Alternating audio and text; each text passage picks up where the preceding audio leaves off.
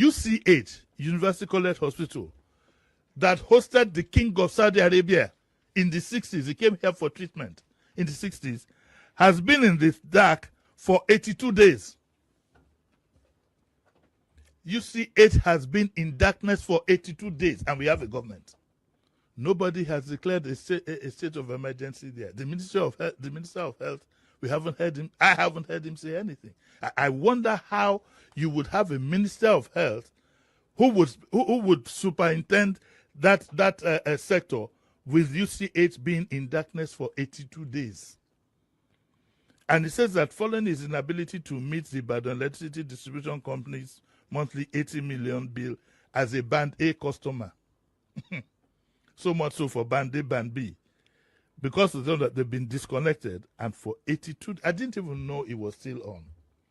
I heard about it somewhere around December, and I thought it would just go for 1 or 2 days. I was surprised this morning when I discovered that it is in darkness. So the point calls on the federal government to please restore. That is the hope. In the southwest, that is where the hope lies. On all of them, food scarcity is ravaging the north because of these Fulani herdsmen. The thing have choked them so much that they can no longer talk. Northern leaders, it is a very big shame on all of you who are calling IPOB a terrorist organization. Meanwhile, your children are the real terrorists. Yes, they are the one. At least Ishegumi told us that those bandits are their boys. They are their boys. Anybody that attack them will not get their vote and all that. Then this other one, Baraje Kawu, was the one who went all over the place. Say, yes, we invited terrorists. We invited this Fulani jihadi to come. That jihad have started in Nigeria. So when you saw and heard all these things, the same northern leaders have no shame to be calling others terrorists. Meanwhile, they are the real terrorists themselves. They are the real terrorists because they are the ones that brought this problem of Nigeria. Northern leaders are the problem of Nigeria. Let them accept it. I have mentioned names here, and the thing that they are not even apologetical about it. So how can we be living with terrorists? If they don't want to live in peace with Nigeria, then they should move out. Look at since how many years now. This will not let us rest. Unfortunately, nobody is talking to them. Everybody just feel like, don't mention their name as if they are God. How long are we going to live with these people in this type of condition? Look at how many lives that have been wasted all over Nigeria. Advocacy. People should rise up and ask the North to question. Because we should be calling out names now. We should call a spade a spade. Because if this type of nonsense we are to be coming from another region, I wonder what the North will be saying. Trump has just ended birthright citizenship in the United States.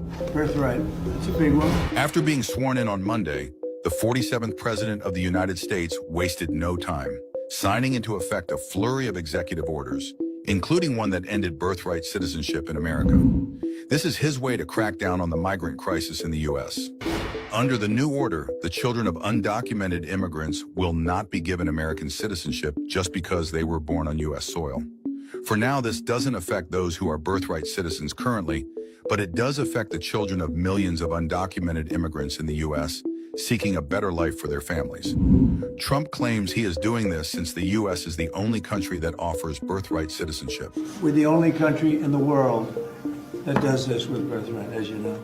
However, currently, 65 other countries have some form of birthright citizenship. As of now, 18 states have already come forward, challenging the order, stating it is a violation of the Constitution and that the president has no authority to make changes to the amendment on his own. If the challenge goes through, the case could reach the Supreme Court. Stay tuned to Daily Mail for more as this story develops. What we are seeing today is not a coincidence. This is the result of a clear, well thought out strategy, meticulously executed by the government of Prime Minister Shri Narendra Modi ji. Let me explain the 4 pillars of this growth strategy. We in India have a very clear strategy of doing public investment in physical, social, and digital infrastructure. Over the past decade, we have significantly increased our public investment from about 36 billion euros in 2014 Today, we are now investing about 127 billion euros. In the rail sector itself, last year we invested 29 billion US dollars, and this year our capex is 30 billion US dollars. We have added 31,000 kilometers of new railway tracks. That's practically the size of entire German railway network. We have electrified 44,000 kilometers of railway networks in the last 10 years, which is more than Germany plus Switzerland and Belgium combined. We live in an age where digitalization is a key part of our economy. 10 years ago, our Prime Minister gave a very clear vision that we must have a digital policy, a digital program where technology is democratized. That vision created the Digital India program. The payment system that we follow, it's called the UPI. It serves about 400 million users, processing almost 17 billion transactions a month, and annual transaction value is 2.8 trillion euros. The settlement time is consistently less than 2 seconds. I'll come to the social infrastructure because that is as important as physical and digital. In the last 1 decade, we have opened 446 new universities. That is like opening a university one a week. The second pillar of Prime Minister Shri Narendra Modi ji's growth strategy is inclusive growth. We opened 540 million bank accounts. That's more than the population of whole of Europe. We have a public housing program in which we have built 40 million houses for the poor families. We have given free cooking gas connections for 100 million families. Our healthcare program now covers 350 million citizens, and we have recently announced free healthcare for all the citizens above the age of 70 years. Nowhere in the human history has been a program for inclusive growth of this magnitude in such a short period of time. And the result is amazing. 250 million people have come out of poverty in just 10 years. The third pillar is manufacturing and innovation. Through the initiatives like Make in India and Startup India, our Prime Minister Shri Narendra Modi ji has today created a vibrant manufacturing and innovation ecosystem.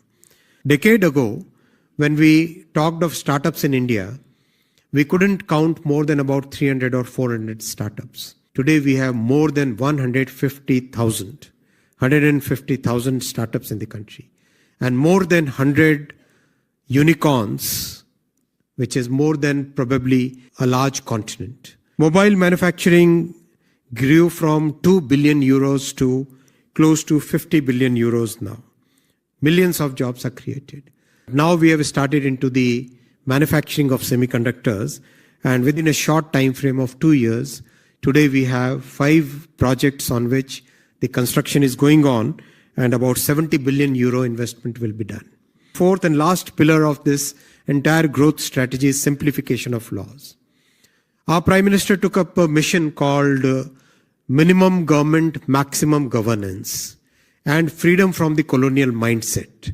So these 2 programs helped us remove more than 1,500 archaic laws from the statute book. We also removed about 40,000 unnecessary compliances. Everywhere the colonial laws are being replaced with brand new laws which are in tune with the times today.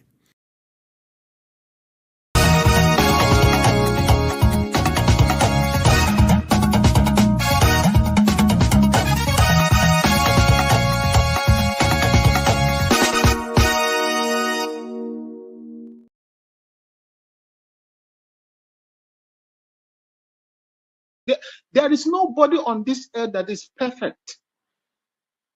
Every one of us that is here, there is no one of us that is here when they open our annals that you will not see a particle of excreta in it, no matter how clean you wash it. Okay? Even if there is no particle there, dip your hand there and bring it out and smell it. It smells. We don't do. Don't go deep into that. We got the analogy. Dr. Rudolph, I was trained by a typical Ngwa woman, and Ngwa. And I am ready to die defending Nigeria in whatever way. When it is God's time for us to go, it is. And you took my time to God. You are ready to defend Nigeria. I gave you my time. No, I'm coming. Alex, hold on. You already started. What I'm saying, defending Nigerians is this. I gave him my time, and he's using it to defend. No, sorry. I'm sorry. I hope that Nigeria wins. I'm never going to wish any president evil so that I can say I told you so. No, I won't wish them evil. I hope. You see, I'm not praying. There's no point. I can't pray for Nigeria to be fine. I only hope that Nigeria wins and Nigerians win. Because if you choose a dodgy doctor who has a dodgy record, who has, all sort of accusations leveled against him, to say this doctor, we think he's done this, or this doctor, this surgeon, yes, he's a senior surgeon, he's the most whatever surgeon, but there are a lot of accusations leveled against him. If you choose him to operate on you, and you tell me to pray for you that it doesn't kill you surgery, what's the point? I can't pray. You might make it, you might not make it. My prayer won't change anything. So I hope Nigeria and Nigerians win during Tinubu's 4 years. Thank you. That's a good question. That's a great question. I don't know what is wrong with them all. I don't know what is wrong with them. Somebody asking for where you do your course and you are sure you did your course there. I agree with you. But a lot of what we hear, because you didn't hear this direct from Tinubu, because lawyers are very funny. Sometimes lawyers will say, you must not say this. I mean, you know what is happening to Donald Trump right now? Donald Trump that guy is walking himself to jail. And he is coming down to say that, it was my lawyer who said it. It was your lawyer who said it. It was your lawyer who said that you should march people to the capital and stage a coup. People stage coup in Nigeria. They never live to tell the story. That's what I tell them. They never live to tell the story. They are summarily tried within a short time and sent to jail or made to face the firing squad. That is the way it works. But it's only in America where somebody put a gun to your head and you say, all right, you are quoting the First Amendment right. What is First Amendment right? What is it? I don't understand. So I don't know why he's denying Atiku the chance to go there, because the news media, they tell a lot of lies, things that are not true. I knew this man went to Chicago State University. I knew that. I won't like Dr. Wumi, yes. if you were aware of Tinubu when he was at University of Chicago, yes. Can you elaborate on us the accusations whether he was actually distributing drugs and was a drug dealer in Chicago in those days? What do you know about this? Okay, thank you, sir. I heard about it, that he was distributing drug, and I know a lot of people who distributed drug. Who was the girlfriend of? But let's be more specific. So look, we've all heard that Tinubu was a big drug tycoon. We have all heard that. What kind of specifics? When you say you heard that from people, were your friends the ones who were buying from him? Did he tell them that he was selling? Like what can you tell us as a distinguished man around that area at the time when Tinubu was there?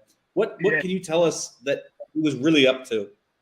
Well, what I tell you, I don't know whether, in fact, the first time I saw drug, I thought it was in Lubon.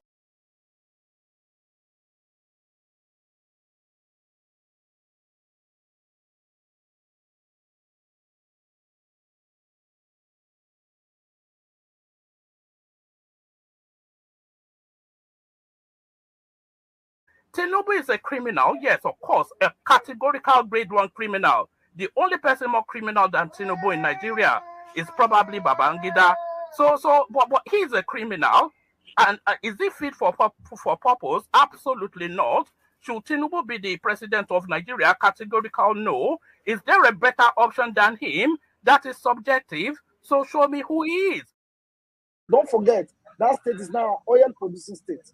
So they now have derivation, if you are not aware. So if you want to speak for anybody, please do not defend a character like Yabelo. Please do not. Okay, let me respond to him. Anybody, 1 second. Do not defend a character like Yabelo. Do not. All right, thank you, Mohammed. The people of that state. Can I respond to him? No. Then go to hell. Rudolph, go to hell. All right.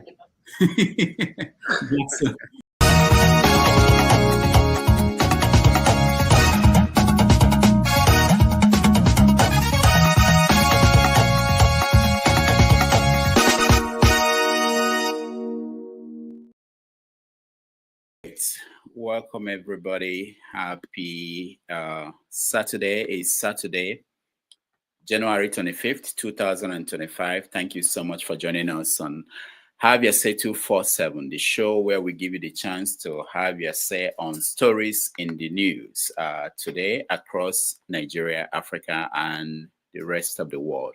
We welcome everybody joining us, those on the comment section, those in the studio. We appreciate you. We hope we are going to have a very wonderful conversation today.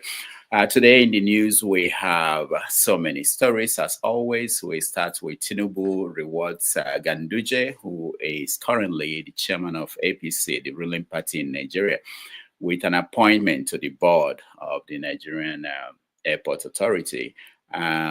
That's a story that we are following. We also have Trump, who is now the president of the United States.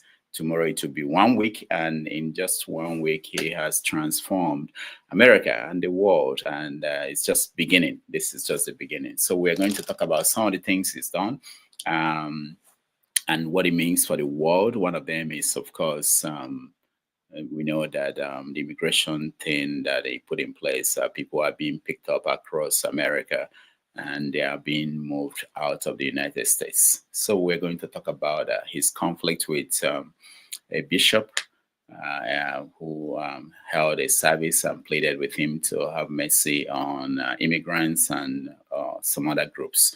So we're going to talk about that. In other stories, Nnamdi Kanu is suing Bashir Ahmad, who was Buhari's aide during the time of Buhari's presidency. He's suing for 100 billion for defamation. Also, he's demanding that his case should be moved to the southeast. So we are going to talk about that and what that means. There are other stories that we are watching, and we will talk about them as we start today. Once again, thank you for joining us, and we'll bring people in and we begin the conversation.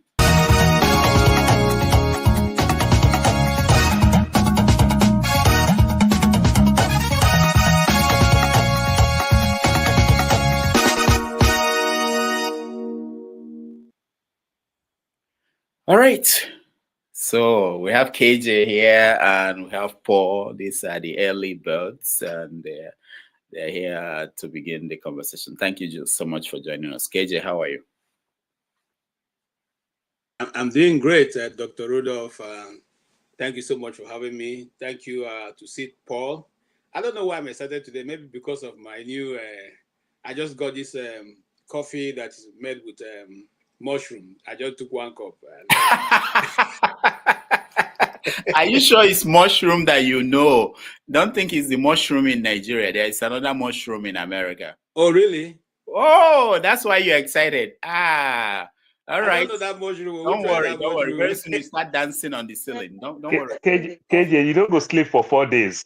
4 days, you don't go sleep. Really? KJ, you better go wear glass like me, make you read and well. I just ordered it. There's another mushroom. You know, when you drop the nuclear weapon, there's mushroom cloud that you see. The same thing. There's another mushroom they are talking about. It's not just the one growing in your village. Yeah, okay. That one won't make you sleep for days. You can't find sleep. Wow. Well, that's why you're excited. Yeah, no, it's this one is called the RYZE. Rose. Okay, I see that on the internet. Okay, Yes. I see that. That's one of those. I mean, so it's not what you guys are thinking. Thank you. Thank you for this. One of very smart guy on our chat box that are just giving me the name. Okay. It's right. quite good. You guys should try it. I'm not advertising for No, them. let's watch you for 1 week and see how you're doing. No, it's good. It's good. It tastes good. It doesn't have too much caffeine, And they said that it will make you, if you used to have bloated stomach, it will also take it off. Then I need that. Enough of that. It will take care of my stomach. It will make it shrink. Yes. Okay, that's good. No need pushing weight and running and doing that. No, well, if you do that, that'd be an addition. But it's good. I heard what you lined up, and it's very interesting. It's been an interesting week, I must say, for the whole world, because those who are not in support are putting up, filing up their cases, cleaning their court cases, contacting their best attorneys to stand by for whatever action they presume they want to take.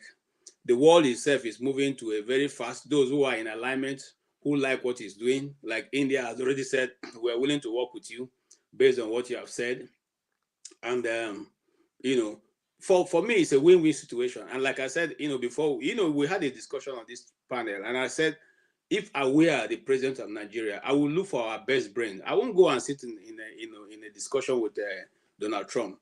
I will go with someone. I will take people who know what the world is talking about, who know how to, negotiate with such a person who is interested in what only is good for his country. You also should come for what is good for your own country and let the bargain begin. At the end of the day, we meet halfway.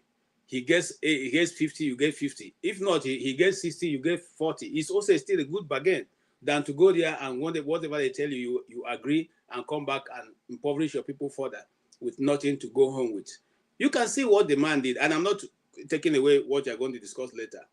An investor said, I promise to invest 100 billion.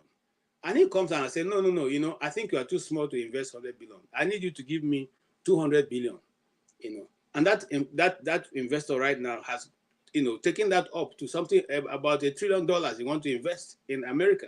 The man didn't go to, Donald Trump didn't go to his country to go and visit him. Okay, another person just put in another, what's his name? The prince in Saudi Arabia, 600 billion. So even without, in the first week, you've already brought in investment worth 1.6 billion, $1 trillion, $6 billion to America. This is the kind of leadership we're talking about. You say they say you are a perfect negotiator. You are one of the people who made Chevron and Shell and all the oil companies in Nigeria to spark. What spark have you brought since you became president of Nigeria? How you have globetrotted the whole place, and we can't see any tangible reality of all that which you have done. And I think it's a sad commentary. And then maybe, I don't know if you added the Ogoni thing. Fubara and Wike went to see Tinubu. Yes, so that's also very important, because unlike what we've been saying on this channel, people go and negotiate foreign, go and negotiate on their behalf.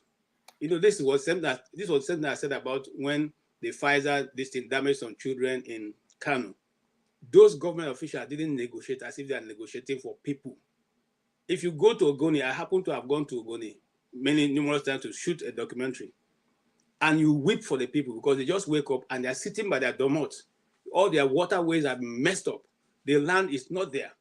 And then I asked them, so how do you feed? They say, oh, guys, you see, that is how, whatever we manage to get to eat. Okay, if they don't manage to get, the young men are smoking away their lives. If a serious country will leave this thing going on for years, why then is it that when such a negotiation want to be entered into, we don't put our people's interests first? We don't put the land of Nigeria first. Rather, we do it pali-pali. Don't worry, whatever you can do for us. If you give us 20 naira, we'll take it and try to see how we can do it. Is that how it's done in other nations? No serious country will do these things. And I'm talking about it. Sometimes when you talk, they say they will pally to your tribal, inclination, leaning. Okay. And they say, oh, because it's Igbo. but no serious country, for crying out loud, Dr. Rudolph.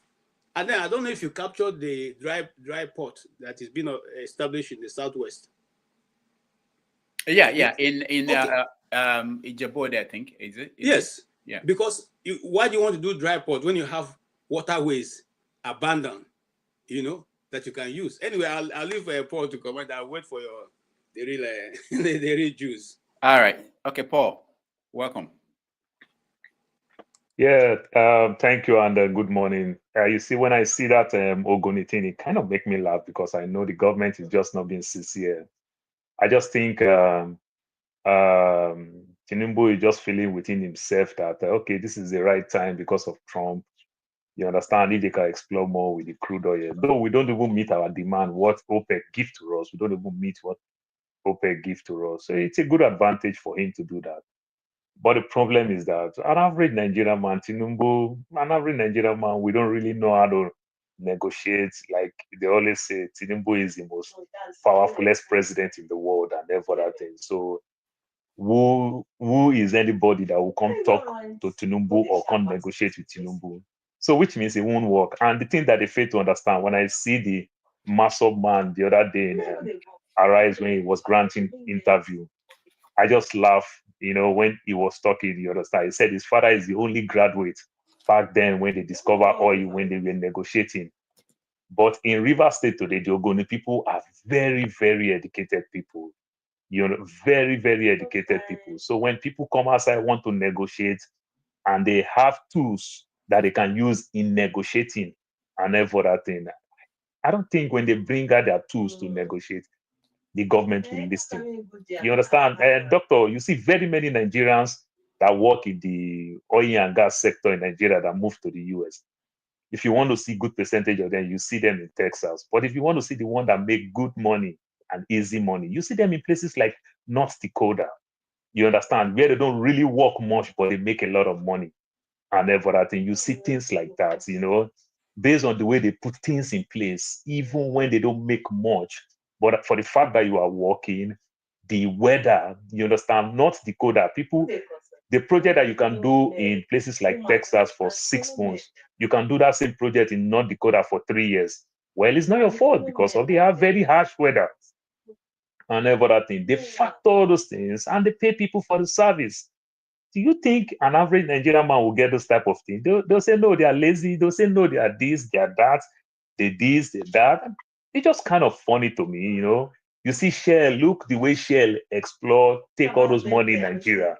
You can't even find one Shell gas station in Nigeria. Certain things that we can just even negotiate. You understand? Just put a small thing, give Ogoni right for them to get rights to even get a gas station right. You understand? To explore just certain things that you will do and everything. They look you are talking too much. Who are you? So nothing will come out of it. You understand? The president is interested. Before you know, they'll force themselves to Ogoni land. Before you know, they'll cause more problem. Before you know, they'll make few people, like Buhari will say, a dot. They'll make a dot, make money there. Then they'll have more problem. But everything will just remain the same. These are my things. Then talking about Trump, that KJ is so excited. KJ, we should be very, very slow to listen what politicians talk and everything. Remember, one thing you give to US, Donald Trump planned himself well before his 100 days. You understand? He's working on his 100 days, things to do and everything. He might say all those things, like he promised that he's going to build the wall. Day one, Russia is going to end the war. From day one now has become 6 months and everything. So these are how politicians talk. They overpromise, but they deliver less. He might say all those things, you understand? Trump used this bully way to negotiate. So some people will just keep in touch and everything.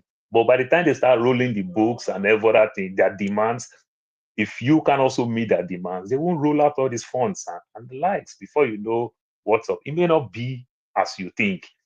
You understand? And the way Trump tried to do his negotiation and everything, it's a bully. This America. Yeah, America has the economic power. America have the military power. Then with their military power also come with sanctions and everything. So countries of the world, they kind of get panic with the way they negotiate with America. Some get panic. Some will just take it slowly. Some will just do the good listening. They listen very well, but they may not do what he wants. You understand? Because when you roll out all these things, every negotiation does not stop in the president desk. They will assign people. By the time they started, oh, this is what you want. If you give me this, you get that.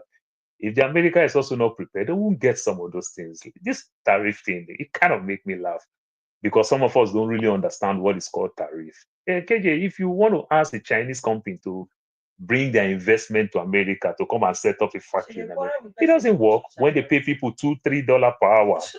You understand? So even though if America plays the tariff, if they see produce in China, they will still make more profits than bring the business to America. You understand? And even though the American business too, the so-called Tesla, the big business in America, the part, even though when you produce in America, they still bring many of these things outside. So by the time you start doing all these things, you end up discovered and understand better that Okonjo-Iweala will end up becoming a genius. So it won't work like that. But using these terms and everything can also attract some jobs back, which to some extent is good. You overshout. If you get 20% or 10% of what you want, it's a good thing. You know, America have these big jobs, but those small jobs like bringing back warehouses, factories and the likes. No, America is highly overpaid. The way the minimum wage, the everything, those things will go. The high-tech thing like the NVIDIA, and I see the kind of money they are making with the semiconductor, the microchips and the likes. Yes, those things make sense, but certain things won't come back. If you want to go back with his baby drill, I think I will agree with him. So those are the part that will affect countries like Nigeria and everything. And that's why Tinubu is trying to say, okay, the better way we can do is for us to also get more. Now that we are doing 1.5, 1.8, if we can do up to 2.2, 2.5 million barrels per day, then we can use it to cover when the price drop. I can understand, but cumulatively, let's believe that Trump is also a politician. You understand? He's also a politician. They overpromise. You understand? But when it's time for them to deliver, it may not come like that. That's my take for now. All right. Thank you, Paul. Before I go to Man of Precision, let me just mention some other stories. The ceasefire between Hamas and Israel appears to be holding. They are releasing people on both sides, so which is interesting. And also, someone mentioned on the comment section the census that the National Assembly just gave the go-ahead to the Nigerian Population Commission to conduct a census this year. So those are other stories in the news. Man of Prestige, welcome to the show. Will you unmute yourself, please? Good morning, Dr. Rudolph. Good morning, KJ. Good morning, Paul. Greeting everybody on the platform and the people on the chat. How are you? I think the outline you just outlined pretty much what we're going to talk because I've been concerned what you just said in Nigeria, so I don't really have that much to add. But I think when it comes to let me just talk a little bit. When it comes to what's going on in America, you know, the rate drop one maybe and something like that. I think I had a guy that you have was it some days ago, and he was saying the guy from Belgium, and he was saying that those time, right? That is definitely, you know, and the VA, started the whole, episode that Europe is dead. To a certain degree, they are right. The reason why I'm saying that because right now the Europeans don't know where they stand. They don't have those plans. They don't, because look what they did. They outsourced their energy to Russia. They outsourced their defense to America. They outsourced their factory to China. So what do you have? They don't have nothing right now. So now they're scrambling to see if they're going to build their own iron dome. I think Macron and some other people scrambling. They have to, they have to be European. They don't want to depend on America because of the kind of person Trump is. Yeah, Trump is going to look after America. So it's about time the Europeans start building themselves, and it's going to take a long time because, like the guy said, they don't have any spine. They're going to, they're going to come with whatever Trump says he's going to say. The only person that came close to challenging him was the Canadian Prime Minister. I don't know if you heard what he said. I mean, he was very, very brutal to Trump. Like Trump can't do nothing. Then I don't know if it is just a blessing, but Canada is a little bit different compared to the European countries. Because Elon Musk said something very unkind to German Prime Minister. So when they asked him, what did he, I don't really know exactly what he said, but they said it was very, very unkind to German Prime Minister. And he responded that he's not going to respond anything on the anything on the news media. It may not be factual, but the man said it directly to your face, So that get to say that they're not going to do nothing because they're in trouble right now. They, like I stated earlier, they are such that payment into other countries, Russia. They depend on Russia. They may be acting like they are fighting against them right now. They can't do nothing, without the energy because they pretty much their energy to Russia, America to their defense. So this is the quagmire they find themselves. It's going to be very interesting. But that's all I have to say for now. Good and do what we have. All right. Let me just point out some other stories that sometimes we ignore them because we focus on politics. A court in Osun State, this is very important, fined a lady 150,000 naira for failing to visit a boyfriend after receiving 3,000 naira transport money. I know, Paul, you are married, you are not sending urgent 5K now, but this is important to some people. Doctor, I do.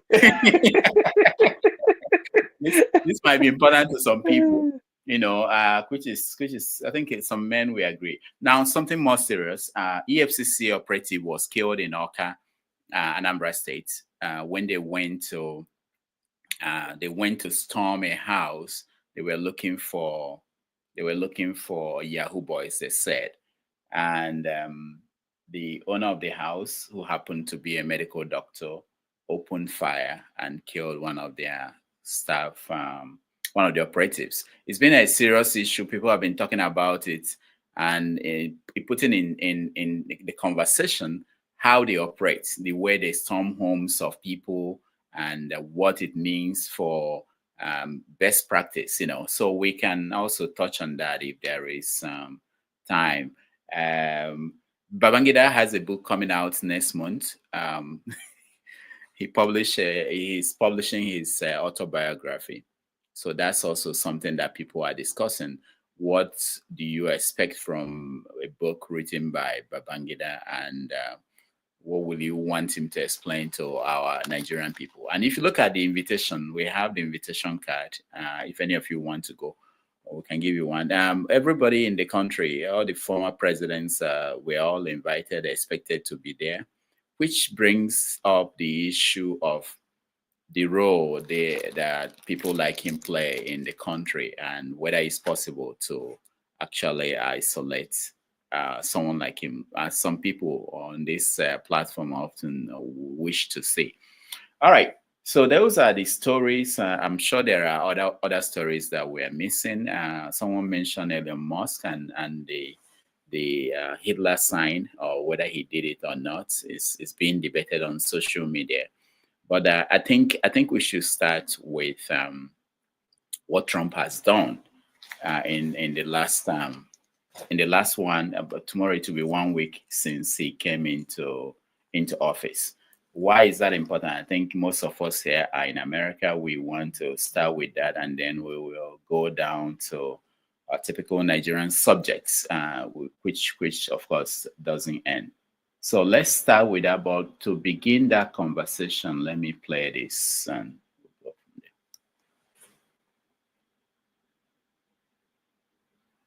Final plea, Mr. President.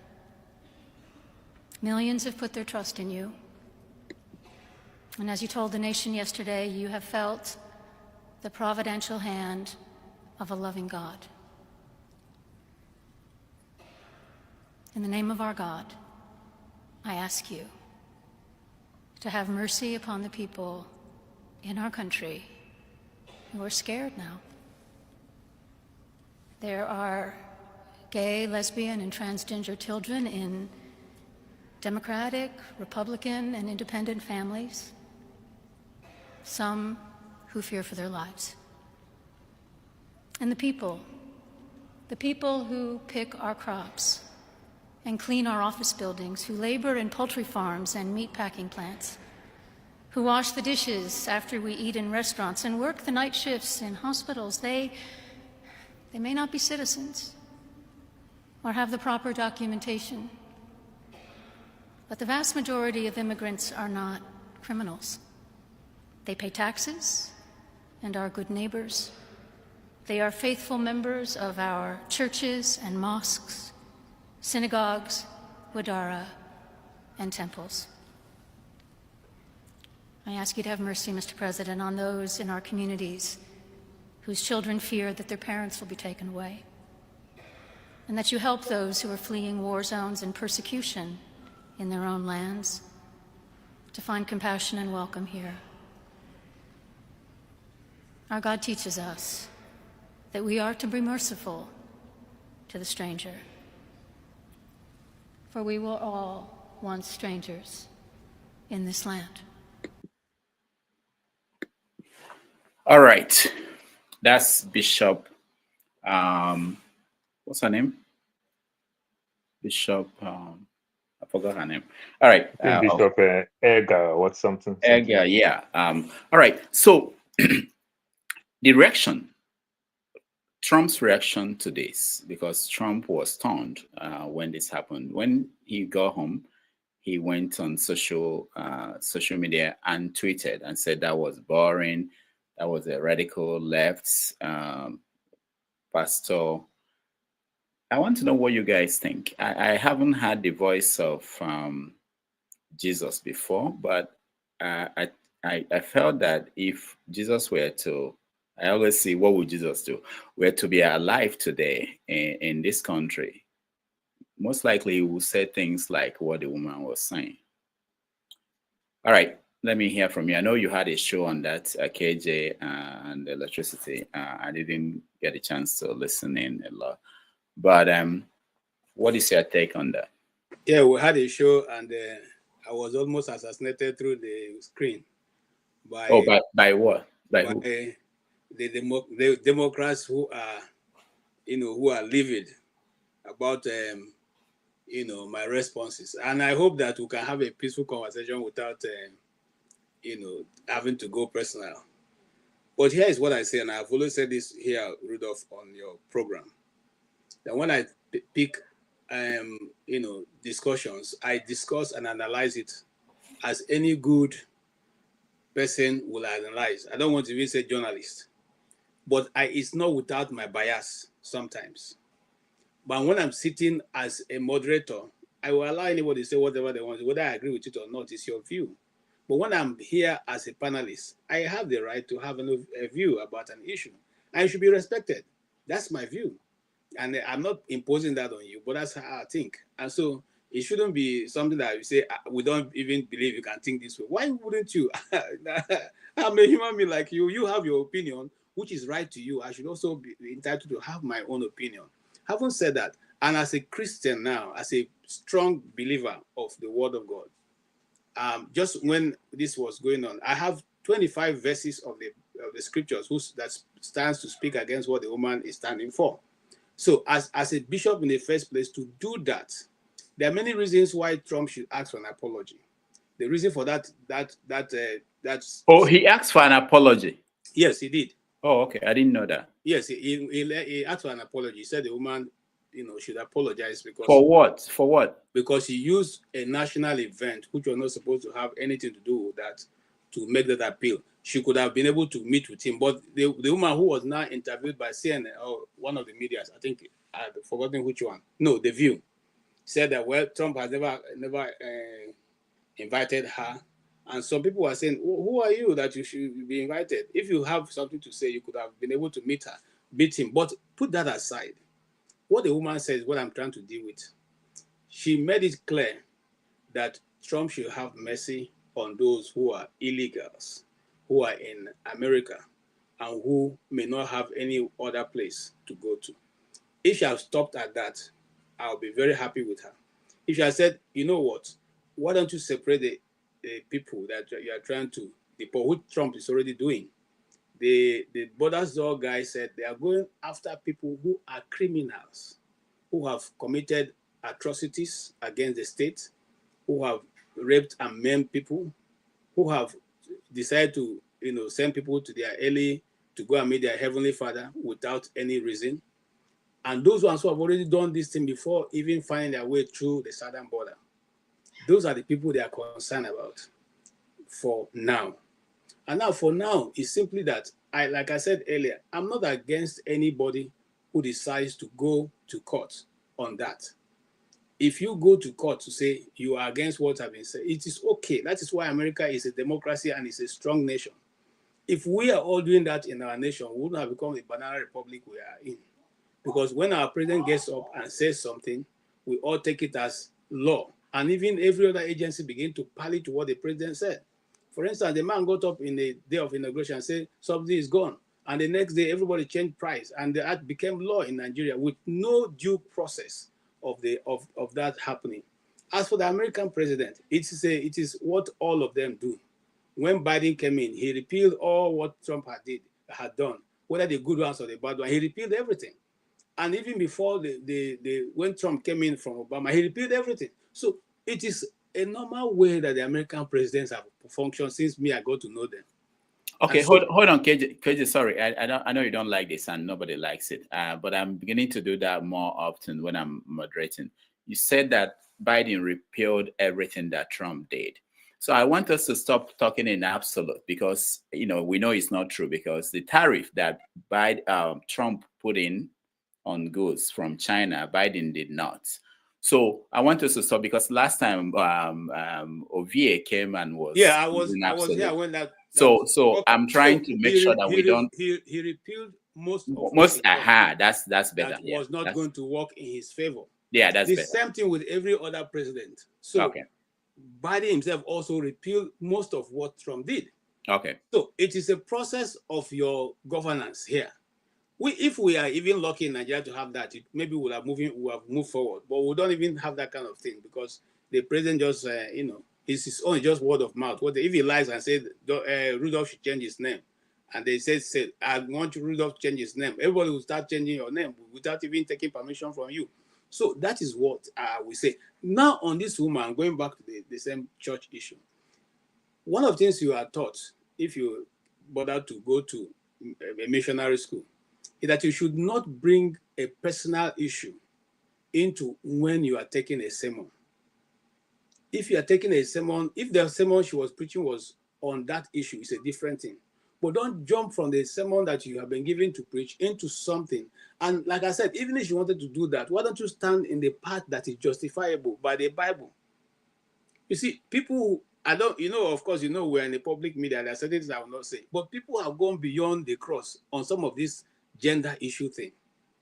And so when you come and stand, you cannot love people more than God loved them. There's no way you can do that.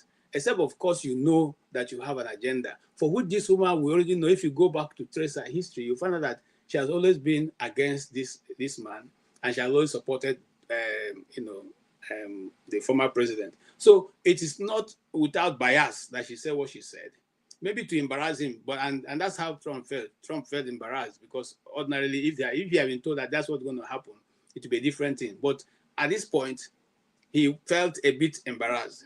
And even all the people who were there, at least those ones who have spoken, said they were all embarrassed. The pastor, the black pastor who prayed at the inauguration, has also been interviewed. And he said that is not even done in a sermon, that is one of the worst sermons he has ever listened to, because when you go out of what you're supposed to say and begin to say other things. Who tells you, hold on, KJ, who tells you what you're supposed to say as a pastor? I thought that they go there and preach and the God talks to them. That's what I assumed. Did they tell you? That's what I'm saying now. You don't bring your personal grievances into it. For instance, if I have a quarrel with my wife and I have to go and preach the next day, I'm not supposed to go there now and use the opportunity to begin to talk about, because that will be my own personal grievances that I'm bringing to the pulpit.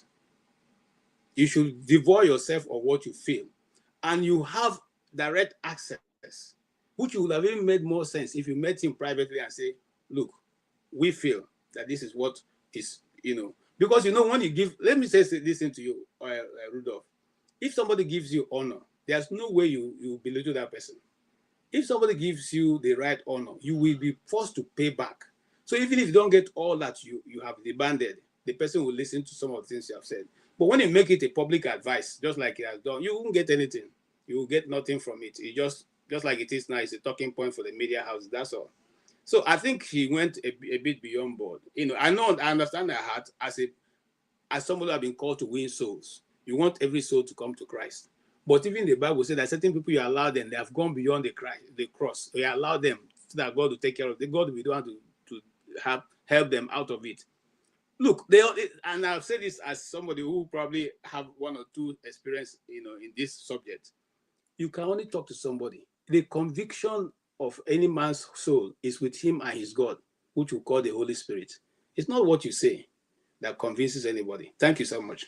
All right. Thank you, KJ. Paul. Okay, yeah, I can see that everything we do, we play politics, and it's okay. That's why it's politics. But if we tell ourselves the truth, what that woman said was not really wrong. The things I even saw on Twitter, they baffles me and every other thing. It's not wrong, you understand? And she plead with the president. She used that medium to plead with the president. And when you watch the president countenance, you understand, the president was touched. They were touched and everything. Not on people started saying the woman is devil. At the first place, she's not even supposed to be a bishop. The Bible said woman is not supposed to be.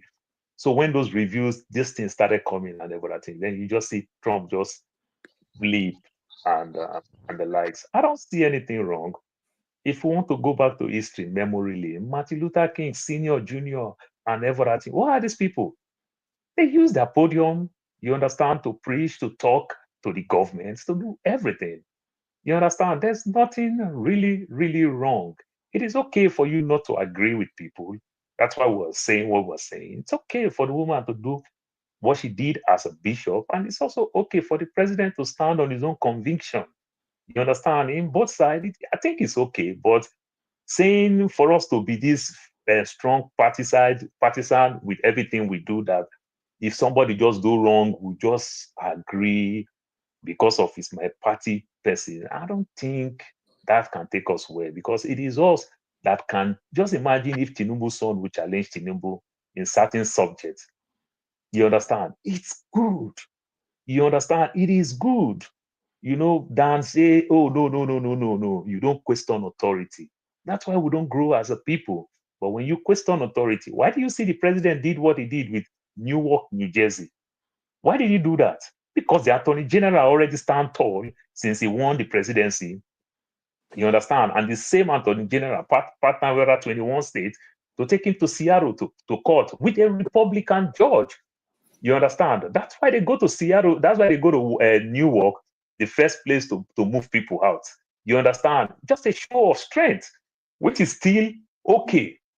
You understand? But saying for us to blame one side and everything. You see, my brother, you see, Democrats did so many things that they went so far with it. And Republicans also is doing so many things that they went too far with it. And when they go too far with certain things like that, then it makes it not so popular. You see what they're doing in places like Oklahoma with this Bible thing that everybody must read Bible and everything. If one person go in another state and say, okay, nobody as an atheist, or one place go as an Indian or as Muslim, what do we talk? America challenged the Middle East very well because they tried to bring religion into governance and everything. So we don't want to bring this type of thing. Don't make it too far with the way we take our thing. It's okay for the president not to agree. But what that bishop said, God, I think is the right thing. You understand? But the president have a right not to agree with what she said. You understand? I completely agree. But the talking down for us to make the president like the president is perfect in all ramifications and everything, anything the president said, we are not even helping the president. When we challenge the president, we are so happy with what the Attorney General did. You understand? The judge that blocked this birthright citizen, it's a Republican judge. You understand? Appointed by Reagan, not even a Democrat, and everything, which is good for the system. I keep telling people when people hate this thing, I said, I never pray for Democrat to be president, Senate, and Congress. And the same thing, I don't want it with Republican, because both parties have gone so far with their conviction, which is not good. So we need what they call checks and balance, because the fourth trend too that happened to be the media, you understand, it's also bad. Started even in America, you understand, far right media, far left, whichever way. You understand? So the media too that can even help to check and balance these things again, it's also not working. You can't get anything good. You can't see Fox condemn Republican, like you can't see CBS, MSNBC condemn Democrats and every other thing. So, but if they still have few things that they can challenge one another, I think it's good for us, the ordinary people. But for us to just buy everything the president say, I don't think it's so.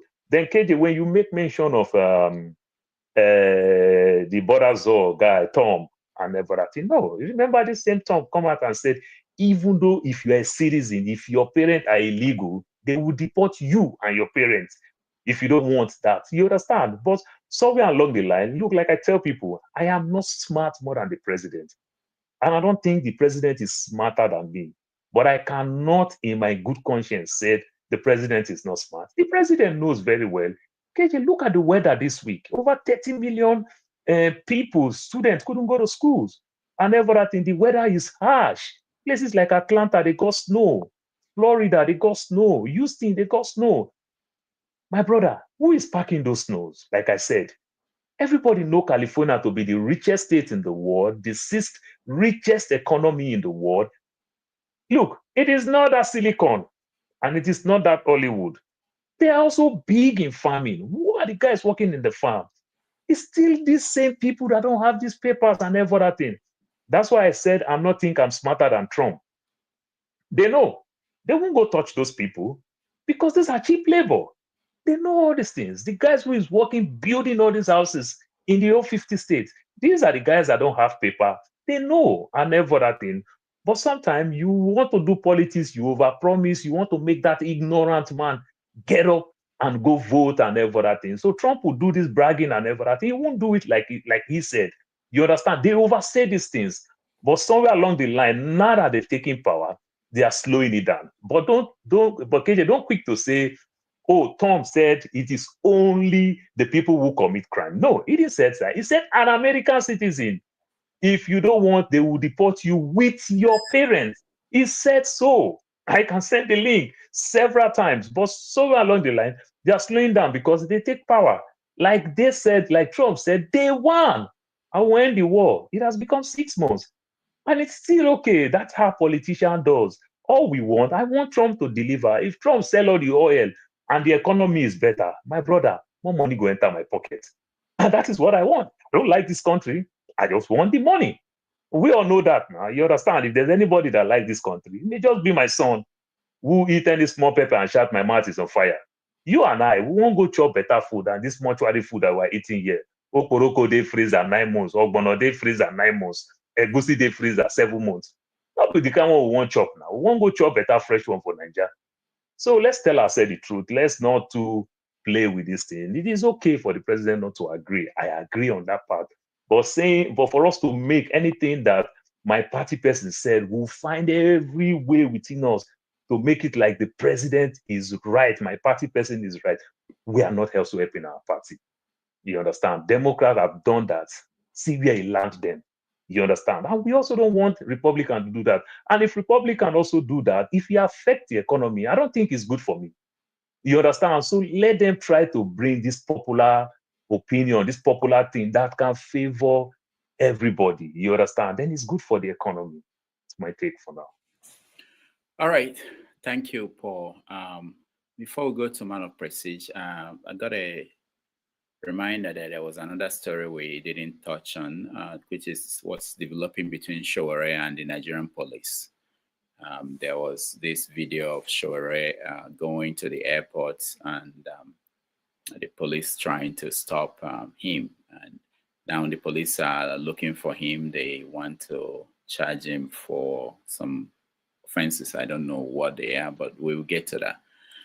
All right, Man of Prestige. We're talking about Trump. We can talk about the encounter with the bishop. We can talk about the tariffs, the reaction of Canada and other countries. We can talk about his speech at the Economic Forum in Switzerland. Anyone? Yes. Okay. Thank you very much. Greet him, Mr. Ike. Nice to have you. Mazi Prince, my California brother. Nice to have you. So let me start with where Paul left. I think some of the submissions that Paul made, I totally agree with him, and I'm going to start from there. Man of prestige, you didn't greet me. Is it because you didn't greet me? I greeted you and Paul when I first came in. Dr. Rudolph, didn't you hear me greet every of them when I came? I didn't hear you, but it's possible. I said Rudolph, KJ, and Paul. It was four of us here before. Okay. For Mr. Ike and the Mazi Prince. I have no problem not greeting you. You're my brother, We may have differences when it comes to American politics, but we need to, when I counter you, I need to respect you, So that's very amicable. So I will say that in reference to what Paul was saying, that don't we have a right to challenge the president? People have the right. This is what America is. It's a free country, free democracy. You have right. It's not like Nigeria where we have a banana republic. If anybody challenges Tinubu, they're going to go arrest him. So that's what it is. And Trump has a right to respond, whatever he said. Okay, I'm looking at it. What did Bishop say? He said the gay, lesbian, transgender children, Republican and independents across the country who are fear for their life, they should have mentioned them. Then he went ahead and said the undocumented, illegal immigrants, they should treat them with, with passion. He didn't say don't deport them. They should treat them with passion and humanity. That's what he said. So I don't really see. He said because most of these people are our neighbors. The illegal immigrants are our neighbors. I'm not here to. I'm not here to say, agree with the illegal immigrants. What they're doing. If you look at the Dr. Rudolph, anybody here, if you look at the statistics, the American when it comes to violent crime, the American, the legal immigrant, the citizen, they are 2 times commit violent crime more than the illegal immigrant. When it comes to drug trafficking, they are 2.5 more times, more than the illegal. I'm not saying they don't commit crime. When you hear illegal, you should be very careful. Why you have to commit crime? If you commit crime, you're not even supposed to be here. You should be deported. I'm completely for that. But I'm talking about you need to treat them with humanity. That's what it's about, because when it comes to Trump, he has to respond for everything. Look at what Trump said when he went to the White House. He said the service was not excited. That's what Trump said. Apart from he's asking the lady to apologize, he said the service wasn't excited. That's what Trump said. He said it wasn't a good service. They should do much better. Who are you to tell people, how they're gonna organize their preaching? So he went ahead and said the lady should apologize.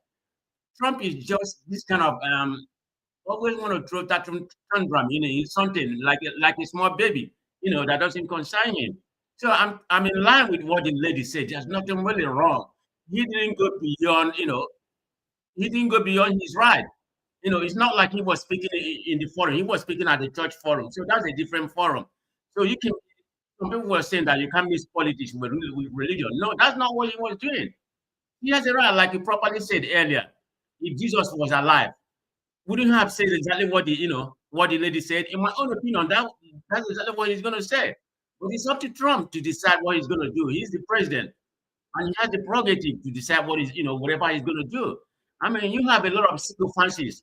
Do you know there's a congressman? I think his name is Andy Oslo, right? 2 days ago, he proposed to amend the 22nd Amendment in order for Trump to run the 3rd time. What does this tell you? This is like Nigeria. What is sycophancies in Nigeria? That's exactly what's happening. You have a congressman, you can only run for 2 terms. Now he tabled a proposition in the Congress, to amend this 22nd Amendment. This is exactly what we condemn in Nigeria. And you have some Nigeria here, when they come here, they're going to say, yeah, Trump is this. They never see anything wrong with Trump. I'm not saying I'm a Democrat. I'm not saying Democrats are perfect. I'm against the gay stuff, the promotion of lesbian and all that. The way Biden handled the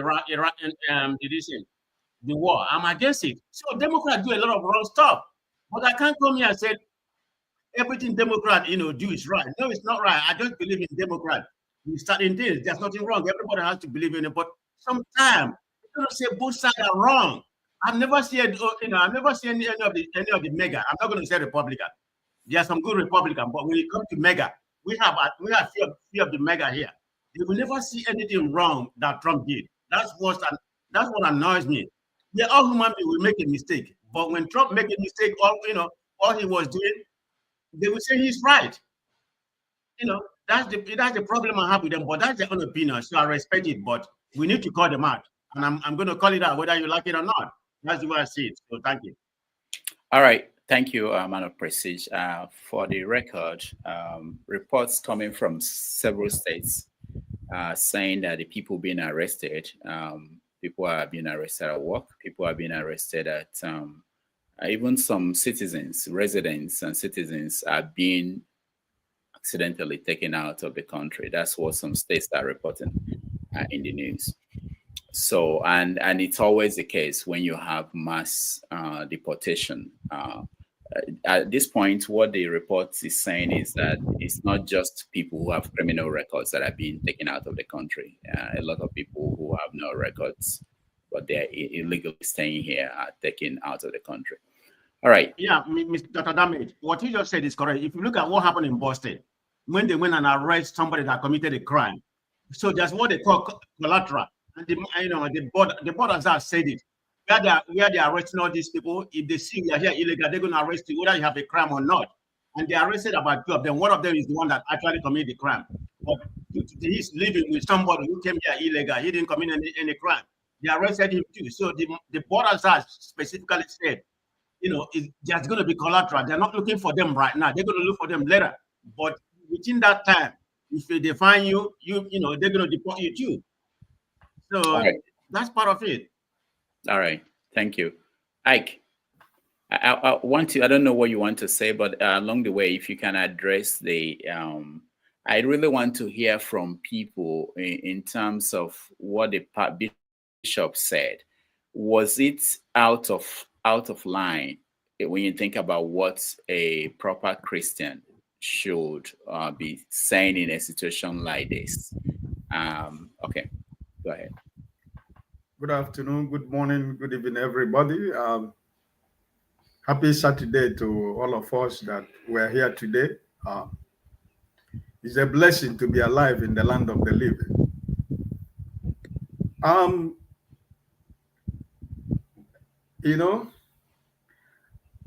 am a Christian and I am a preacher of the gospel. I stand on the pulpit and I minister the gospel to people. But there is always one thing I always believe.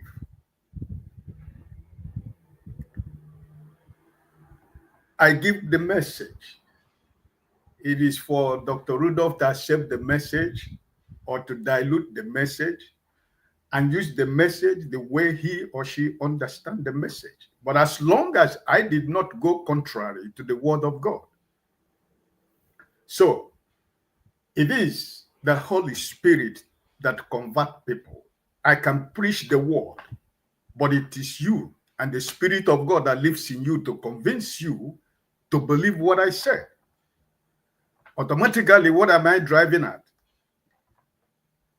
As an Igbo man, first of all, we know that the cultures and traditions and our belief, and from the time we begin to read the Bible made us to understand that it is a man and a woman. There is no debate over that.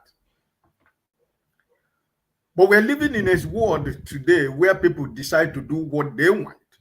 So, Brother Ike is responsible for the decision I have made, the decision that I'm going to make, and the one that I shall make. I am not going to say because Brother Paul said, that's why I'm making the decision. No. Every one of us here are responsible for every decision we make. And that's why last month I said here, we are the product of our decisions. When you look at yourself in your mirror, you are the product of your decision. I don't believe in the whatever that they're talking about. I don't believe in it. But I'm not going to force anybody not to believe what they believe. But even though you put a gun on my head, I will still tell you that I recognize that from the creation of the world, it is between a man and a woman. It doesn't change the fact that people believe in something. So if I have a son or a daughter who is a lesbian or a gay person, I'm not going to throw away my child. He or she will always remember my daughter or my son. But I will forever continue to tell you the truth. So when you make your decision, it's your decision. So what the bishop said is what a servant of God is supposed to say. Because Jesus Christ was all about empathy. He was all about love. Jesus Christ was telling people who were accusing somebody that he committed sin. And Jesus said, if you know you have not done anything, cast a stone. And he bent down and he was writing something on the ground. And when he looked up, he saw that everybody that came to accuse the woman has gone. And Jesus asked them, where are your accusers? He said, they have all gone. What did Jesus say? He said, go and sin no more. So the bishop, as a minister of the gospel, and as a man that has feeling for other people, there is nothing absolutely wrong from what the bishop said from the pulpit. That's what she's supposed to say. Like Paul said, the decision of the president lies on if he doesn't want to do what the bishop said. It does not change the fact that the bishop said what she is supposed to say. Love, compassion, mercy. We also pray for forgiveness. Because if you are preaching forgiveness and you're not ready to forgive somebody, you are a hypocrite. Because you should live by what you preach.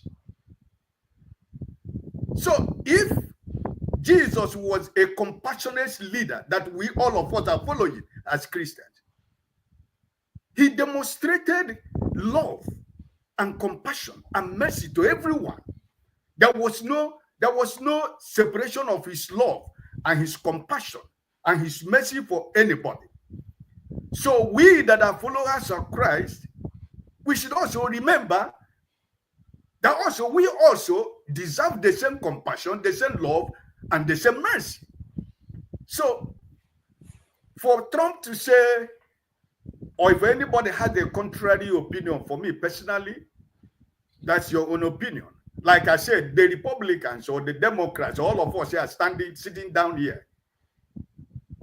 God forbid if any of your children is a gay or lesbian.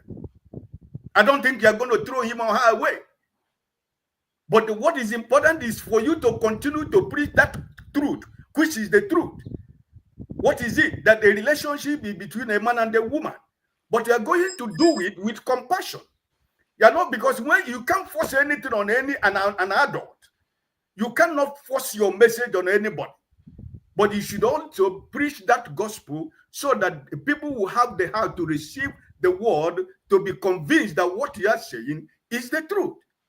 So for anybody to say, or for people to have a different opinion like what we have it here, we have every right to have our different opinion.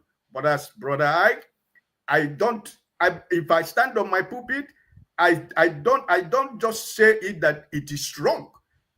But I say it not trying to hide on anything, but I say it boldly, but I say it with love and compassion, because I know that before I stand to preach the gospel, I was a sinner also.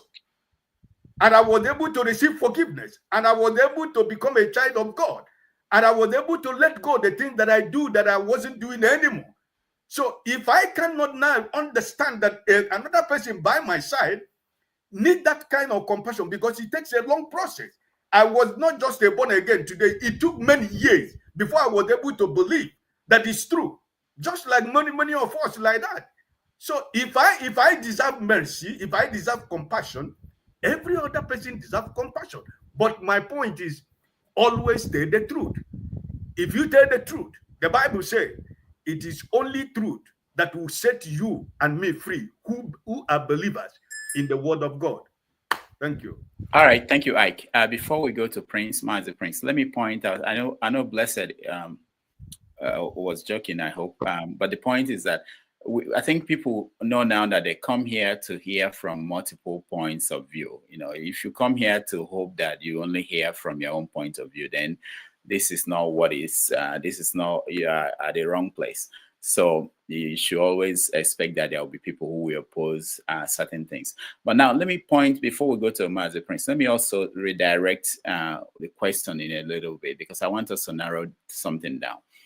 I don't think that the bishop was saying that, you know, I support gay lifestyle, or I support illegal immigration, I support. What the bishop was saying is that whatever your policies are towards these people, the different people who are in the minority, so to say, in America, that there should be compassion.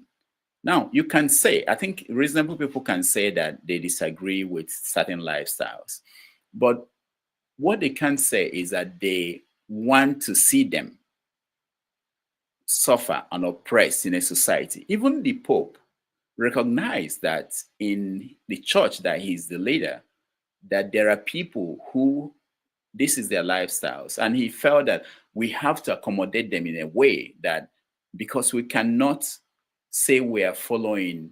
I want some, maybe I'm not good in this. I'm not a good Christian the way you guys are. So I want to make sure that we understand the way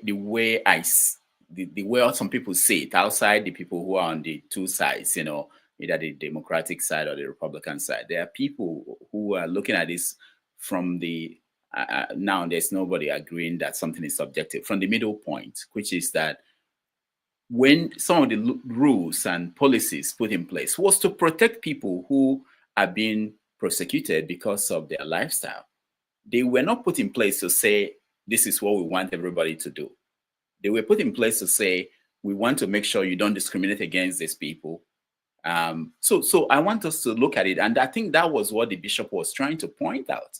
But then, of course, it goes into the political space and people from all sides. Okay, go ahead, Prince, Master Prince. I'll come to you, KJ, before I go to Janaba, but sorry, you can respond maybe.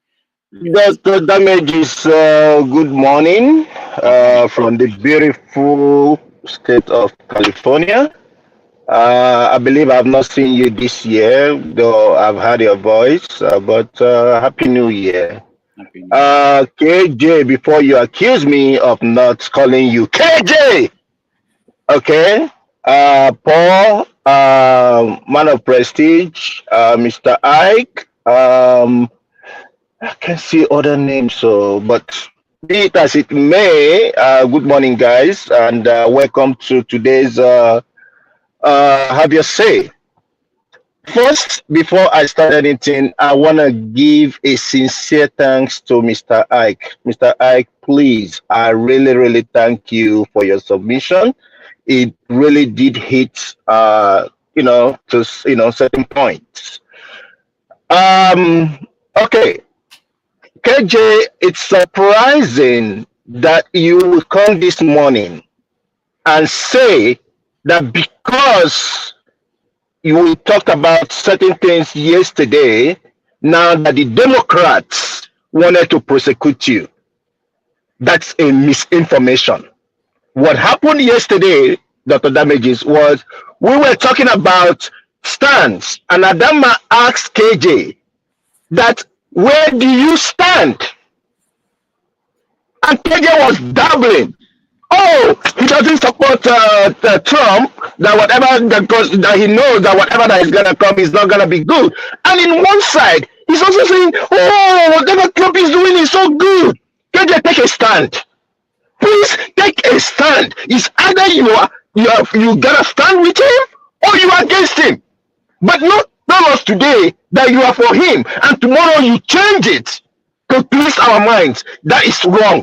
Please be a man and take a stand. You are very much free to support who you want to support. It doesn't matter. Election has come and election has gone. And the consequences of the election is what we're gonna see. and we're gonna live with it. Coming to the main topic, Dr. Damages, if the bishop didn't say what she said in the church, where could she have said it? That is a pulpit, and that is her office. And the funniest part of it is hypocrisy is the worst thing you can ever do in life. The same Trump that says he recognizes male and female in civil service, his best friend Lindsey Graham is agege. So can we have him? Can we have him right now? Based on identity issue, can we have him resign? The man he has appointed to be the Treasury Secretary is an agege. Wait, So, what is agege? yes, What is agege? agege is GAY. Oh, Yes, he's an agege. and my mind was anyway. Yes, yes. You call them, in order to not to, get a strike or whatever it is. Call them agege. That's fine. So can we have them resign? And we will know that he has taken a stand. You don't do one thing. You say one thing just to make yourself look so good, and you come behind and do another thing. And only what this woman said is not like he can't even stop them. Are we saying that there is no agege in Saudi Arabia? Are we saying there is no agege in Russia? Are we saying there is no agege in China? They're in all those countries. For me, I can never arrogate to myself the powers of God and condemn people. That is their lifestyle. Let them live their life. And at the end, can we please wait for the judgment day and let's see what God is gonna do? But we're here. We call ourselves we're Christians, and we so much have a shallow mind towards our other people, or we condemn them. Whatever they're doing, is it different from somebody who slept with a prostitute? Is it different? Is there any sin that is higher than the other? Is it different from those who steal? Is it different from those who lie?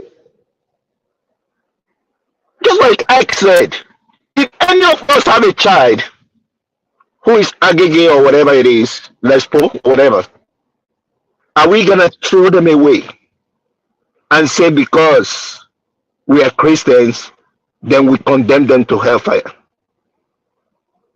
What a shame. We call ourselves, this is democracy. And this particular topic has been handled by Supreme Court. And the Supreme Court said they can do what they want to do.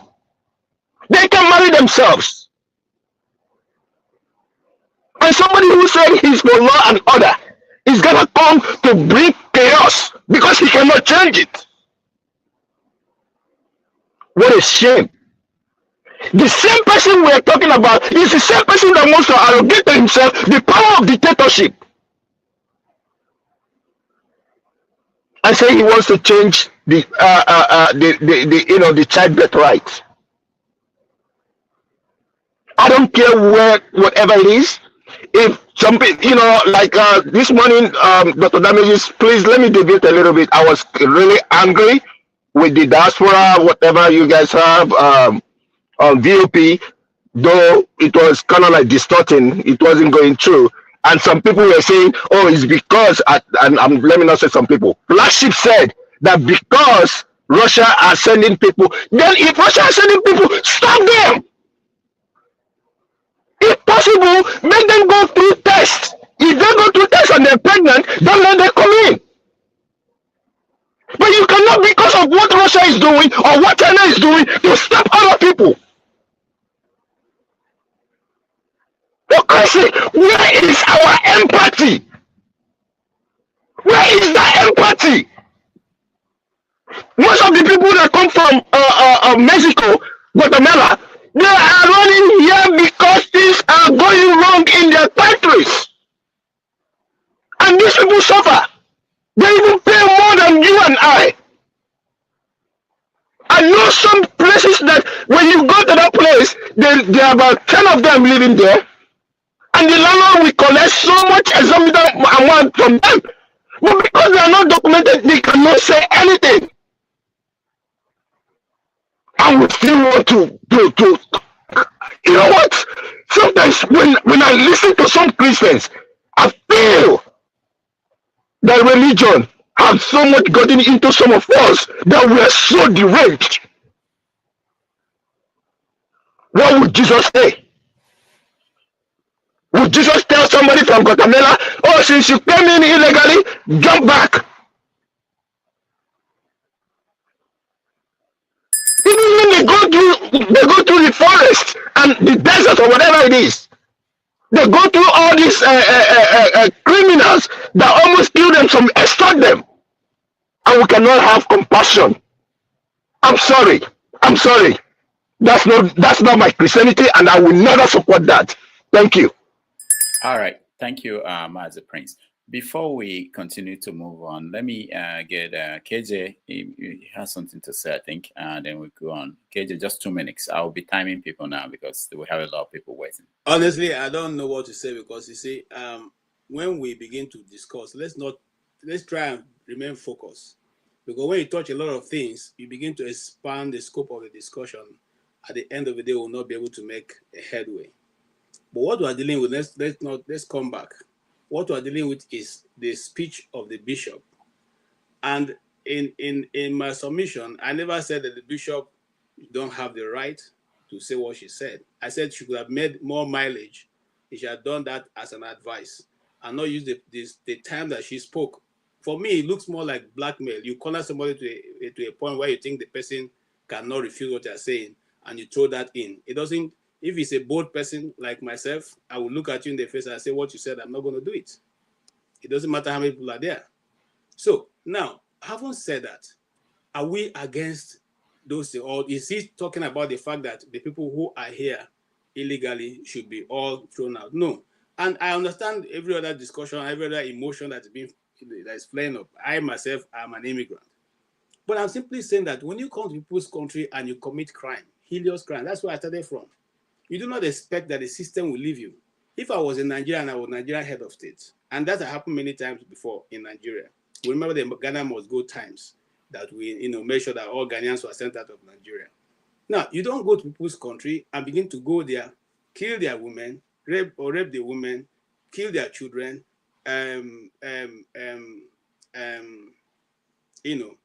commit all kinds of atrocity, take over buildings, and don't expect anything to happen to you. Because if that system is allowed to fester, at the end of the day, even you who is speaking now from the comfort of your home may not have that opportunity, except you want to get into that same group of kind of people. So that's what I'm saying here. Let's not beat about it. Let's not bring emotion to it. And it's not a question of whether you are more Christian than me or not. It's not about any form of being a Christian. We are talking about the best way to deliver your message and get the required result. Now, if you have delivered your message and not getting the required result, what have you earned? What have you gained? Nothing. I'll leave you at that. All right, thank you. Let's move on to John. Dr. Please, 1 minute, just 1 minute. From what KJ just said now, was there any point that I debated? Did I make anything personal? I did not make anything personal. And apart from that, statistically speaking, KJ, you are wrong in putting all the atrocities on immigrants. You are very wrong to say that. I've not seen where all the immigrants are the ones raping women, doing all that. That one person or two person did it doesn't mean that all immigrants did it. So please yourself from that. But I don't know what happened to him. I didn't remove him, but I hope it's something to do with his connection.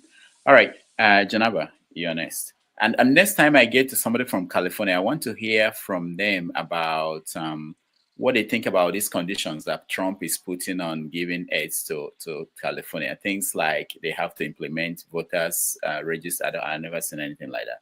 But Janaba, go ahead.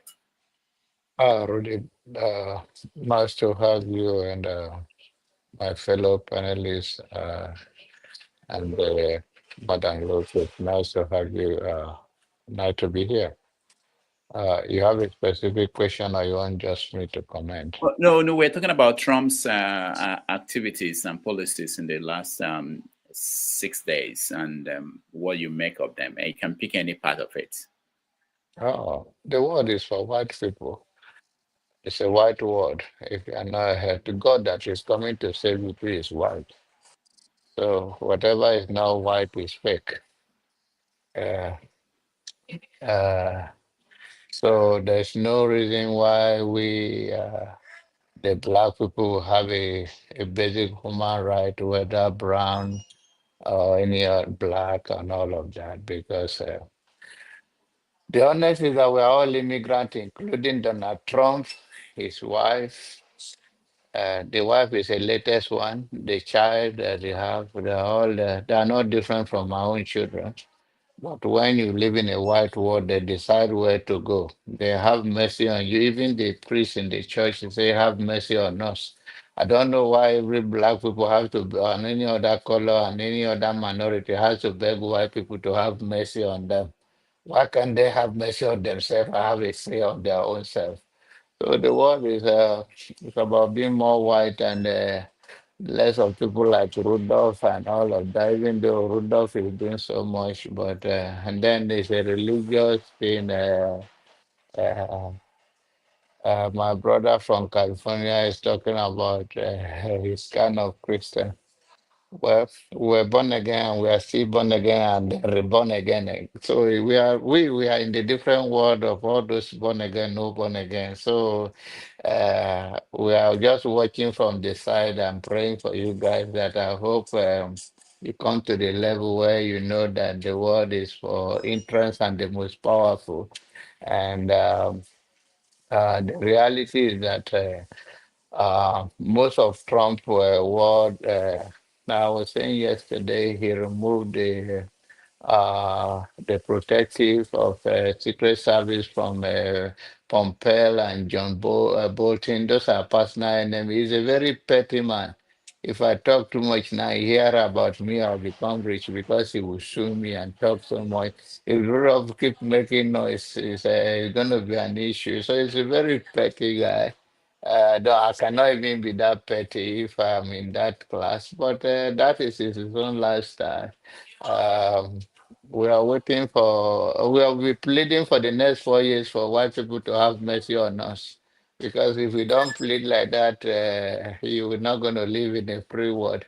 And those that are supposed to increase their medication should increase it. And those people that are supposed to, people like KJ now, they should be off medication because this is their what they wake up every morning and everything is going right. So they should take off their medication.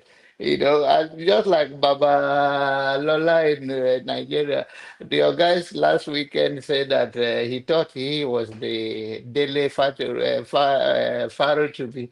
That I Trump wake up every morning, even if you see his children, he don't recognize it. Make we not get fool ourselves with all this look. These people, they are high. They are more high than.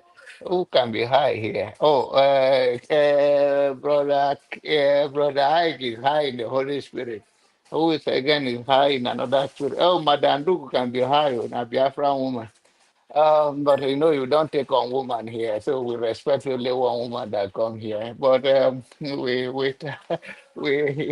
according to Madam Luke, she came in as a student and she followed the rule, to open her leg, and so everything went well. And Madam Luke remind me about the professor from Africa that he doesn't believe in church but still go to church because he want to belong. But I say she didn't want to vote for. She's not a Democrat, but she voted because she want to belong. So Madam Luke is a wonderful woman. I love her. She throws some money sometimes.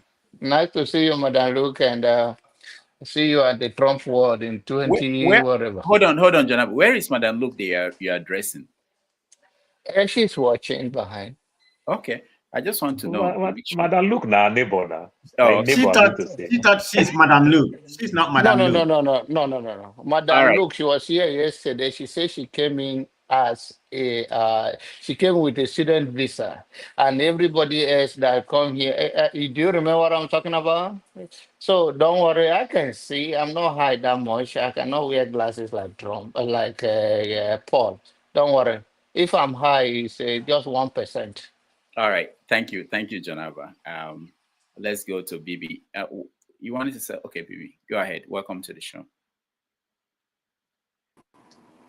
Hi, thank you for giving me the opportunity to speak on your platform. So, and I kind of like everyone's contribution today, like for the most part, because we can have diverse opinion, but I see like for the most part, I have faith in Nigerians, you know, from people's contribution on this platform, from my perspective. So first, I would say that, and this has nothing to do with what the I'll say first about what the bishop said. I feel like for me, it's a very compassionate appeal to the most powerful person in the world, for her to have, you know, advocate for marginalized groups. If you listen to his speech, she didn't only mention Christian or church. She said mosque, temple. That means she included the other faith.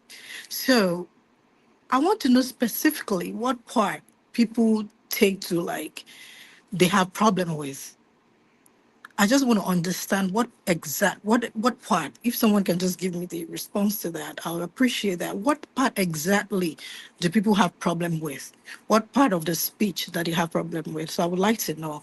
So I don't know if you can quickly just give someone that. Okay. All right. Let me play that again, just for those who may not know. No, Doctor, just to make it funny, if you could remember the former governor of Oyo State, you understand, they say, who are you to question a constitutional authority? It's just questioning an order. That's how they felt bad. Because Trump was cold. He received it very well. But when he left and see his party people and everything, that's how it changed. Paul, hold on. Let me play that again. Just it's important, maybe. Mr. President, millions have put their trust in you.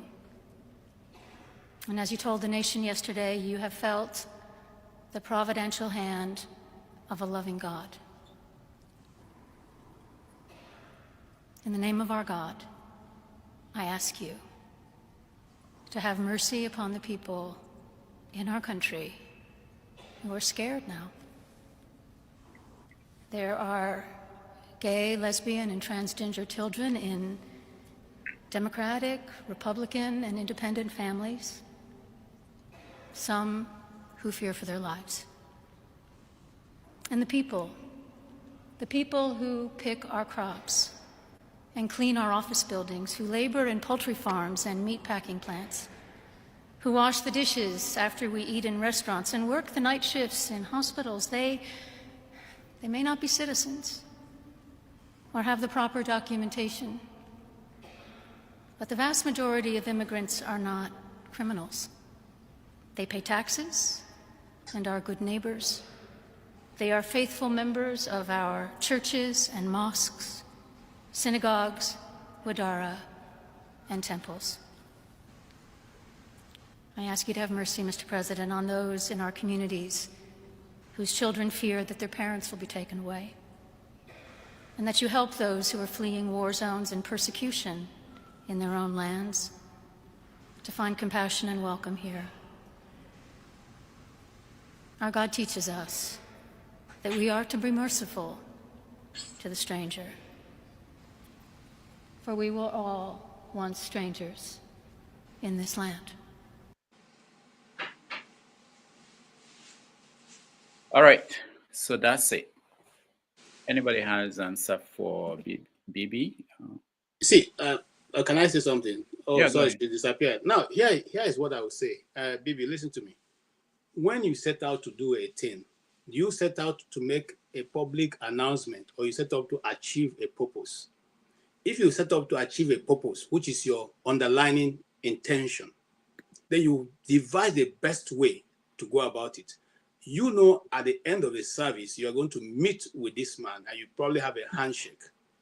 If you have decided to make it what you are demanding for, not make it a newsworthy thing, because this is red meat you are throwing out to the other medias who are obviously going to attack or use this to play it up. You will have been able to make these prayers to him directly and get a response, other than giving yourself, the publicity you are giving yourself by making this. So it's not about passion. She knows exactly what she was doing, throwing this outside, because you know that after that you got an audience with a view. Okay, you went to the View to explain. You've gone to CNN to talk. You are going to majority of the media. You have gone to give them your opinion on why you said what you said, and even at that point, try to bash the president. I'm not, and I repeat again. When you see me on this platform, I stand like the angel that's standing on the way when Joshua met him, and with his sword drawn. I said to him, Joshua said to the angel, "Are you for me or you against me?" The angel said, "I'm neither for you, nor am I for them. I'm for those who stand on the Lord's side." Now I'm Always gonna lose standing my on the train of side thought. that I want, on the Lord's side. That's what I'm concerned about to say to you. All right. Thank you, KJ. It's just Bibi, go ahead before Chimchimi. I'll come to you next. You can. okay. Yeah, because I've really like tried to listen to everyone. So I want to say that from there, you see the empathetic in her voice. She was with humility. I'm not saying she should have, I don't know what she should have done, but I believe that when you have a platform, you have to use it. Who said she was going to meet Trump after the service? Who said that? Who said that she was going to get a chance to speak to him? Who said that? We didn't know that, but she was right there on the pulpit, and she advocated for a lot of people, which I do not have a problem with in any way. Then I want to ask another question: is if a preacher in Nigeria had said that to Tinubu that you seriously oppose, because I know that a lot of people on this platform, they oppose Tinubu, they don't like whatever they call all kinds of stuff. If a preacher or a bishop had said that to Tinubu, would you have a problem with that? Is this something that you'd be against, for a preacher to have come up with that and say that, and ask for mercy for marginalized group? And I believe, like, I feel like I believe wrong now. I believe marginalized groups should be the ones to advocate for other marginalized people. So you see people that I say, and I will say this again when it comes to it, because I have other things to say. If this kind of bishop is what would drop me to Christianity, I would honestly be 100% in. Because I, as a Christian, I had to deconstruct from a lot of things because of things like this. You said somebody said it not in the right place. What exactly do people want? And are you okay with someone? She talked about illegal immigrants. She talked about legal immigrants. She talked about other people's sexuality and all that, and religion. So if Christians, and I feel like, are we not supposed to take people to Christ? Are we supposed to cheat people away from Christ? Why is it that when it comes to what we are supposed to fight for ourselves, we leave it to God? But God's fight, we will carry it on our head and say that we are advocating for God. Did Jesus send you to say that the gravest thing in the world, the gravest sin in the world is people's sexuality? What about people that embezzle funds that belongs to the poor? What about people that, let's even leave people that sleep with other women alone and not even talk about that. What about other things that people that tell lies? What about people that hate other people? Isn't that a sin? So as Christians, I see that a lot of people, for the most part, they cherry pick the kind of, what they want to obey in Christianity, and this moral superiority of, oh yeah, they are the sinners, the members of the LGBTQ community, they are the sinners. I don't sin, so I have the right to judge them for what they do. What about you? Have you looked inward? Have you looked at yourself? So, like Mr. Ike said, say, let he that is saying, cast the first stone. Pardon me, I don't know word for word. But I'll say this. So, but for me, I feel like people let in without sin cast the first stone. So I would say that for people that are saying that call themselves Christians, and that's why I see religion is a problem. It's a big problem. And humanity, where is our humanity? Where is our faith when Jesus preached about mostly about the poor, the marginalized group, the people that are all kinds, but we cherry pick and we say we are the best. What about you? It's not only just to let us know. It's not only LGBTQ people that are sinners. You lie, your sin. So which no sin is more than the other. It's all the same. We are all sinners. So let us quit judging people. Then on the second note, I'm gonna say this on when it comes to I like Paul, I like your contribution in the first section when it was just UKJ and Dr. Damages about Trump. Let us be cautiously optimistic about what he's gonna do. Another because KJ said he's very happy, he's very excited, something like that. And I would say that people don't know the difference about illegal immigration and legal immigration. People kind of think that people that cross the border they are illegal immigrants. They are talking about it's a broad term. People that are waiting for their green card, they are out of status. You have work authorization, you have social security, but you don't have green card yet. You are not a citizen of the United States. You are illegal immigrant.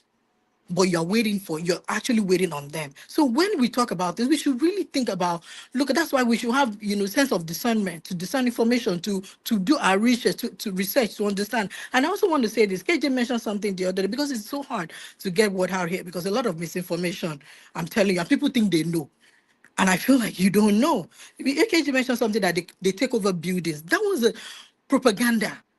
There was no building, illegal immigrants are taking over. This is America. It will not happen. So we should stop. Can we play the video, Dr. Rudolph? Forget video. People say all kinds of video. No, there's no video. Don't say People that. do. You see, that's the problem with you. Well, that's the problem with you guys. You wake up, what you say is your truth. Your truth will always remain the truth. The truth the other person is I'm saying just saying that. Don't say that. You come here, you let say me you finish. Can I finish, please? by that word which you said. Can I finish? I appreciate if you let me finish. You have all the information. No, you don't have all the information, madam. As much as you have information, other people also have information. So I'm don't not say what you have is that. the only I am truth. just saying that.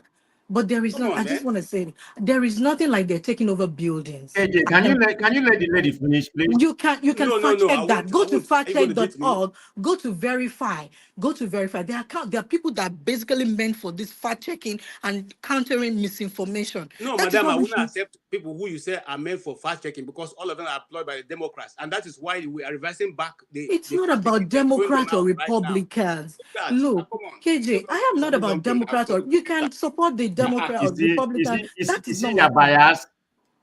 That is not where I'm coming biased. from.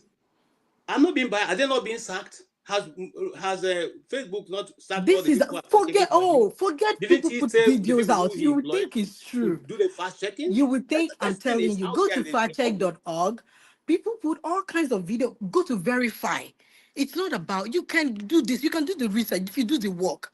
It takes a lot of research to combat misinformation, and that is why we are where we are today because of misinformation. We can decide to form our own verifying. That is why Dr. Damages. I mentioned it the other day that can we do when people make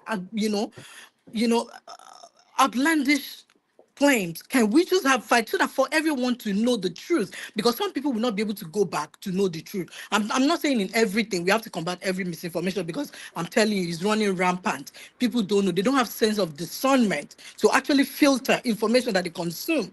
So people don't know. It's a serious problem. That is why we are where we are today. So I would say this: if Tinubu, every turn you condemn Tinubu for what he does, you say Tinubu is this, is that, he doesn't have this, he doesn't have that. Don't forget that he's a businessman. Tinubu too was a business person. He has all kinds of business. And you say, oh, Trump did this, Trump did that. I'm not saying you should, because Trump supporters tend to have like cult-like behavior.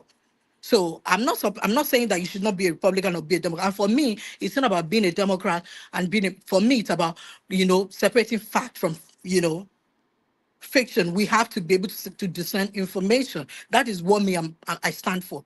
And that's what I believe in. So it's not about Democrat or Republican. For me, it's about fact over feelings.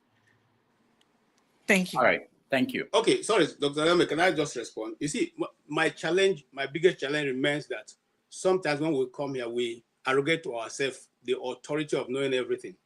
No, as you are doing your own research, which you are free to have, also give room, because not everything, all that you know is not all there is to know. There are other things you don't know about because you don't have preview to those things. And then don't say because you have your own facts to your own hand, just like I come here, I don't discriminate anybody who has anything. I will just show you the alternative. And if you are saying that those were videos that was circulating in the public space, they are all fake, how come we want us to believe what you are saying is the truth? Because those are also our own facts, just like you have your own facts. So when we come to public no, fact is a fact. There's alternate reality. Fact is a fact. Is subjective. Fact all right, is subjective. all right. So, okay? Fact is subjective. So because you have your own plea doesn't mean that what you are saying is the right thing. Okay. Thank you, everybody. Let me say that but Doctor, officially the mayor of that city in Colorado of Denver, officially in come Colorado. out that yeah, there is nothing of such. The head of the police also come back and say there's nothing of such. You understand? Just like living in New York, living in Newark, New Jersey, there's a building Nigerians dominate and every other thing, and people can just profile all of us that these are all Nigerians and these are scammers. Because they scam one person's grandmother. I don't think it worked like that. It didn't happen like that. But you understand, we can use everything to do politics. That's what politicians know how to do. Sorry, best. Dr. Zamage, just 10 seconds, please. For instance, if we look at this, they're eating the cat, they're eating the dogs. And a lot of people believed it, and there were videos of, yes, I saw them. They were just lies. It didn't happen. So I just want to put that out there, and that kind of like if we keep regurgitating that kind of like put targets on people's back. And don't forget, Trump is not talking about people from South America alone. He's talking about every immigrant except white people. Except for white people, because we have a lot of Europeans that have overstayed their visas in America, but they are not looking for them. They're looking for you, brown and black people. And we just help to promote white supremacist talking point. That is where I stand. And I'm like, why would you be a black person, a marginalized person in Nigeria, but you're advocating for other marginalized group here in America? America is a country of immigrants. America is built on the back of immigrants, both enslaved Africans, both Mexicans that they took their lands from them, part of California and Texas. So we should stop and look at the down and look and think about history that is bringing all of this in the first place. All right. So on the part of this platform, what we're doing is Dr. Rudolph. Hold on. Do you know that Elon Musk overstayed his visa for 9 months after student visa? Okay, Madam President, thank you. This is the Messiah of KJ. Thank you. So what we're trying to do on this platform moving forward, I think by next month we're going to get a producer who will be playing some of the roles that are missing. One of them is, to help us to, if there is an issue, to help fact check these issues. It's important that we do that, and we're also trying to see if we can hire some other people, because it's difficult while we are having a conversation to be able to do this as we go along, because things come up and people say things. And sometimes if you look at it out there, there's so many, we know, misinformation and on different sides. It's not just one side. But we'll move on. We go to Chim. Chim, welcome to the show. Thanks, Rudolph, for having me, and compliments to everyone. So I am an endangered species, so I'm going to ask, please, for your protection, Rudolph, because I saw the way you were protecting the last speaker. She spoke so long. I hope you allow me to speak as long as she spoke, and you will no, Chim, you should know this. I don't know what you're trying to argue with me now. Hold on. Let me say before you start. Moderators, we give everyone 3 minutes. That's what I said at the beginning. Okay. I have the right to extend it depending on different circumstances. All right. So hold on. Let me finish. I'm appealing ahead of time. Let me finish. It depends on how you're doing. If you need more time, I give you. I see how I went back to KJ to respond. I didn't go back to anybody else to respond because I felt that KJ needed to respond to. All right, that's fine. No problem. That was friendly aside. Yeah. Okay. So, so the focus now is on the bishops or priests. It doesn't have to be. I want generally, we're looking at Trump, the first week essentially of Trump in office. What is your take? If you want to go to the bishop, it's okay. If you are from California and you want to talk about the fire, which I want to hear from California people and Trump's reaction, that's okay. All right. So personally for me, starting from the bishops, listen, I don't think the bishop did anything wrong. I think, like the last speaker said, if we want to be able to have persons with platforms that can speak truth to authority, there's nothing wrong with that. I don't have a problem with that because, like she rightly alluded to, if we have a bishop or minister in Nigeria that is able to speak truth to government and speak truth in the same function, like we had the other time, the lady who spoke truth to Ganduje and talking about politicians, if we know that video. So I think to that extent, she didn't do anything wrong. But if you begin to dissect into the things, so one of the two things that flung at me when you played that video, I've been seeing the video, but I've never listened to it. I just never bothered, is the fact that she said they wash our plates, they pick our cotton, they pick our apple. Clap for her. She can't pick her apple herself. She can't wash her plate herself. So she has to advocate for illegal immigrants to stay to wash her plates. Guys, listen to yourselves.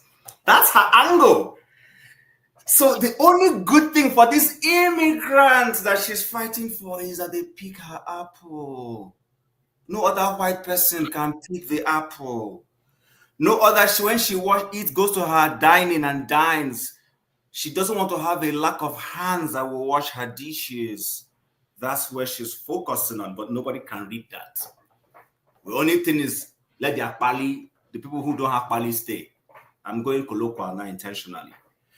So my view is this. I have no problem with immigrants. And our last speaker raised an important point. So you know that there are white illegal immigrants. How many of you have made it a talking point that, okay, all immigrants must go, but the advocacy must be that if you're chasing the guy from Venezuela that is illegal, can the person from Croatia and Kazakhstan also be chased? You never seem to say it. All you just see is that the moment they mention immigrant, it is black.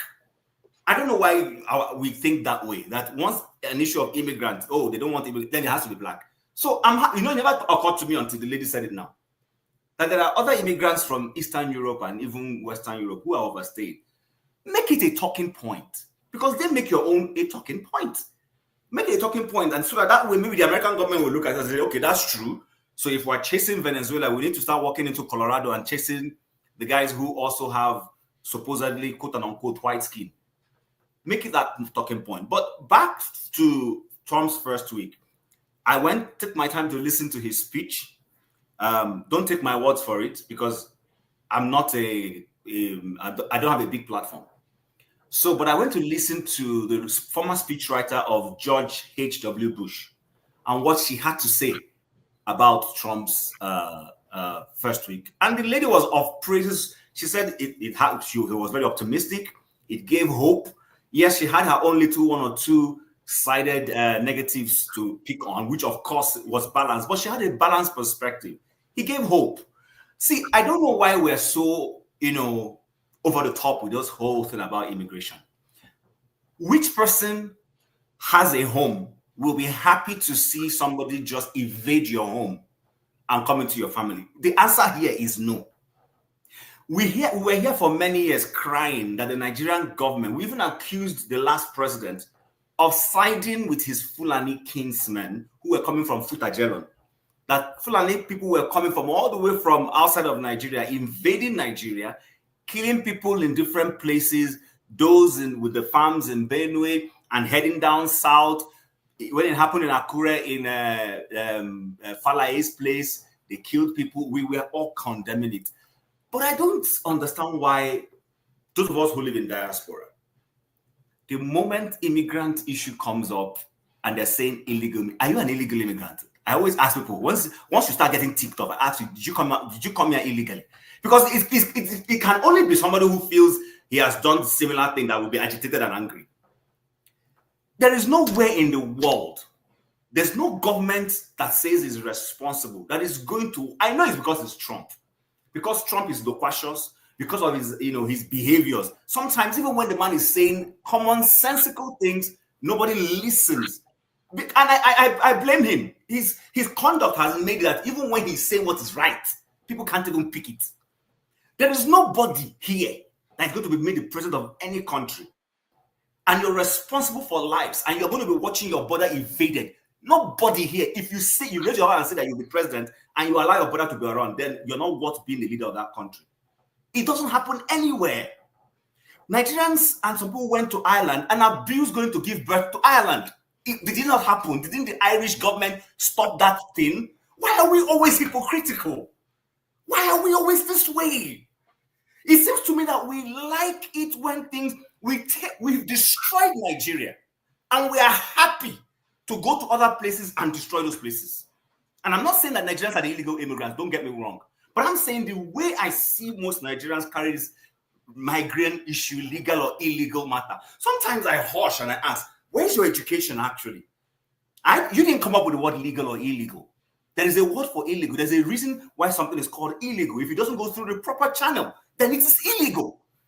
And so if something is illegal, are you saying the government whose job is to protect life and security of its people should fold his hands and say illegality should happen? Listen, I'll end here. During farming season, because they don't have enough Americans to go pick the cottons, to go pick the farms, we know this. They slightly open the border for people from the south to come in and do that. They do that. But it has gone beyond the way they used to do it before. Those people come in, they don't go back anymore. And they now put pressure on legal people who pay taxes. And you're saying the person who bears that tax should just fold his arms because he's charity. Even heaven, this heaven that everybody is pandering here, has strict entry behaviors, tendencies. The God has told you there are criteria if you don't meet. Whether you like, you believe, whether you think God is wicked, or that you have a God that is not going to carry out punishment. He has told you that on the day to come, at the entry point of his heaven, there is going to be criteria for getting in. So if you like, go and be doing liberal things and saying, oh God. The same God, if you don't believe that Bible, stood and said, the cry of Sodom and Gomorrah has come too much into my ear. I'm going down there.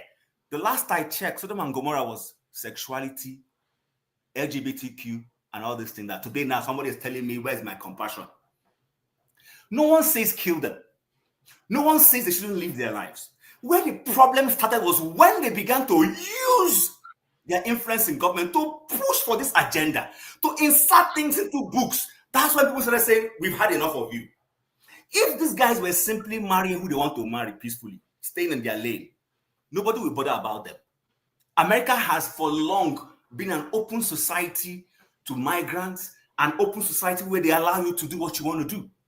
But certain people, we saw it here when somebody use the pen to vote and declare certain things, DEI, instead of picking military men based on compatibility and their job. They started saying, okay, let's diversify. Let's have number of people who have LGBT. Will LGBTQ save you if Russia comes to overrun your country? No, it's not going to. So I think we need to be rational. There will always be illegal immigration. It will, let me tell you, even when they are fighting it, the more illegal immigrants will still come in. But the point is, government will not close their eyes and say, because this will happen, therefore we will not do our job. They will always go and do their job. So let it be done.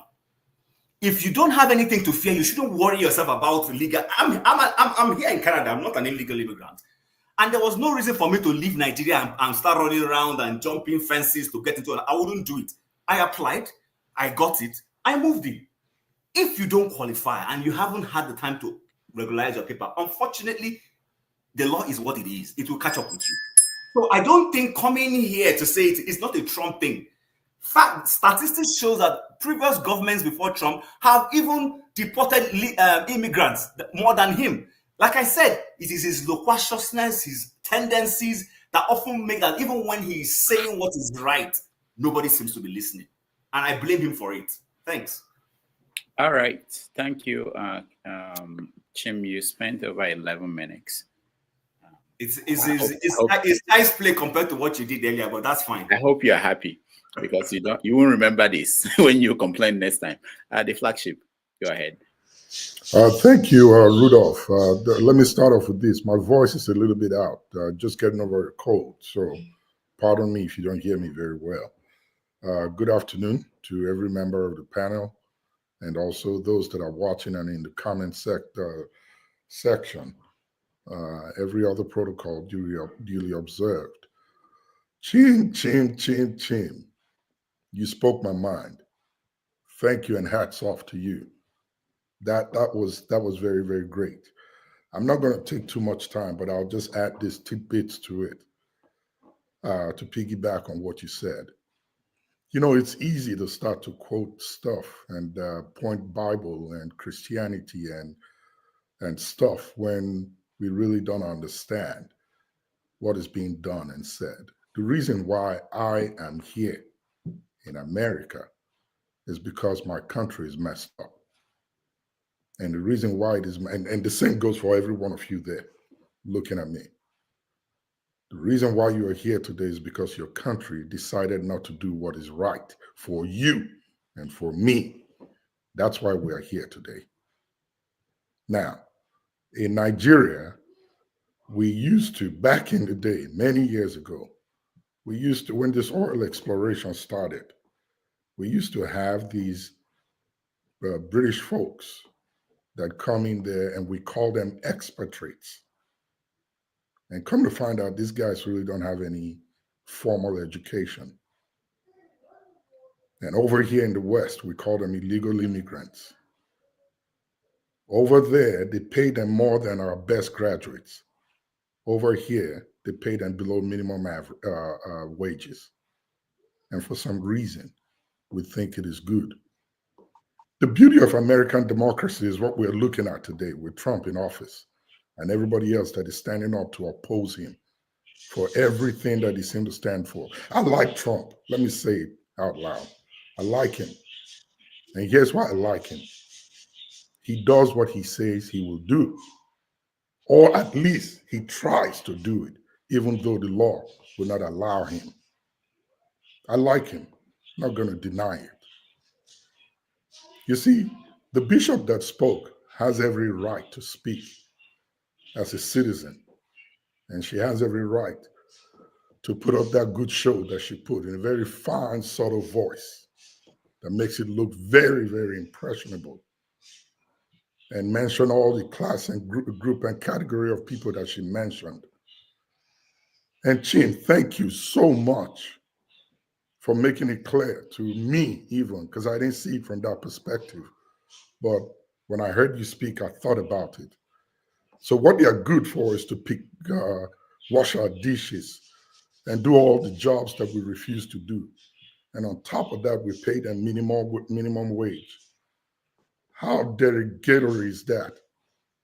That we reduce these people to the class where we put them, and all of a sudden, a bishop wants to advocate for them. It would have made a lot of sense for me if she had met with all the CEOs of these big companies and tell them that please stop paying these people below minimum wage. Give them health care. Give them everything that the average American citizen would want if they have to do this job. The reason why Americans are refusing to do the job is not because they don't want to do it. It's because the wages is nothing to write home about. I live here in the state of Georgia. A beautiful young lady was just out about her business, jogging, and was killed. Very, very, very, very annoying by someone who crossed the border illegally. That's one that the news cared to bring out because people cried out loud about it. We're not talking about the 2, 3, 4, 5 6 and maybe many more that are out there that have not made it to the news. And the man is saying, I want these guys back. I use the airport a lot here at Hartsfield Jackson. I don't drive to the airport. I ride in Uber. By virtue of my job, I have to be at the airport almost every day of the week.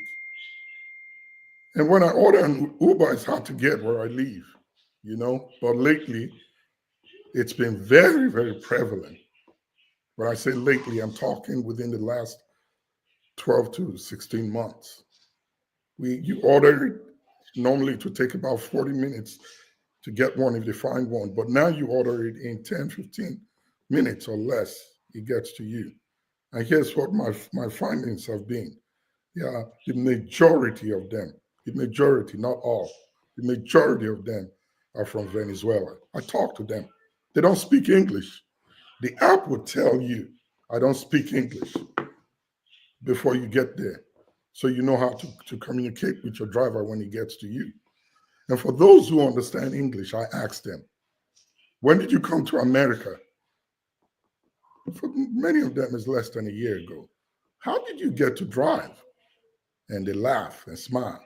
Oh, my brother, my friend. So they are using people's Uber profile to drive. That's a safety concern there. So when Trump says he wants every one of these violators to be out, I don't think the man means to say that the good people who are doing the jobs that many Americans have refused to do should be wrapped up and sent back to their countries. They are looking for dangerous people that are living amongst us, who drive Ubers, who maim women, rape them, steal, rob, break into people's homes. These are the people he wants out.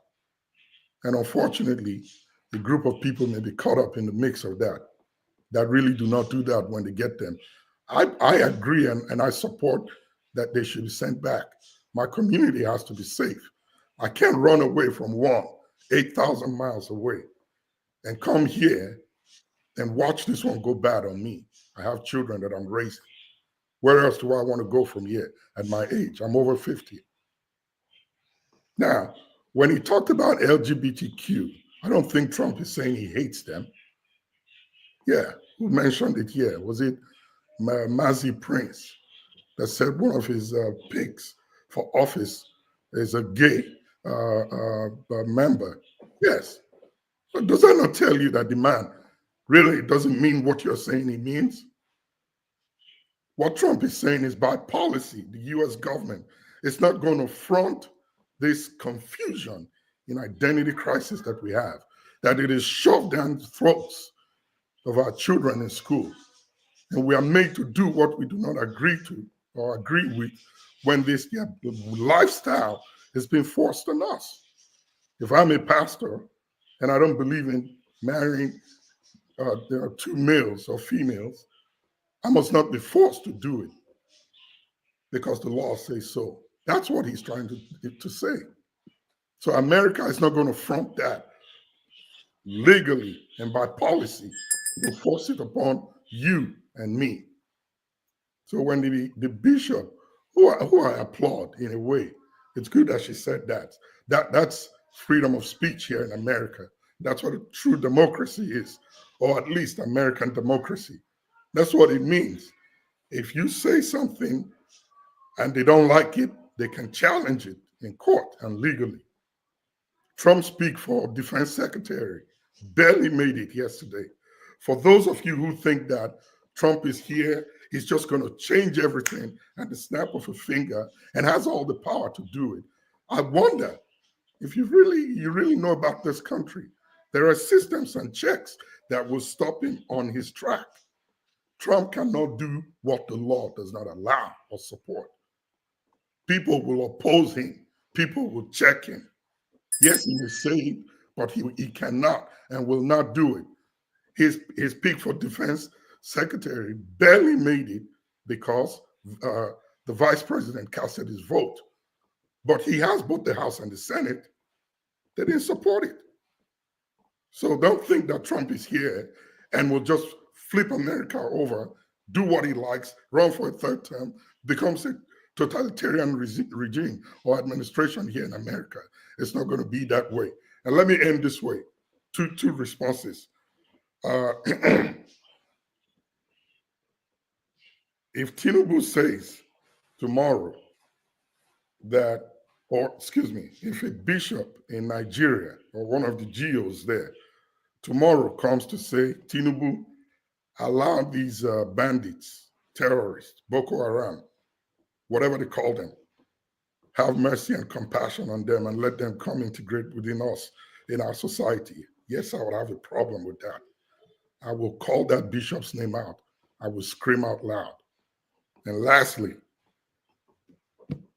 Mazi Prince said that we Christians, or those of you who are Christians, what would Jesus do? If you come through an illegal way to Jesus's camp, he would tell you, no, go back and go do it the legal way. And then you can come in. I'll end there.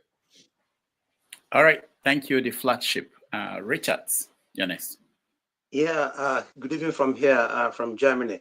Anyway, Trump issue is mostly for Americans, but over here in Europe, Trump is also changing the politics in Europe, mostly where I live here in Germany, because whenever America sneezes, everywhere we catch, everywhere catches cold. By next month, there will be an election here, and people are also really panicking. The kind of people or the government that is going to replace this government, because the government we have here is a bit weak, and Germans are expecting to have a strong candidate or chancellor like Trump. Maybe not too far right, but in the center. Now, coming to Trump, why I like Trump is he's just not a career politician. Trump is just somebody that doesn't like what career politicians are doing. Look at Joe Biden, how many years that Joe Biden spent, in politics in America? More than 50 years. All of them. Even some senators are there more than 60 years. What are they doing there? Most of them are even, more than 90 years. They're still there. But Trump giving Europeans, this job to do. For example, the last time Trump was there, he told them, "You guys are not coming up with your defense budget, which is up to 2% of your annual budget," which they protested, and later most of them started making it up. Like Germany started putting more money into NATO. Now the Europeans are also very afraid that he might rise, hike the whole thing up to 5%, which Germany has said that they cannot even afford to put more money in defense, 5% of their GDP.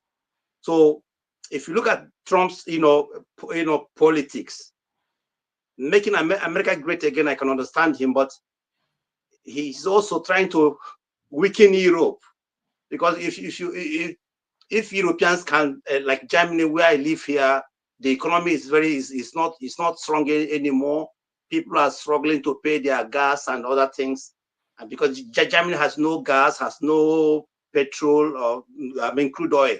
So if Trump, tries to, kind of persuade them or blackmail them to put more money into NATO, it's going to cause a lot of trouble here in Europe, honestly, because we don't have this money like Americans have the money, or the government have the money to buy all these weapons and fight war all over the world. So I hope that Trump will make it easier for Europeans to to come along, because I don't see him making. I don't see Germany. Sorry, I don't see Germany coming up with 5% of their annual GDP into defense. It's going to be difficult for us to pay here. Thank you.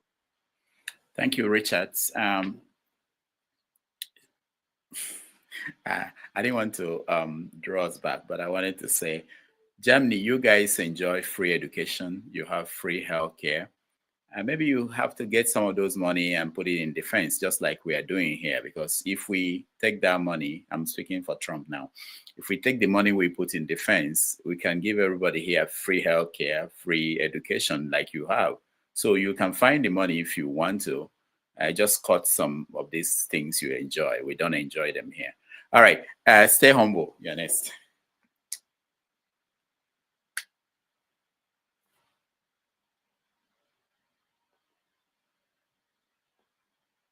You're muted. Can you unmute yourself?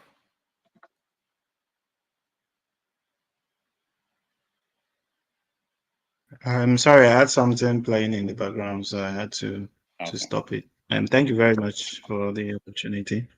Good evening, everyone. From here, it's already night in England, so I know it's day. I think in the US and probably Canada. I've never been there, so I don't know what it is like over there. Yeah, so I appreciate the privilege to be here, and I want to really appreciate everyone on the forum for this really educative and informative set of discussions. I appreciate Dr. Rudolph as well. When I was in secondary school, I read some of his articles and those of Professor Okendi, but I didn't know that I would share, a platform like this with him. So yeah, Whenever it's a they great talk about privilege. secondary school, I feel so old. Don't suffer. Yeah, my father was a fan of Daily Sun, and Okendi used to write on the Tuesday column, and that was Offside Musings. Yeah, so I read quite a lot of them in secondary school and then in university as well. So yeah, I didn't know I would have the opportunity, to be on the same, platform with you. So I count it a huge privilege. Thank you. I've been following for more than 2 years now. I joined at some point 2 years ago, but due to connectivity, camera issues, and the rest, had not been joining the forum. But I used to follow, most of the discussions on here. So yeah, it's really informative, and I like the fact that we are discussing really deeply the politics of the United States, because some people have criticized us, in the past, saying, "Oh, we're Nigerians. Why should we bother ourselves with what's happening in the US?" But again, we Nigerians should endeavor to participate very actively. I mentioned that the last time I was here in the evening, in politics, outside our indigenous geographical settings, because that's very key. The first time I voted in the UK, one of the most shocking things to me was that I discovered that there was no African on the ballot. Most of the ballots, no Africans were there. And then say, if we don't actively participate, how are we going to change things? Because even the Indians, the Asians as well, generally, it was true participation in European politics, American politics, even the Jews, that they were able to influence some of the politics back home. So yeah, it's something really appreciable for us to discuss these issues, because when we are involved, that's one. Because whether we believe it or not, the real rulers of Nigeria are not Nigerians. So if we join them where they are, that maybe we can change things, if that makes sense. So I didn't join early. I don't know which of the topics we are talking about. Is it Ganduje? Is it Trump? No. We're on up with the Trump. 1 week of Trump as president. Okay, 1 week of Trump. Fine. I don't know so much about American politics. Probably not as much as Chim or the flagship. But yeah, the little I know, it's been an eventful week for Donald Trump. I used to be a fan of Trump, but no longer a fan of Trump due to so many things, his behavior and some of the things I expected him to do in his first term that he really didn't do. Trump has made a slew of changes, a lot of policies out there, executive orders and the rest, which is a learning point for us in Nigeria and other African countries. This is the first week, and we've seen a lot of things. We have a lot of things on the list to discuss regarding what he's done first week. But again, we had a leader, which I don't want to mention his name, who's spent, I think, about 180 days or so to even name ministers or something. So really, really disappointing. Yeah, he's made a lot of changes, and the immigration policy was top on the list even before he came to office, during his campaign. Even during his first term, he said he would kick out illegal immigrants, in quotes. It's really difficult to specify, who illegal immigrants are, because there are, it's really labyrinthine, if I'll use that term, because it depends on how one is defining illegal immigrant. But I don't think that that's going to continue, after, a few weeks.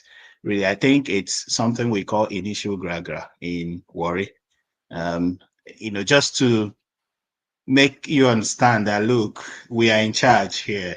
You have to be loyal, right? But after some time, I think he would concentrate more on the burning issues, of America, and what's happening in Ukraine, because those living in the US and Canada might not feel the biting effect of the war in Ukraine as much as those living in Europe, like us, because the cost of everything is high, partly because of the war. So I think it's really, really important that he, delves into that issue of the war after this whole immigration razzmatazz. Yeah, so I don't really know so much about US politics, really. Yeah, but I will be following what you do, and then when it comes to the next topic, I might be able to throw more light on them. Thank you very much for this opportunity. All right, thank you. Stay humble. I've been seeing you on the platform, but this is the first time I'm moderating and you're here, so nice to see you. Henry. You're welcome. Yeah, good evening, Mr. Rudolph and everyone. Donald Trump should think twice before he take action about this so-called illegal immigrant that is pumping right now in America. Who is the immigrant you're talking about? Who is the illegal immigrant? Trump's wife was illegal immigrant too. She was. He came as legal. After visa, he changed to become immigrant, not illegal no more. If you go to Trump family issues, Trump forefathers related from Germany here. They came to America. Most of you here are all immigrants. Some of you are illegal immigrants before legal immigrants. You can't tell me that. Most of you here, they are first of all illegal immigrants before become legal immigrants, before becoming citizens. When you supporting deportation of illegal immigrants, the amount of many Nigerians are there more than 20 years. They don't have a green card. They don't have a resident there. They are paying tax illegal. They are paying tax legally, but they are illegal. The system is messed up. American system is messed up. That is how it is. Let me go to Germany here. Germany, when you come to Germany here, I live in Germany for more than 20-something years right now. When you come to Germany here illegal, you have to apply to become legal. If they accept you, you stay. They become legal. You have a visa, some years, or a year visa. Then after years, 2 years, 3 years, after 3 years, after some years, you stay here 8 years in Germany, you can apply for the citizenship if you have if you went to school for the language school. This is how it is a place. If you are illegal here, you have to you have to go to a refugee camp to be legal. They automatically have a residence in Germany. This is how it is. So it's not going to be difficult if they don't deport you. Everybody have resident. Everybody have resident in this country. If you are illegal, you are illegal immigrant. It's not common here, illegal immigrant in Germany here. So America need to change their system. Because I cannot imagine somebody living for more than 15 years in America. You guys know about people living in America for 15 years, working, paying tax. But tomorrow they will say they won't deport somebody like that. And you people are here clapping, say, support Trump for those kind of evil things that he's trying to do. I'm not a fan from Trump.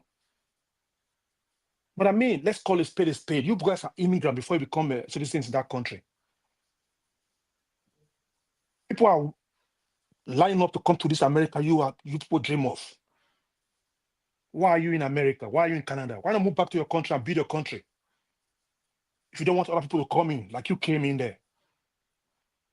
I call this hypocrites people are doing right here. Trump told you people he preferred the Eastern Europeans to come to America more than you that's sitting down there and the Mexican. He prefer. Go and check his campaign. Go and listen to his campaign. This is what he said. You think you are more better than the Mexicans there? They deporting. They want to deport or they deport. If they commit crime, yes, they can deport and that's fine. What about the people who are working the job you people cannot do?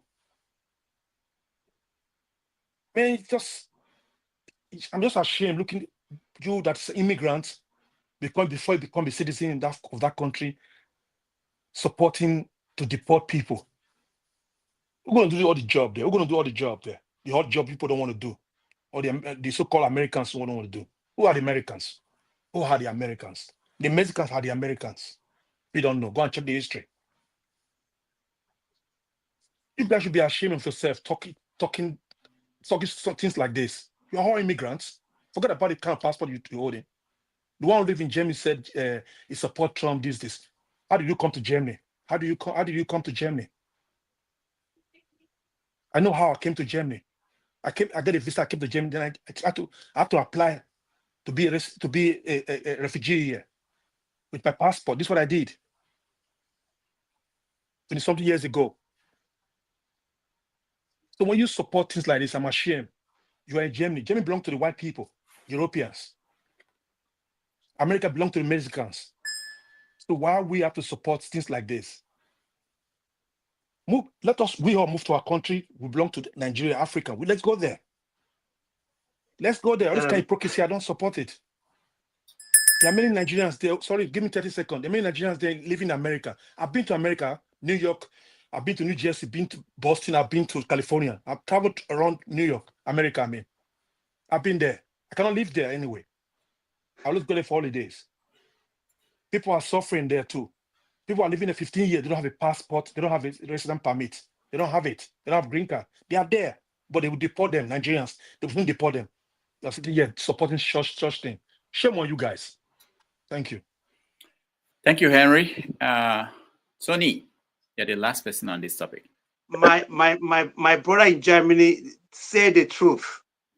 If you are here in Germany, you came as Azulanten. That is, you came here as a refugee from Nigeria. How did you get your pass? How did you get your stay? No. How? Let me Excuse me. Let us be honest. Let us be honest with ourselves. Please, can I answer him? Excuse me. Let him finish. Henry, let me finish. Let me finish. I came in 1990. We are talking about 20 years. I've been here for 34 years. By November, I'll be 35 here. And you are telling this, you are here saying that you Germans, you can come here and get stay here in Germany. Excuse me. Excuse me. You said so because you said that you can come here, then become an asylum seeker, and they give you papers, right? In Germany. In Germany. Now, listen to what I said. If you come here legally, if you have a pass, if you have a visa, come to this country till tomorrow. If you come here, you can go as refugee. Yeah, Once you're a refugee here, they will accept you, or they accept you, or they deny you. How many Nigerians have you seen that gotten? How many Nigerians that have you seen that gotten their stay through asylum seeking? Listen. Listen to me. Many years ago, during my time, they come here with a different nationality. Let me educate this man very well. Maybe time is long time. You don't need to educate me. I'm going to educate you, because if you are here, you have to be honest with yourself. Your time, you don't even move out. I'm telling you what's going on. Excuse me, if you are here, you have to tell the truth. Damages, can you intervene? Can you moderate this? Let the Germans. No, because we have to be honest with ourselves here. Rudolph, listen to me. Okay. When you come to this country, some Nigerians use other nationality. Listen, just talking, you don't even know what is going on. So other Nigerians use other nationality to say maybe they have a country that have African countries that have a crisis, like Liberia. Like some say, I'm in Nigeria, I'm from the north, I have a crisis there. My family, they're looking for me. I'm a one-time person. They come with a different trick to come as a refugee in this country. Either they accept you or they deny you. They give you a chance to apply if they deny you. So Henry, that's like driving Uber with somebody's name, Abby? Exactly. Yeah. Okay. So when this person stay in this country for some time illegally, but at that time you are a refugee. If at that time you are a refugee in this country, but you still have medical care, you still have address. You still stay in the camp, or you rent an apartment somewhere. You are still a refugee. You still have a status in this country. Not illegal. Off this mic, let's move on. Just listen. I'm just telling you. Because this guy don't know what is going on. You still not illegal. You are a refugee. You have a refugee status. That's it. So if they grant you a refugee status, you go gradually. If they deny you, they give you a chance to go and apply again. You got to go to court. You have to apply to the asylum office. After they deny you again, they can give you dudum. They said you have some weeks or 3 months to leave this country. If not, they catch you, they can deport you. With this process, they give birth, they marry, they have a girlfriend who they give birth to their kids. They have a girlfriend pregnant. They become. That's what you guys do in Germany. This is how they do it. What? Me, I got married. I got married in Swiss. So yes, what I'm trying to say.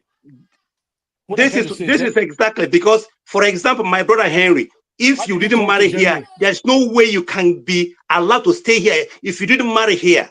So see, that's what I'm saying. Because you're accusing the Americans of not allowing 15 years, they didn't get paper 20 years. If you stay here 40 years and you didn't marry a German or an European, you'll be kicked off. You'll be here illegally. You'll be kicked off. That is the Wahrheit. That's the truth. So hold on, Henry. Let's get back. Rudolph, off this mic. Let's get back to America. Why did you off the mic? Why?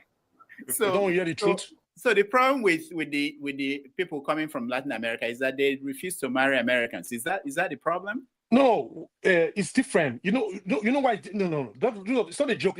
Let's be realistic. Yeah. If the American government can accept them, if they can accept illegal people working and paying tax, why they cannot give them status in that country? This is what I'm saying. All right. This is what I'm saying. Stop playing. Okay, thank you, Henry. Thank you.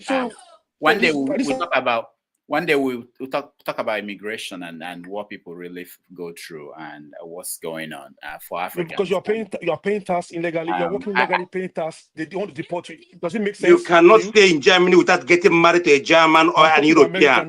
So it is the same thing. It is the same thing. If you are not married here, you will not be allowed to stay here. It is the same thing.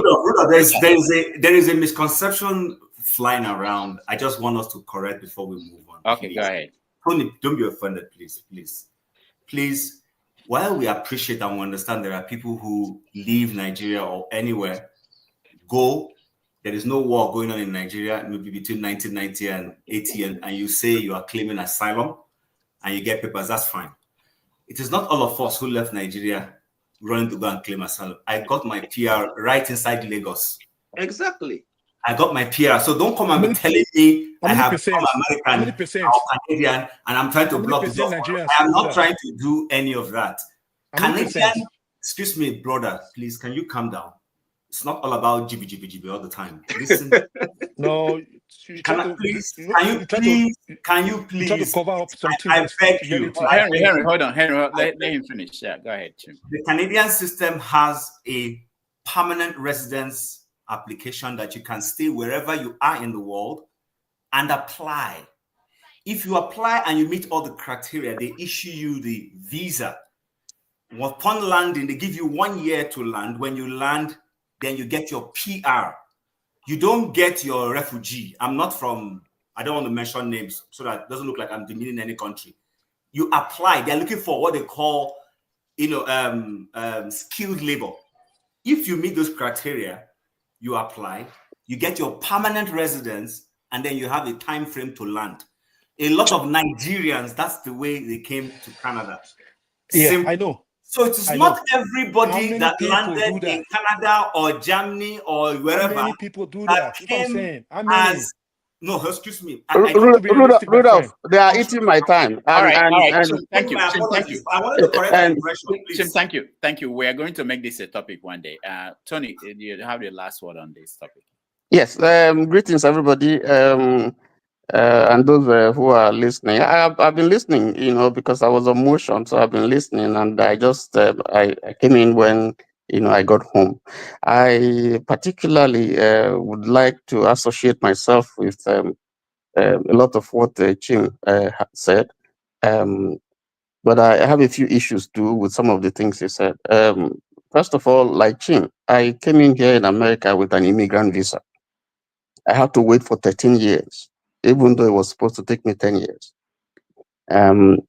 But each case is unique. There are peculiarities. People have reasons why they move, and they have a choice of how they move. I'm not going to interrogate that. But let me just say, so it's not true that people first become illegal before they become legal. No, it doesn't apply to everybody. I wasn't desperate to come to America because I was doing well in Nigeria. I came here because I wanted better opportunities for my kids, and I'm ready to go home. I'm putting the infrastructure down. So I love Nigeria. I pray for Nigeria, and I'm hopeful that Nigeria is going to be better if we fix the leadership issue. So that's that for me. Just yesterday, I sent a link just to concur with a Chim to somebody in Nigeria. On how he can immigrate to Canada. There's a proper way to do it. And if you go through the proper way, you will save yourself a lot of embarrassment. You save yourself a lot of embarrassment. You don't have to necessarily go through Sahara Desert or go to Brazil, and stuff like that to come here and risk your life. No, so I just want to make that point. Now, I think Chim did say when he was talking about the lady, Bod, the minister, that when he was referring to picking apples and so on and so on, I think it was more, for me, a figure of speech, because they are undocumented, they are unskilled, so the kind of job that they get is not the type that you expect those of us who are properly documented would get. I think that's what she was referring to, not necessarily the fact that she was trying to demonize them and so on and so forth. But let me make one point here. Even though I came into this country properly documented, and now I'm an American citizen, Trump has issues with people like me.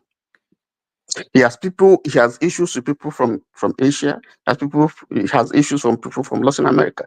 He would prefer people from Norway to come. So that speaks volumes of his mindset. If you look at the rhetorics, when he was, it's his first time and even this time, he never said anything about people from Latin America, nothing. Everybody coming there, not good.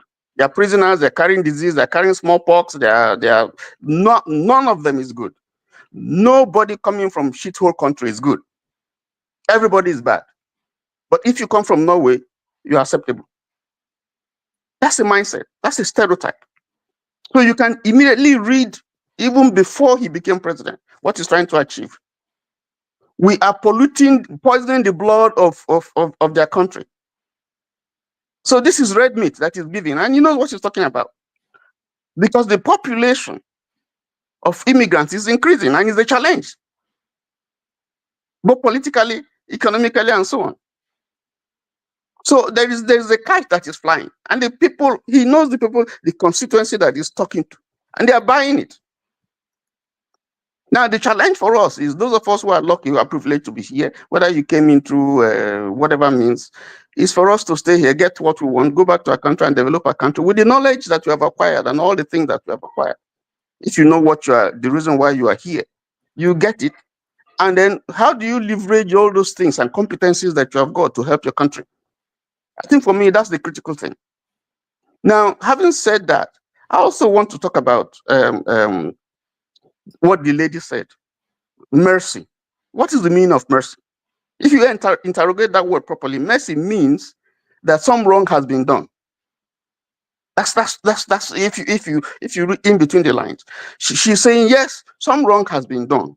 But as the president, you have absolute power. You can use this same order that you have, executive order that you have, and show some compassion.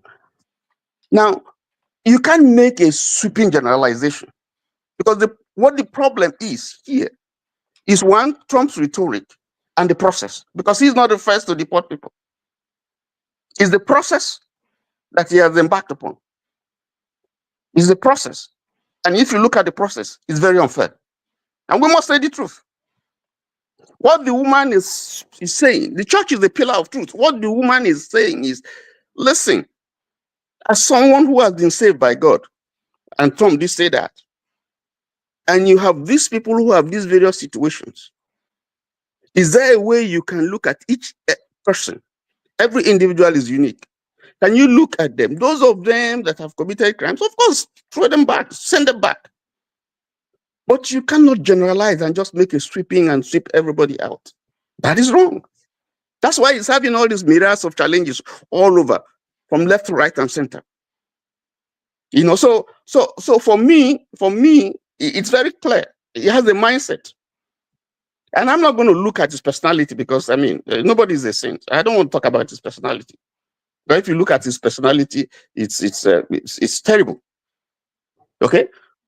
So, but what I'm saying is, he has the right. He's an immigrant. His wife is an immigrant. Everybody's an immigrant, apart from the Amerindians.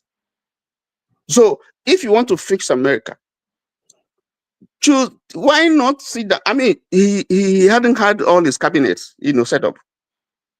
So he is a man who talks before he reasons. That's what I see. That's my own assessment. And I would think that, having gone through all the problems in his first term, the first term, this time he will be more circumspect. He will moderate his speech, having learned all the lessons from the things that he has done, the good and the bad and the ugly. That this time that he's coming, and knowing that this is going to be his last term, even though I hear someone is flying the kite that he can tinker with the constitution and go for third term. I think that this time, that if he wants to make America great, and America has been great, America has never gone down, that what he will do is to look specifically at the issues and say, okay, we made this mistake, we made this. This is what, I mean, he doesn't want Muslims to be here. He doesn't want Shito country people to be here. He doesn't want Mexicans to be here. And yet these people contribute immensely to the GDP of America. So you can't throw away the baby and the bathwater. That's wrong. And that we must address. So my problem with Trump, really, is that he has the mindset. And he's not talking to America, he's talking to his constituency. And he has whipped up a lot of anger against people. There are people who eat pets, they are killing the pets, they are eating pets all over. And there is the terrible ill feeling against immigrants. And now when you talk about immigrants, you think he's talking about Black people and Hispanics. But there are people, someone said it, there's people from Eastern Europe who are here. They don't seem to see them. But he's Indian, he's people from Africa, he's people from not this thing. I mean, that's wrong. I think this is bad at that. And we must call it out and say, look, Trump, you've done the wrong thing. This is not how to rule. Let me just use. Thank you, Ton. Rudolph, give me 30 seconds, please. No, nobody. Okija.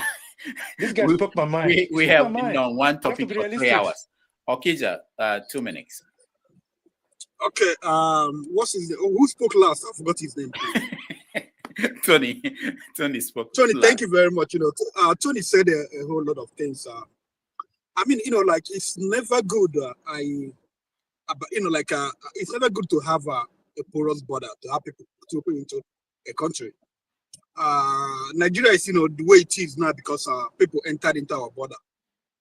Like parents of Buhari, parents of Murtala Mohammed. They came from other countries, and that's they messed Nigeria up. And currently, we have a lot of Fulanese people, from other areas, people from Benin Republic, or all over Nigeria, people, undocumented. We have Chinese undocumented. We have Lebanese undocumented, in Nigeria. So nobody will be happy that his country, is being, overtaken by people. But like Tony said, we understand what is going on. Make America great is make America white. That's basically what it is. Trump, his wife, she was illegal immigrant. She didn't have papers when she came to this country. She was illegal. I don't know about the first wife. I think she was illegal too. And his parents, they were illegal. And but the thing is, he's a calm man. He knows people he's talking to, like Tony said, and he knows how to get them. Why he's talking to them, they are supporting him. He's doing his con. He started up with his meme crypto, a bunch of nonsense. He has become a billionaire overnight. He's talking to them. He's making money. He's a calm man. Like anybody who understands the 419 how it is done, and for people who do in Nigeria, you understand. The game. They gives you a target. You're pushing a target. He's somewhere. Lining his pocket. So that's basically who he is. And I also want to correct some things. People keep saying here. People like Chim that any issue they bring other Christianity or other things. They're not more Christian than I am. Sodom and Gomorrah was not destroyed because of homosexualism. It would go to Ezekiel chapter 16 and read it where you understand why Sodom and Gomorrah were destroyed. And also, what's his name? Flagship. He was talking about, he gave a false equivalence talking about, terrorists, pastor in Nigeria saying to have based on terrorists. That's false equivalence. You have so many undocumented people here in the US, and they're working hard. That they're not, they don't commit more crime than the legal and citizens of the country. They contribute their quota. They work hard. I've met a lot of them, in so many places.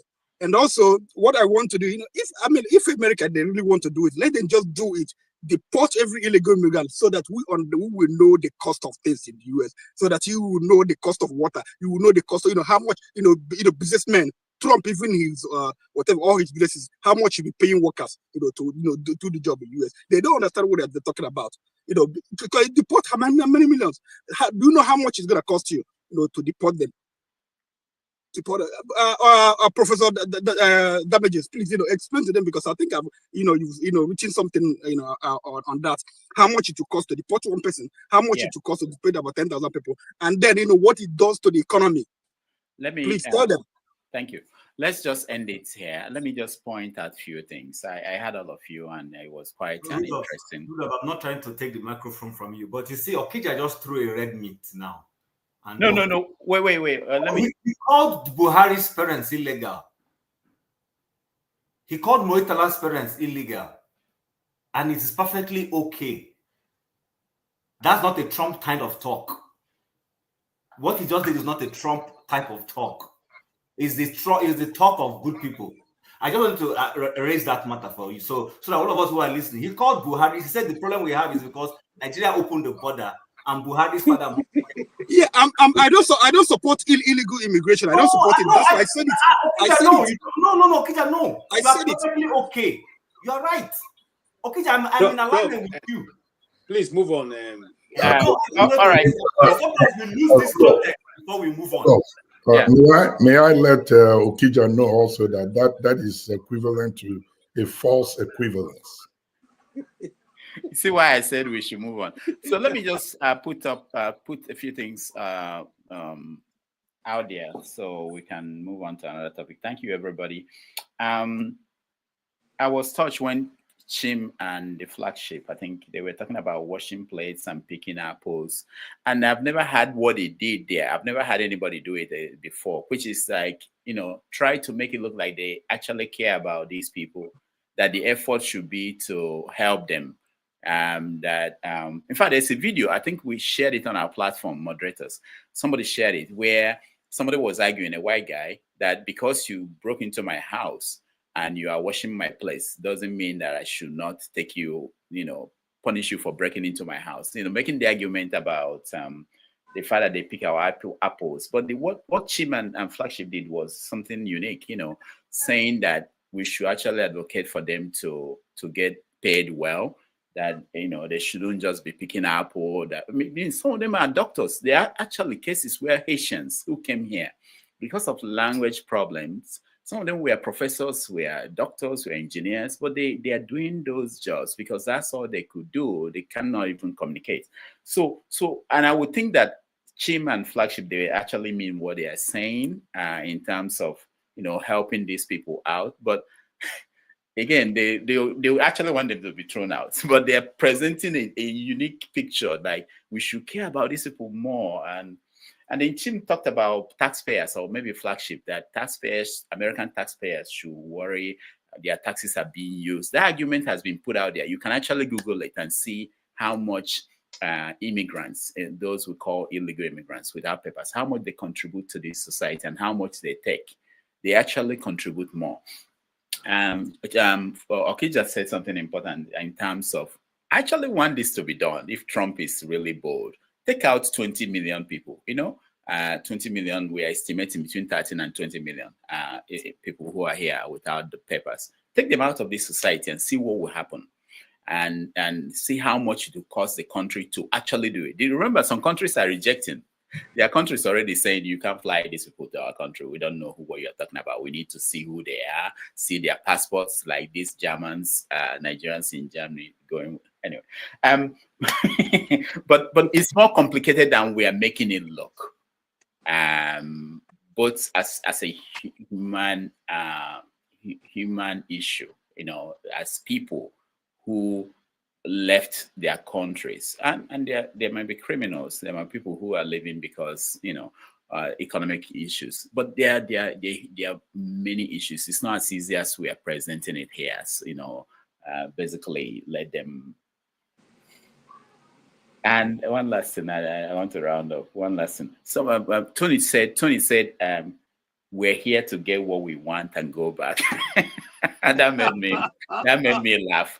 Tony, you're not going back anywhere. And then one thing we should be concerned about that we don't always bring up, I think maybe because some of us are not invested in that, is the fact that there is, behind all these things we see in America and Europe, is also the fear that their countries, what they call their countries, are being taken over by other people.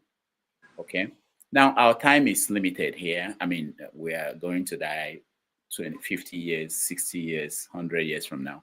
But our children, who are not going back to anywhere, they are the ones who will be here, and they will continue to battle that challenge, the new challenge that Trump represents, which is that we are being replaced by these people coming from other places.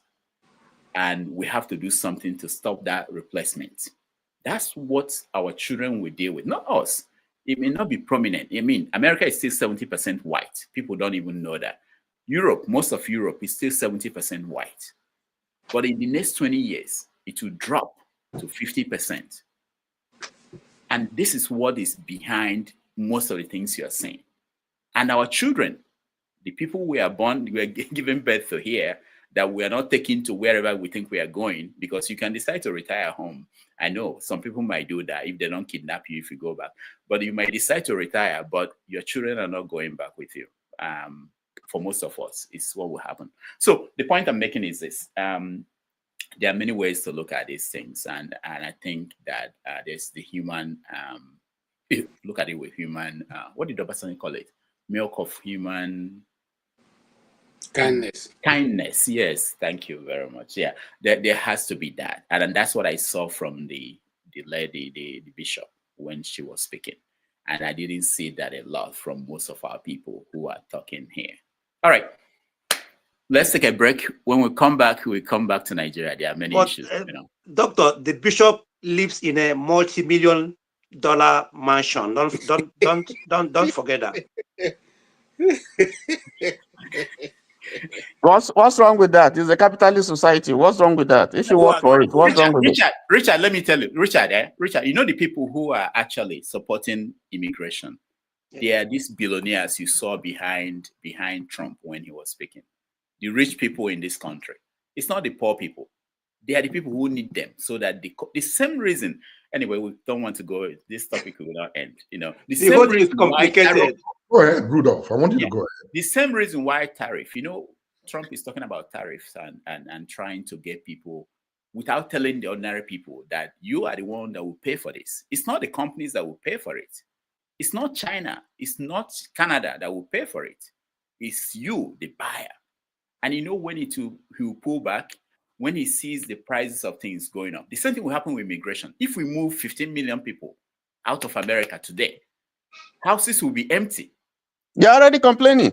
Farmers are complaining. There are farmers saying that caregivers are complaining. 24% of their workers are not showing up. 24% of people picking these things. So prices will go up. The same poor people who are thinking that Trump is doing a favor to them will pay for it. It's not complex. I'm not saying. Nobody's saying that America should not protect its border. Nobody's saying that they should not deport people. Obama deported more people than any president. It's been going on. But to make it a political issue, to present it more than what it is, and cover up the reason why you are doing it, and for people to buy it, people who are not understanding the issues behind the issue. Rudolph, with this economic analysis you just gave, which is sound, when Obama deported that volume of people, how did it shake the system economically? Thank you. This what happened. And how did the media report? Hold on. This what happened. Excellent question. Let me answer, Chim, before you go. Compassion for that. Why was the media not able to show compassion for those who have been deported and report it in a negative? Okay. No, let me tell you. Obama, first of all, the people who are being deported, more people were coming in. Okay, as it has always been. Okay. As more people are being deported, more people are coming in. That's one. Secondly, Obama did that for a particular reason, and I've said it on this show. Obama had two goals when he won the presidency. One was healthcare for everybody. Okay. The other one was immigration, what they call comprehensive immigration bill. Now he decided to go with healthcare first, but by the time he finished healthcare, he had burnt down his political capital. He could not do the immigration.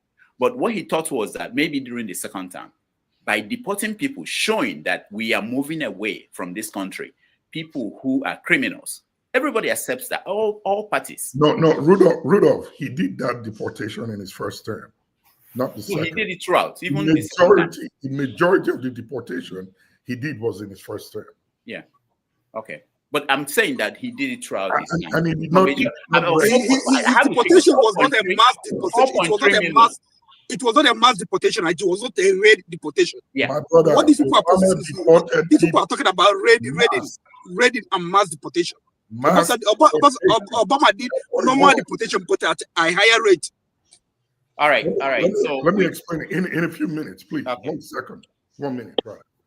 Obama deported people in mass.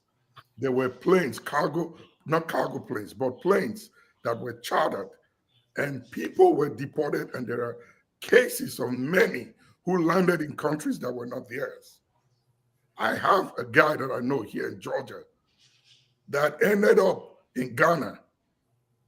It was a phone call when we were looking for him. We couldn't, and he had a green card, but his case was he committed a crime. And so when he was caught, his name is already in the system. They didn't waste no time. He said he made it back in 3 weeks. Obama deported people in mass, and that did not sink the purse. No, he deported the MS-13 gang in mass We can make excuses for any. No, Google it. Google it. Google it. Google it there. Google it there. About Googling. I don't need to Google. See, listen. If I don't like Rudolph's policy now, I will look for all the reasons to nail Rudolph's policy. But if I prefer Flagship's own, I will look for all the milk of kindness to show how milkily kind Flagship is. But at the end of the day, deportation, not deportation. All right. We will continue this conversation about American politics. Trump just started. It's not even a week. Tomorrow it will be 6th day. So we have a long way to go. And but we will come back to talk about Nigerian issue and go from there. But for the time being, let's take a break. When we come back, we talk about Tinubu. He's been doing his own thing. So.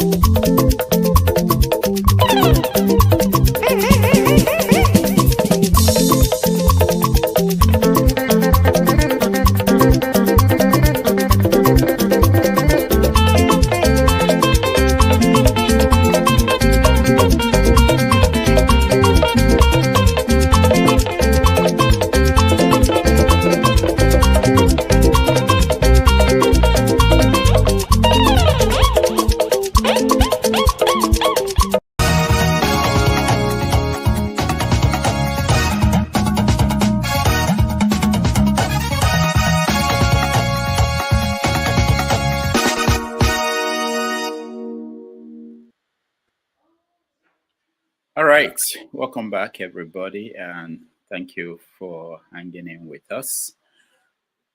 Tomorrow on 90 Minutes Africa, we have one of our own joining us as a guest. Dr. Dominic will join us and he will discuss major health issues affecting Africans in the diaspora and precautions to take. And next week on 90 Minutes Africa, we have Dr. Franklin Obunweze joining us to help us understand geopolitical issues going on across the world.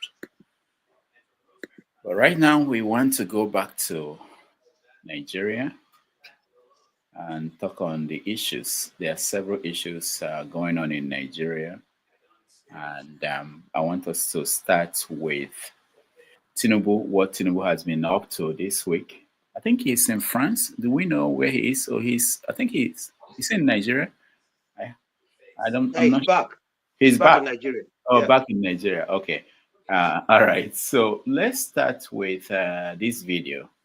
You think that the government, they have enough problems, but they're picking on more. Let's look at this.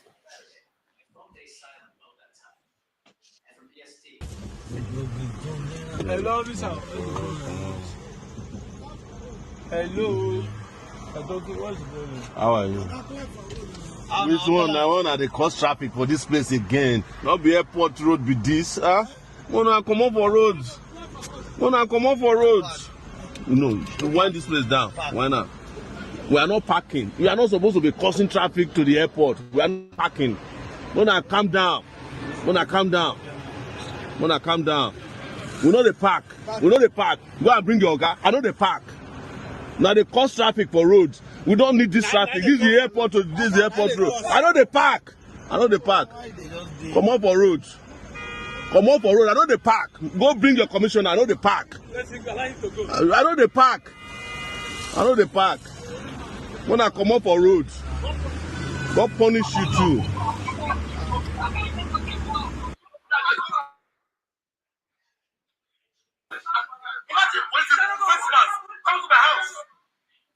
All right, sorry about that. So that was Showore. His encounter with the police on his way to the airport. It has led to the police authorities. They are demanding that they would like to see him.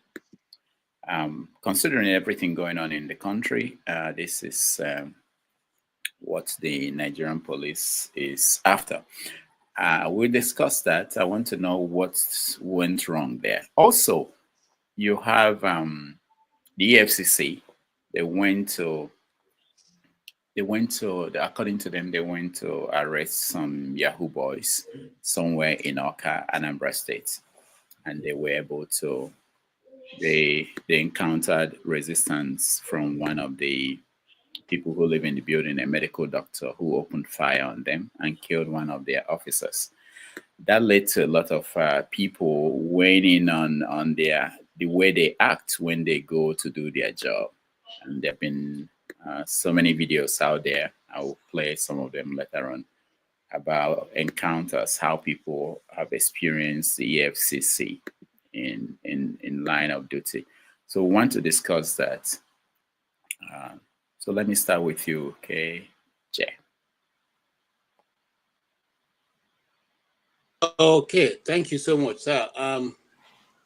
Yeah, I saw that video, that Shore's video, and at first I didn't know it was Shore till, because I was saying, who is this guy who is bold enough to talk to police people like this in Nigeria, but eventually when I listened to it again, and I realized it was Shore, and I don't know why the police in Nigeria will leave all their problems and they are looking for Shore. It doesn't make any sense. I mean, something must be wrong with these people's brains, because is it because Shore doesn't have his own guards, his own entourage? Because if it was another former presidential candidate coming, they wouldn't dare to stop him. They will not stop him. They will clear the road for him to pass. But now, looking for him in fact, I even heard that there was a charge coming up against him for something of police. Now they arrest people in Nigeria for insulting very important people. It has become part of the law now. In fact, so much so that that was, some people are being held under the government of Lagos State government for insulting the governor, insulting Sheyi, and all that. That's a new law. That's a new norm in Nigeria. So I'm not surprised at what they are trying to do. But I don't know how far they'll be able to get with that, because you see, they will continue pushing until they push the Nigerian people to the wall, and the people will have to turn around, and it may not be good.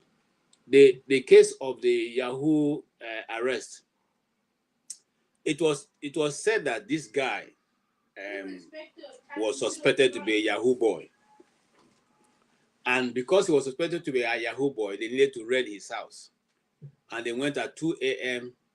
to raid his house. And even when they got there, according to the independent source, I'm not quoting the police now, the EFCC, they did not introduce themselves. Rather, they scaled the fence and they bashed into the guy's house.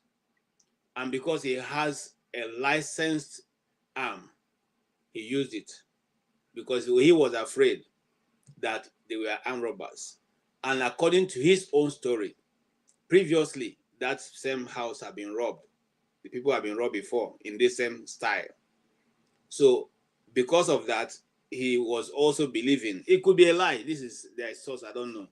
He was also believing that this is another of such operation, only for them to turn out to be EFCC people. Now, there was a spin to it that never really got far, because it was initially spin that an Igbo boy has killed a northern, yes. So that news was shut down by thankfully also by certain Nigerian elites who said there's nothing tribal about this.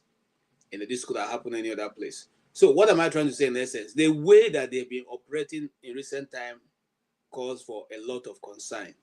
Even though to be fair to the chairman of EFCC, he had issued an order saying no more night raids. But you see, in Nigeria, when orders are issued by the authority, the ones at the lower rank do whatever they want. Because there are many times that the IG or police have said no more roadblocks. But roadblocks are still very available almost everywhere.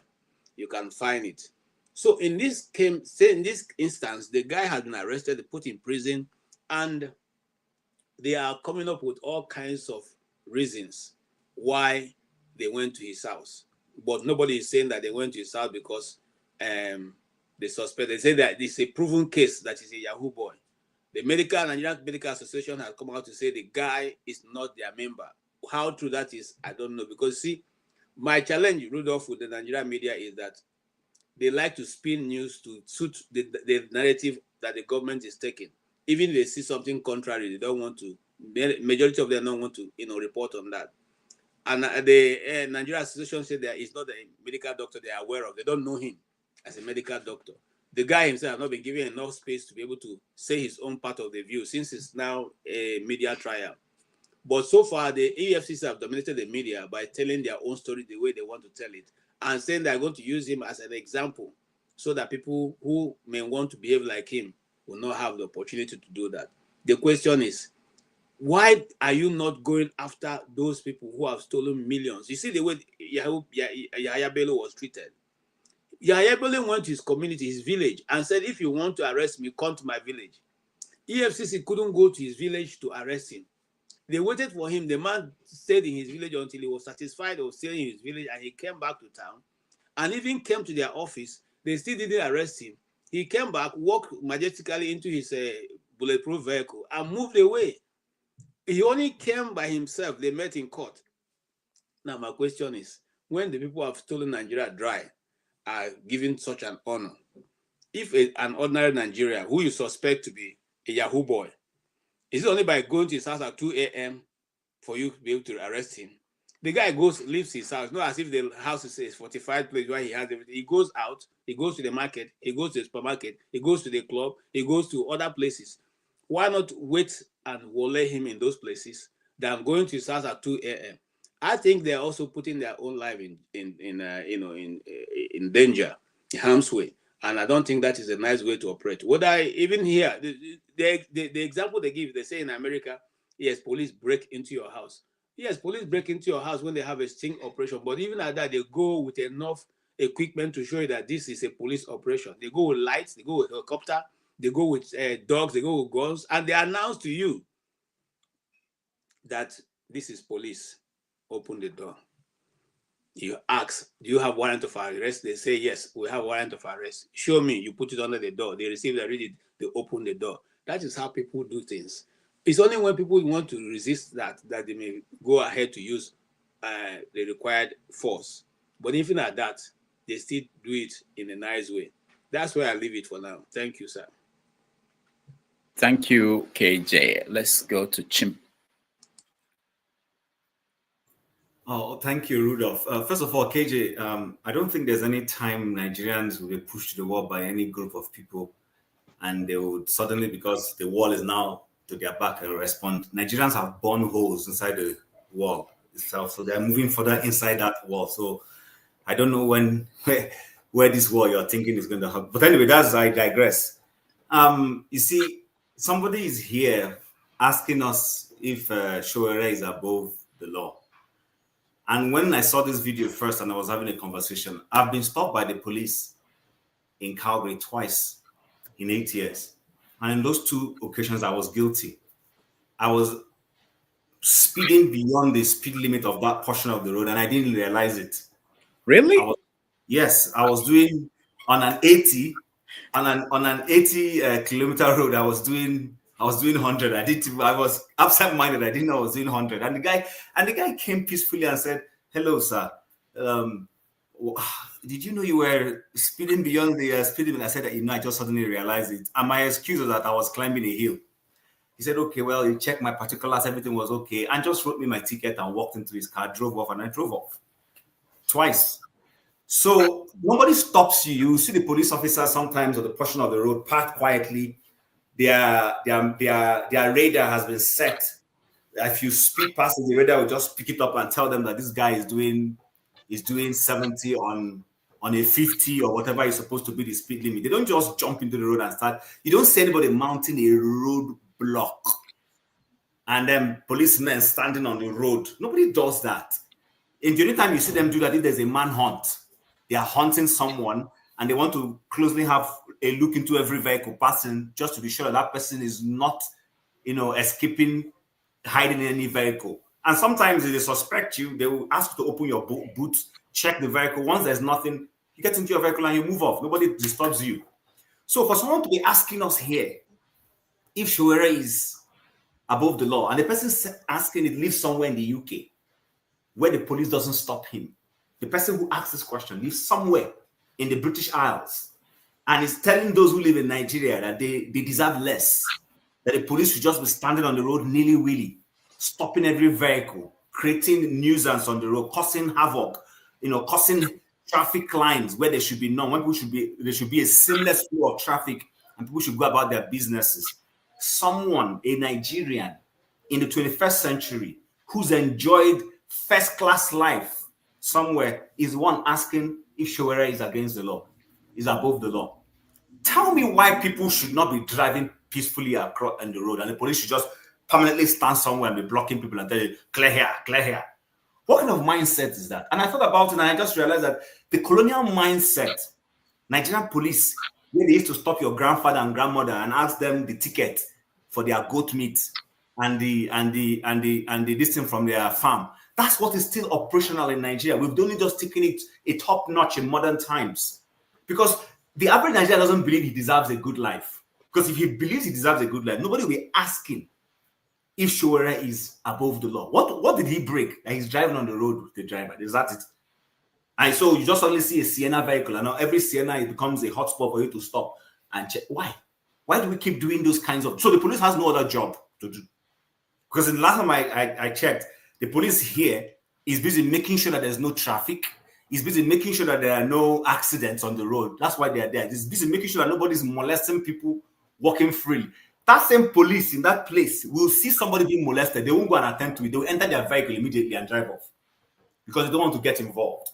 So I think for me, the nation's security apparatus, they need a lot of psychological check. People need to undergo check before they join the police force, and then constantly check them to be sure that they don't have this mindset of terrorizing the people they're supposed to be taking care of. So for me, I think that's where I will leave it at, because I'm not even going to blame the police. My question now is the average Nigerian, does he support this? And from what I'm seeing on the comment section, a lot of Nigerians support it. They believe that people should be terrorized. People should be disturbed. But those same people are still telling you that ICE going to go and check illegal immigrants is a problem for them. You know, we have a tendency of just not being sure what exactly it is we want as human beings. I'll leave it there for now and let other people contribute. All right, thank you. Richard. Yeah, the video was really funny, but not funny anyway, but funny. Nigerian police, if we can spend 4 hours discussing about Nigerian police, which is very, very unfortunate. If you are a regular visitor or visiting Nigeria, I think you must have had your own experience with the Nigerian police, which is not funny, which if a care is not taken, my brother, you might go for it. I look at most of the accidents, you know, happening on Nigerian roads. Some of them are caused by those checkpoints. You see them on the highway where sometimes you're on speed of 120, because over here you guys you call your own miles, we call it kilometers here. Sometimes you're on 140 kilometers per hour, and you all of a sudden you see a police checkpoint, and you don't even know how to to apply your brake. Very, very, very horrible thing what they do over there. Even in the city, you see them from here to here. You see them mounting their checkpoints. Doing what? Most times they're just extorting money. Not that they're trying to fight any crime or check any kind of bad behaviors, but just to get money out of road users. Very, very sad. And Showore is a big man. That's why he was able to say this and get away with it. If ordinary person had said that, he would have been beaten up or even arrested. That is the situation we have in Nigeria. Here in Germany, to become a policeman is, in fact, sometimes it's even difficult than becoming a doctor. Because here, before you can be called a policeman, my brother, it takes 4 years training to become a policeman here. 4 good years. And they must to know that your character from your 15, from your childhood and everything. They have to know what you have committed, whether you have taken all this, and whether you have gone to prison before, whether you have had mentally or psychological problem before. They will go through your whole data. They make sure that you are okay before you are enrolled into police. Recently or yesterday, I was reading now that recruiting 10,000 police people in Nigeria. After 6 months, they will be, they will send into the society, without adequate training, without adequate education. You will see a policeman. Sometimes they cannot even express themselves. They cannot even, say anything, you understand. Like for me, who speaks Hausa, I've met most of them that I was, because I speak out. That's why I was able to go free, because and this is a federal police, not even a hijab police or somewhere in Kano or Sokoto, but this is a federal police in Lagos. They don't speak even what you can understand. You know, that's the big problem. The Nigerian police, I'm sorry, is not what we should have now in 2025. Thank you. All right, Tony, before you speak, let me play just a minute of a video, police in action in Nigeria. Quite interesting. Open that gate. We need to open that gate. Imagine police people with face masks coming to my house to bust our door, saying we are fraudsters. We are prosecutors. Baba, we need to open gate too. We need to open the gate. We need to open the gate. We need to open the gate. Your words. We need to open the gate. We need to open the gate.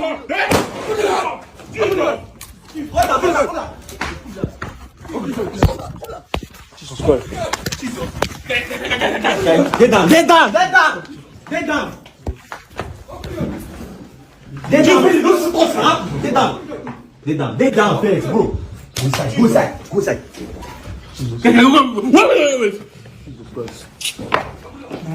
Papa, make us. Wait, fish him down. Jesus. Make us. Wait. Guys, wait. Push up. How deep is this, so? But the way my guy. Jesus Christ. Hello? My phone. Jesus Christ. How far you hear me? Hello? Jesus. Hello? No, don't bring that kid. Come over there. Go back. How far you hear me? How far, babe? Show. We there.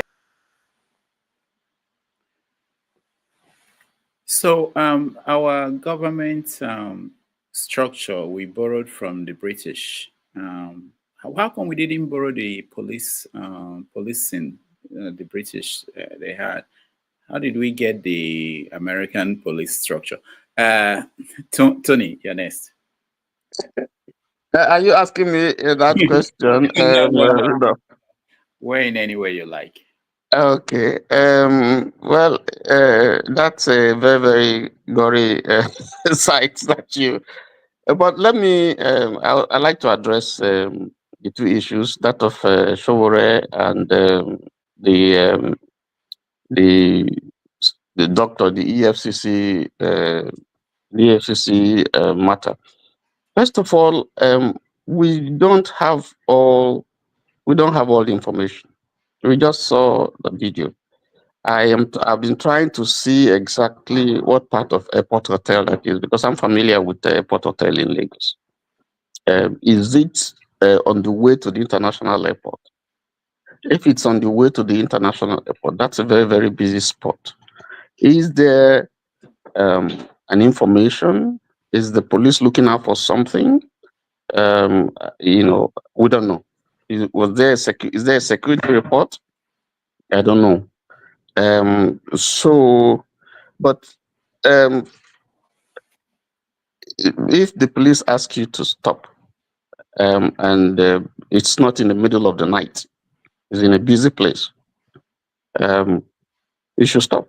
I think Showore was wrong in not stopping, and he's lucky to have escaped, to have left there, not beaten, shot, or something like that. I think he was playing with his life. But I guess he did that because he's someone who is in the, who has an image, and visibility. And so if they look closely, they could see that, oh, this is a big man and presidential candidate, and they let him go. Maybe someone of a lesser influence and so on would not take that risk. But I'm not trying to justify, the illegal checkpoints that police put all over. But I'm saying that we don't have the facts here. But I fault him for not stopping, because he could still say the things that he wants to say to the police, and get free, So I don't think that he handled that well. I don't think he was just getting political and risking his life. Now for the About 2 weeks ago, I live in New Jersey and I work in Manhattan, and I was trying to take the PATH train. And as I got close to the turnstile, I could see police people, in front of me, and then one just walked straight. That's a very busy place. People passing and carrying all kinds of stuff. And I'm going on my way, and this police guy just walked straight to me, out of all, people, and said to me, "We're doing some random check. Could you please step over? I want to check." And so the initial temptation was, why me? I mean, there's so many people, and I'm carrying just a small bag and stuff, and I'm well dressed. Why is it? Because you could tell an African, when you see him. So, but I said, okay, no problem. And I went there, and the man didn't just, I zipped my bag open, and the man the guy who was checking just asked me to go, Now, some other folks will, why me? Why blah, blah, blah, blah, and there's an issue. But you got to obey the police because it's not just standing there in his own capacity. He's representing an institution. He's doing his job. Okay, and then you could still talk to him nicely and get whatever you want to. So I think Showore didn't do well there. He didn't, in my own estimation. And again, like I said, I'm not justifying the police. I don't know why they are there. I can't speak to that. Now, for the what is it? The FCC guy. Again, I have heard from the EFCC media person. I have also read things in social media and stuff like that. And then I have also watched a lawyer, come to Arise to defend, to look at the legal implications and so on and so forth. But like AJ said, I mean, could they have been able to do this in the morning during the day? Was it so urgent? Whatever is the assignment. And even then, if they decided to go at night, EFCC has a uniform with which you can easily identify them. The man has a CCTV. Were they wearing the EFCC vest that is written EFCC? So from the CCTV, he could see that these are EFCC people. If that was done and he shot them, that's a question. But if they went on Mufti, that's a problem. How would you? I mean, we know what Nigeria is. And if it is true, the scale defense, EFCC didn't say the scale defense. EFCC said they were knocking. So we don't really know what the facts are. It's neither here nor there. And then the medical council have said, we don't know this guy. He says the doctor is doing coding and so on. EFCC says he's doing 419 and all that, or Yahoo, whatever. So we don't really know. But it's unfortunate this guy just died. And for me, I put the blame on EFCC, because if they actually ordered, approved that operation at that particular time of the night. I mean, I saw a former governor of Imo State, how they went in and they went through the ceiling and they tried to break his house and so on and so forth. I mean, those are not best practices. That I don't see civility in that kind of action. So I think that we must, when we do those things, we must realize that we are carrying a nation behind us. And we're supposed to portray, the image. We see these things, the way these things are being done, in much more developed places. I don't see a lot of all these things like that. If you don't catch the man that day, you could get him tomorrow. You could get him just like Teji said. The next day, you could track him and just lay ambush for him. He comes in the afternoon or in the evening or whatever, and then you get him. Must you go early in the morning? Why would they go early in the morning? And then they say the man has a licensed gun. I mean, his gun is licensed. So it's difficult for me, but I think this would not have happened at all if proper if proper things were done. This guy would not have died. He would have arrested. Who's okay? This guy would not have died, and someone is I don't know who is speaking, but it's not me.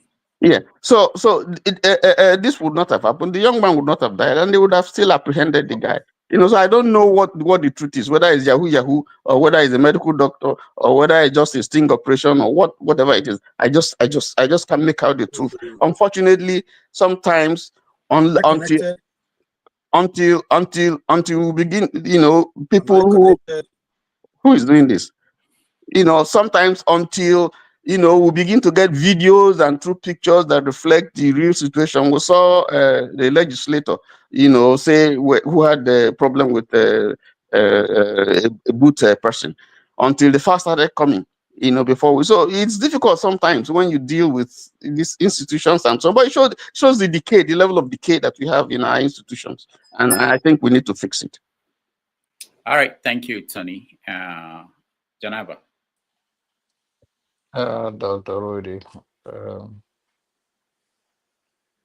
it's only in Nigeria that it said that the EFCC do not wear their vest or they wear. Anybody can wear any vest in Nigeria.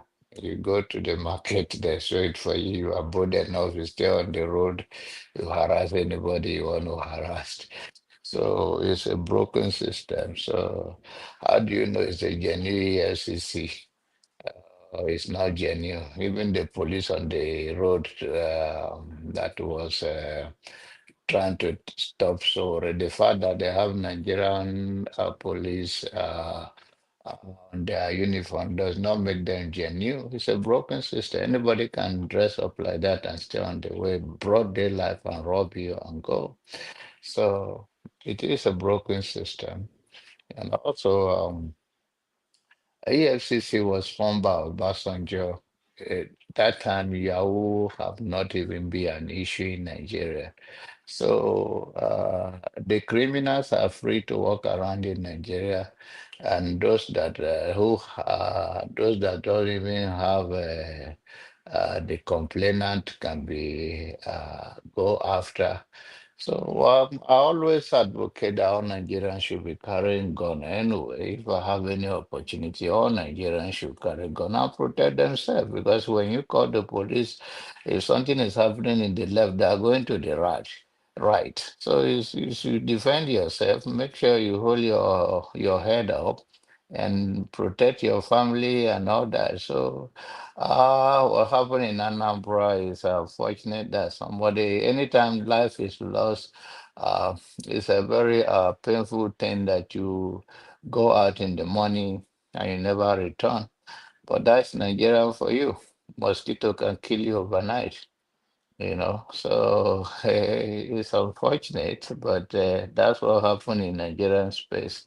I don't think it's I think it should be a die hard in Nigeria, where all Nigerians have the opportunity to protect themselves, whether from police, from EFCC, from the governor, from the most powerful ones, because it's only the poor that are suffering in Nigeria. Law is not applied to the rich. So, and if we want to have fairness, equity, and justice for all, we should start from protecting ourselves against the government that is come to terrorize us instead of protecting us. So that's what about that. I do not know why Tony is blaming for not stopping or do the right thing. What is the right thing to do in Nigeria? The right thing to do in Nigeria, you have to fight for your life. Two wrongs don't make a right, bro. Two wrongs don't make a right. Two wrongs don't make a right. All right. Thank you, Janaba. I wasn't the one that something happened to your connection. Rudolph, I have a video of Okorocha's house being broken into. So if maybe Tony,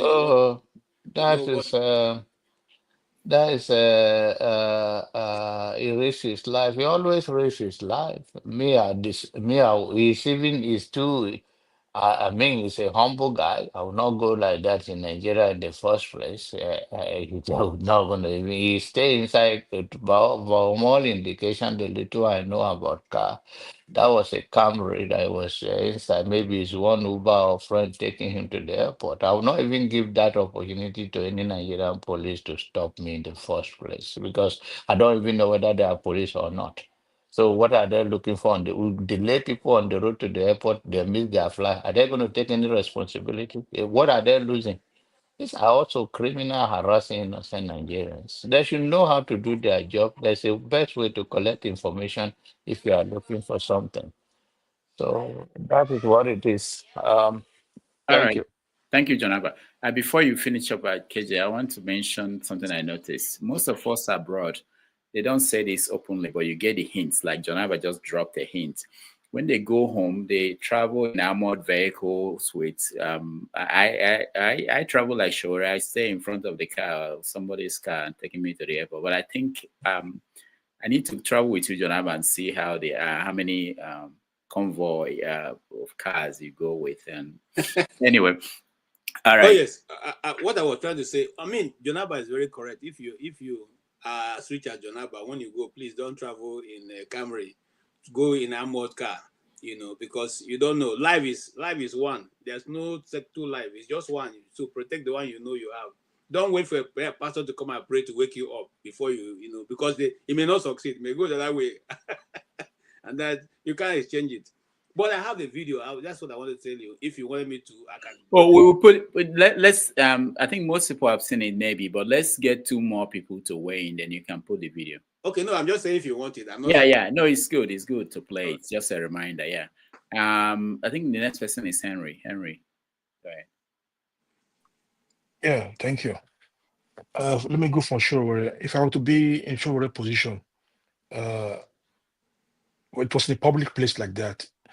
This cannot get worse than that. I will park on the side and see what they want from me. This is what I would do. When I go to Nigeria, I drive myself. Nobody drive me. I wear my common flag when I go. They ask me, "Are you a military man?" I said, "No." They don't tell me. Said, "Oh, pull off your pants," because they see I'm not using it to impersonate as a military personnel. I drive there. They stop. Some of the police stop. Checkpoint. They stop. I stop. They look around. I went on, sir. I said, "Well, sir." I drove. I go away. I don't give bribe. They don't ask me for money. If they ask for something, I don't give. Who could have just, I mean, if I have to be in some position, I will not always going to be always me. I will just park and see what they want. That's my own opinion, but it was wrong there. In America, I saw some videos here when the way police harass people in America too. They stop people unnecessarily too. In America, you stop. The America they came from. They don't challenge police like this all the time. If police tell you to stop, you have to stop. Forget it's a fake police, not fake police. You will know at the end if it's a real police or fake police. That's it. What if it's in a hiding place? We should behave like this. Maybe it's at night. There will be risk for him. You should look it on both sides. Just okay. Let me comply. Let me see what they want. If I were to be him, because if something happened tomorrow, they will say, look at the way he behaved to the police. Yeah. And this person want to become president of a country, behaving like this. It's not proper. Let me go to EFCC. The EFCC of 18, I don't understand the way they, like in my house, in my parents' house, in my house, when I come to Nigeria, in my house, you don't jump through the fence. But anything you get from the fence, it's your problem. If you come through my fence, I'm going to get you down. You don't come through my fence. It's written there. No trespass. If that man, they said it's a doctor, but some said it's not a doctor. I don't know which one is. It doesn't matter. EFCC should coordinate themselves properly. If you need this person, send invitation. First time, second time, the third time, you can come in there. If they don't allow you to go in there, they put it on the said wanted. Manhunt. You stay somewhere away from him till he come out one day. If they use the same energy they use on this very man that result to the killing of AFC personnel, they should use it on Yaya Bello. We'll be here talking about it. You saw what place about doing Yaya Bello time. They were doing drama there. They could not break in. They bust to the campus of the students. They harass them, collect money from them. Okay, now we're going to trust EFCC who say they are the ones fighting corruption. They are the ones stealing the exhibit. I mean, look what's going on now. The one now it's wanted. There's one EFCC officer, $30,000. I don't know. It's wanted now. They don't know where he is now. Huh? So everybody's a thief in that country. Every government official is a thief. If you go to Nigeria, coordinate yourself properly. Don't trust any law enforcement agent. Don't trust them, but coordinate yourself properly. When it's at night, 7 o'clock in my house, you don't come say you are a visitor. You don't come in there. I have my dogs, they leave them out in the compound. I have my gun by my side. I have license gun. Yes, to stop this manner of agberoism and criminality. To stop it. It's unfortunate this young man lost his life. They say he wanted to get married soon, but he could have think twice too. They don't do things like that. Everybody's afraid in that country. Everything's possible in that country. It's not like here with police coming to my house, they have to have a warrant before they come in here. Since I'm driving in this country, it's not a lie.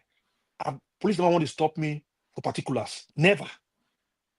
My friends said, they always control them. I said, maybe they're watching you. I never want they stop me on my way, say particulars of this. Never. Police never stopped me for many years. You know? So if police stop you, connect yourself, answer them, pack, and then you don't have this problem every time. So whether should know that he's a target, he should mind the way he behaves. If you're very close to him, advise him sometime. There's some things he will take action to. Like this situation, you watch the video. I was taking somebody else till I found out this situation. That was rude. I know our police have messed up people, they mess us organization, but it doesn't matter. If you have a problem in that country, it's the same police you're going to call. It's not the same police you're going to call. So we should try to behave as if we are civilized people, not behave like we are in the jungle. Thank you. All right, thank you, Henry. Ike. Let me start with the EFCC and the allegedly 419. What time was it, KJ? What time was the raid? Around 2 a.m. In the morning. Yes.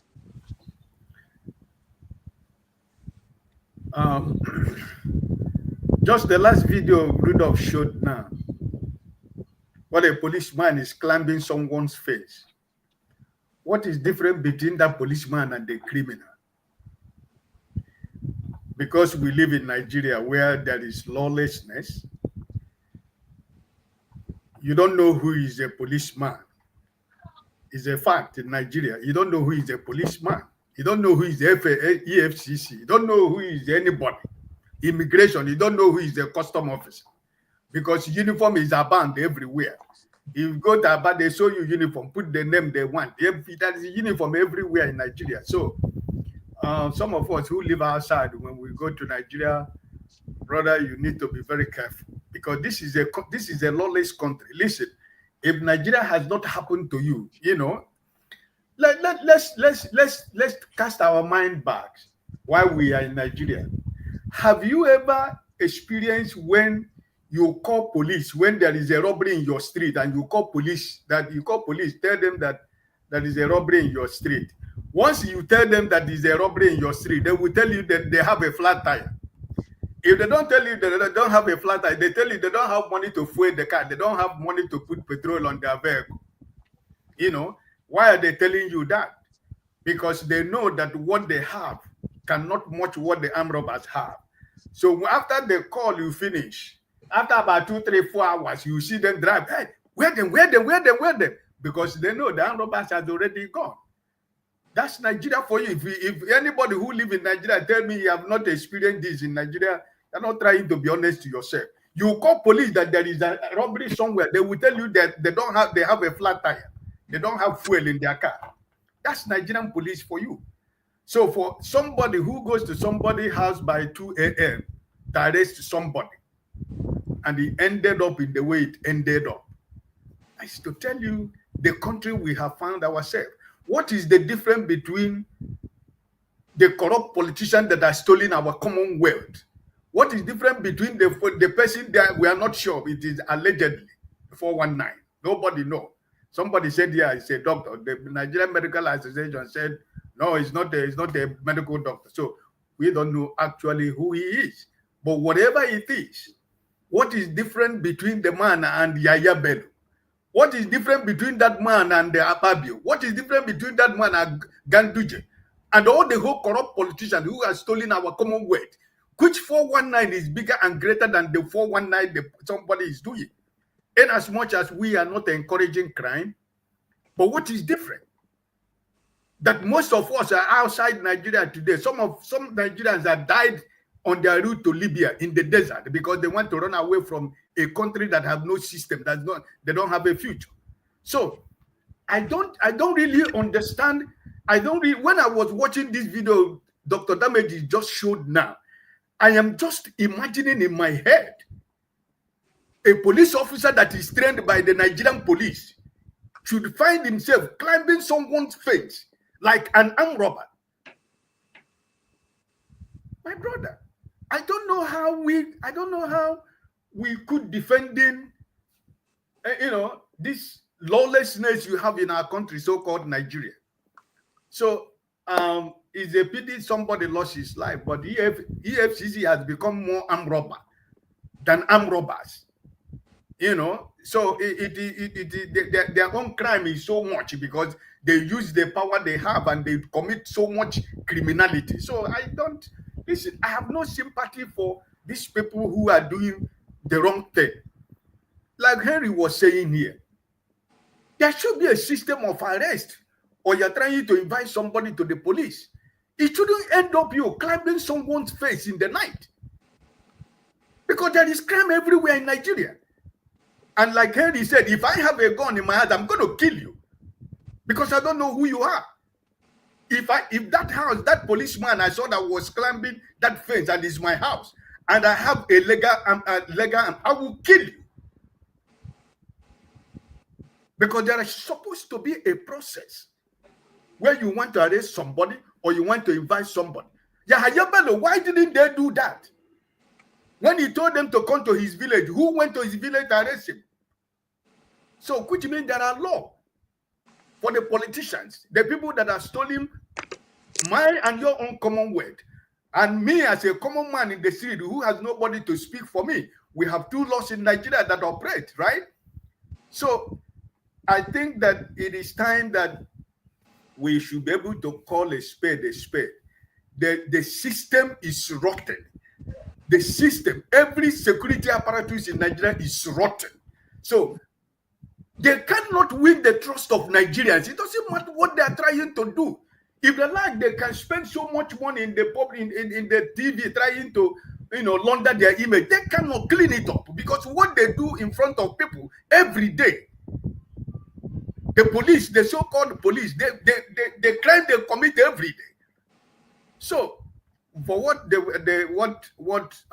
Showore did, I think in a normal decency, if it's an open place, as somebody who just said there, Henry said, trying to be a leader.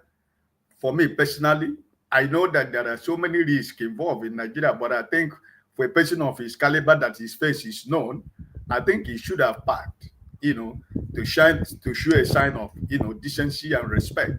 He should have packed, and if they can't do anything to him, even if he has packed, tell them, listen, I'm running late with my flight. I know they will also leave him go. But we are talking because he's Showore. We are talking because he's somebody that they figure that people know. The sufferings of common Nigerians in the hands of police in Nigeria is everywhere. So it's not the best that is supposed to do that, because as a leader, you should be able to show example.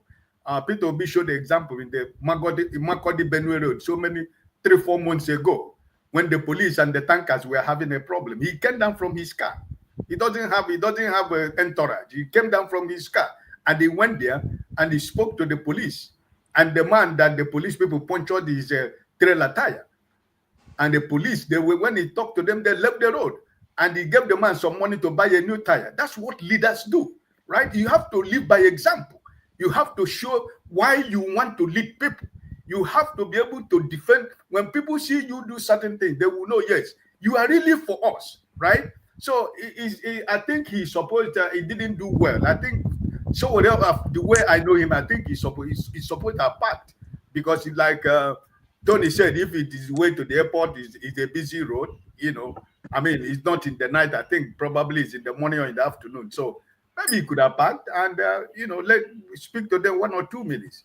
So, but for the AFCC and for the video that Dr. Dameji showed now, my brother, don't blame any Nigeria. Don't blame people who go to Nigeria and they hire armored cars and, you know, because this life is just two. It's not two. If you lose it for nothing. Because this is Nigeria for you. All right. Thank you, Ike. Dovas. Good afternoon, Doctor. Can you hear me? Yeah, I can hear you. Good afternoon, fellow panelists. Let me start with the show race encounter with the police. That encounter would have gone sour. We all know how the Nigerian police, some of their personnel, how they behave. If I were him, I would have just stopped and hear them out, and then before making the kind of comments he made. I know what he did because sometimes the police, they always put up sometimes unauthorized checkpoints, but if that one was authorized or not, he would have just hear them out. He can still say what he wants to say eventually, and that will be it. Not to put himself in harm's way.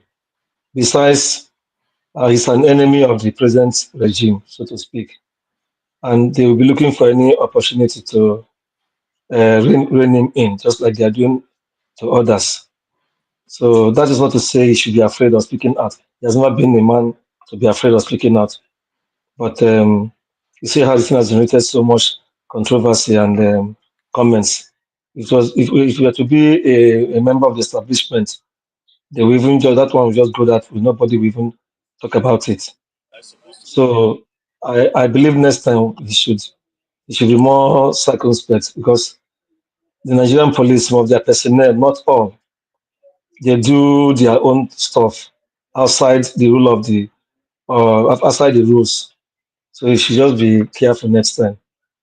That's what I feel he should. The country is not run in a normal way any longer.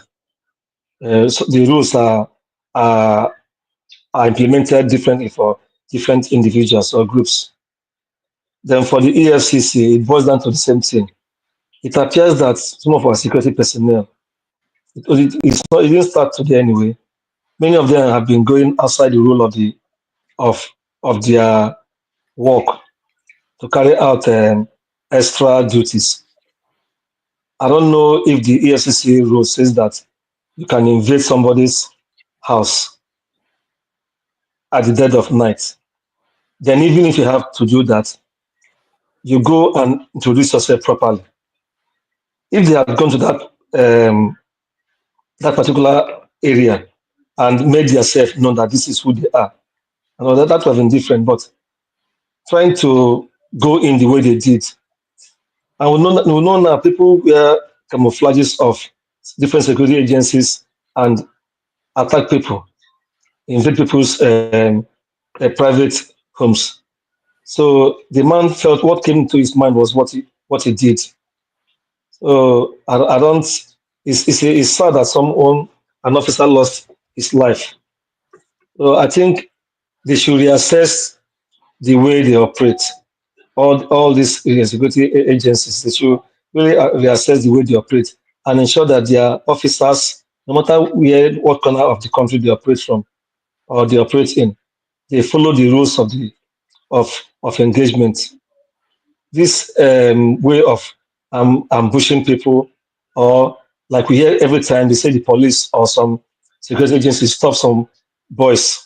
If they see you in a flashy car or the way you dress, so they will stop you, they begin to harass you, take you to a corner and extort so much money from your phone through transfers and all that. They still do it. Even when the police IG and their spokesperson have said that they're not supposed to do that. So the whole thing is a big mess. Instead of EFCC making all the noise trying to defend the action of their personnel, they should see it as an opportunity to do a thorough reform of the way they operate. If they have a warrant, go with a warrant And like someone said, I think it's something that said that if they cannot, if they feel that this person has been evading them and they really want to get it, and even with the warrant, they can stay outside the gate, put in, or even stay away from the street and put up a surveillance there and get the person who they want to get. If they come in droves, those people in that compound or the people they are going after cannot escape. But don't make it look as if maybe if it's not that way of invading, there's no other way out. And they should equally look at the kind of people they recruit into the system. Some people go into these security agencies just to make money. So any avenue they find, they will do it. We've heard of officers, even like NDLA, some of the officers who have been involved in trying to work with criminals or to help criminals evade being caught. So it's a whole thing. The security agencies need to look at the way they operate and follow the rules of the game. All Let right. me stop here. Thank you. Thank you, Ndubisi. Forefathers. Greetings, Dr. Damages. Thank you for having me. Greetings to all the panelists, to the chat and the viewers. Yeah, I just saw the video of Showere's behavior with law enforcement. I think, like everyone said, and especially Tony, from what I heard, yeah, he should have obeyed the law. Geez, I would have thought that is a given for somebody that understands. He's looking to run the country, and you don't understand that when it's somebody that is trying to enforce a law, asks you to do something, you do it, even if you don't like it. Maybe when you get there, you can change their policies and stuff like that, or roadblock policies as they call it. But for him, blatantly, just refuse to stop and tell them to go away from there and all that stuff. Man, he could have gone very, very wrong. And he would have, and if he had gone wrong, he would have been wrong. How crazy is that? All that sacrifice for what? To go and get shot by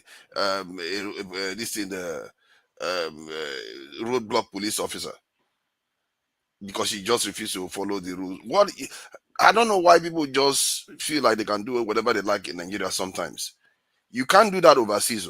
If they put that kind of this thing for you, in the UK here, you do that. The way they will come after you, you would think you just try to kill the president or something. You can't just run away like that, tell them to get out of the road because they have no reason to be there. And I'm glad that at least nothing happened. The police officer somehow recognized him and decided that, you know what, we do not want this our wahala. Where we'll carry this guy, put him in prison, then he will die. And Nigerians will start saying, release him, he did nothing wrong. What do you mean he did nothing wrong? If the next man says no, the next man says no, it's anarchy. A lot of innocents will just suffer for that. And the same thing goes for the way ESCCs are behaving. That matter, I really feel bad for Nigerians sometimes, actually, because how do you know whoever is coming to your house is the right man? There is no way to verify. Can you imagine you are in your home in Nigeria, police will come and say, we are from the police station. You better be able to call the police and verify. How? Yeah, that's the problem. They have to have a system because that is extremely scary. No, literally anybody can come to your house and take you away, and you don't know who that person is. And that is, for Nigeria, that is very scary. They have to have it. They need to put a system in place, a system of trust, that the Nigerian people can say, you know what, okay, if they see these people with this, or if they make this call, they can verify that the people that are standing before them are from the legal law enforcement. Because I don't blame those people in that building for being skeptical. But if you want to be skeptical in a way that just in case they are the right ones. What if they are actually coming there to enforce the law? You don't just out of the box say, oh no, we can't trust you, you are a criminal. You have to say, okay, I'm being reasonable. Can you help me verify who you are? I want to obey the law. But I don't know whether you are a legal, a proper law enforcement agent. For all I know, you're a criminal. I have to have a way of verifying, and maybe that is what is creating the situation. Because I really sympathize with every Nigerian. I really feel bad because you sit inside your house and these will come in, especially at night or in the morning, and they say they want to come and arrest you. How do you know? You could just disappear. Nobody will ever know anything about you again. Can you imagine that in Nigeria? And that is something, I think, because of that trust issue, the Nigerian state have to figure out a way to solve that problem.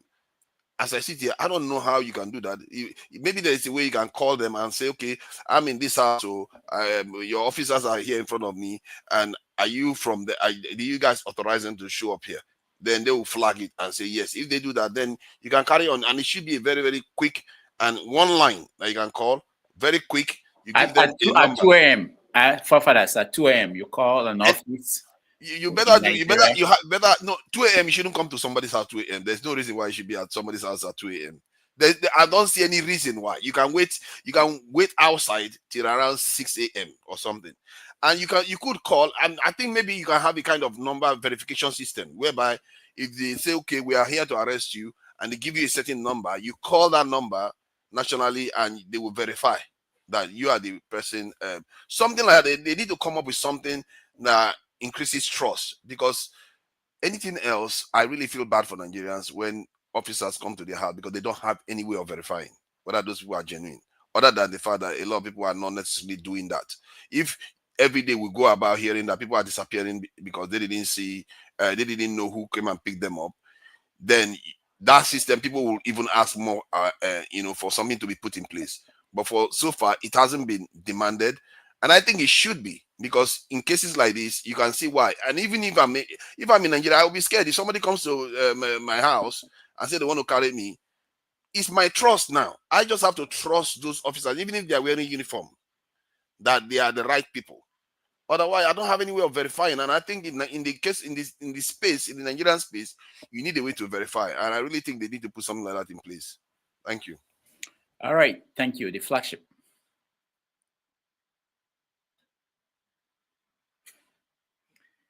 All right, I mentioned his I want to say something before the flagship call. Okay, go ahead.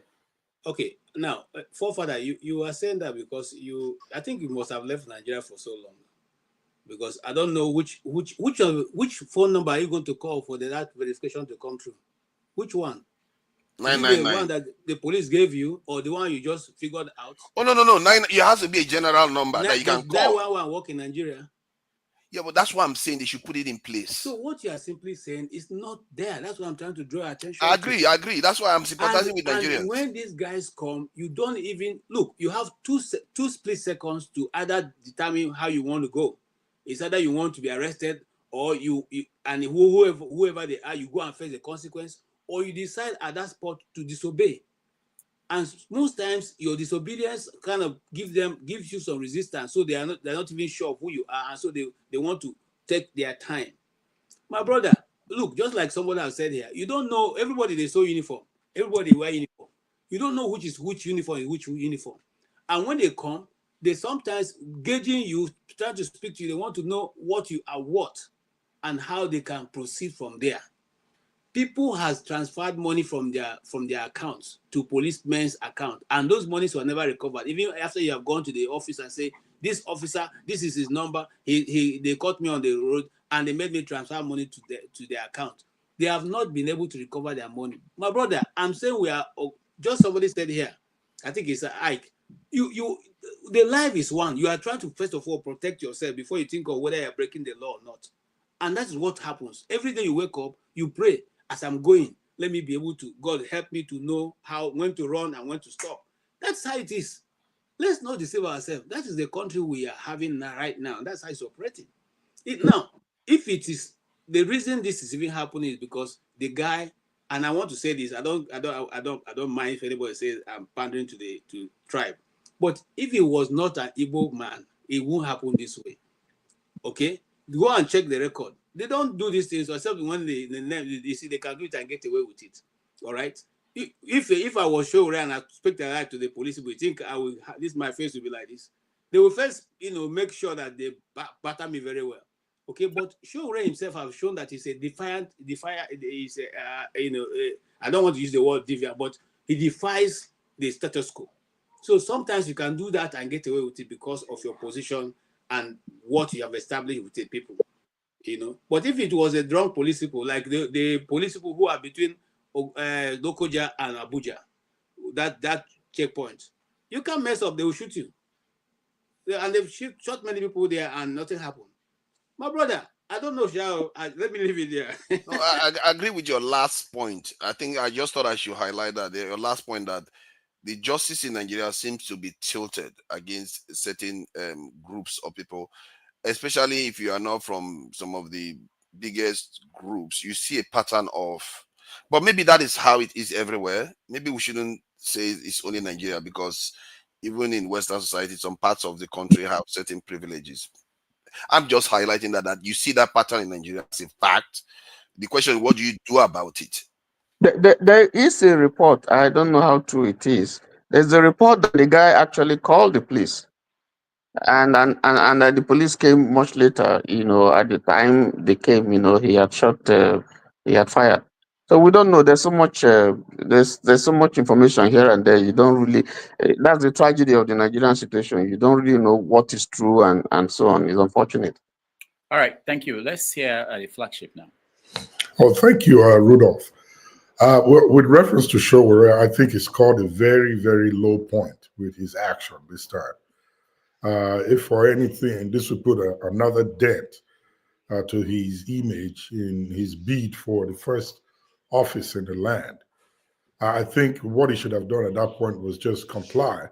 And even if he's running late for his flight, figure a way out to obey. Those are the men and women that represent the country, and they enforce the law.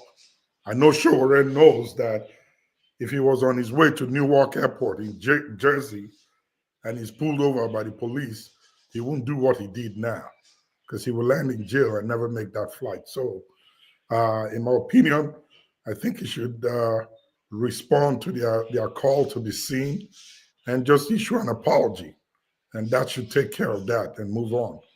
With reference to the EFCC situation, you see, this is what I keep saying, that the tactics that our law enforcement folks use needs a lot of reform, most especially the police, the army, and every one of them, every aspect of our law enforcement agency. They need to go and get themselves abreast with what is latest. This kangaroo way of trying to enforce the law usually doesn't help. And Nigeria being a place where there's a whole bunch of impersonation within the security agencies, it's hard. And someone was saying just now that he felt sorry for the Nigerian people because you cannot really identify who's who.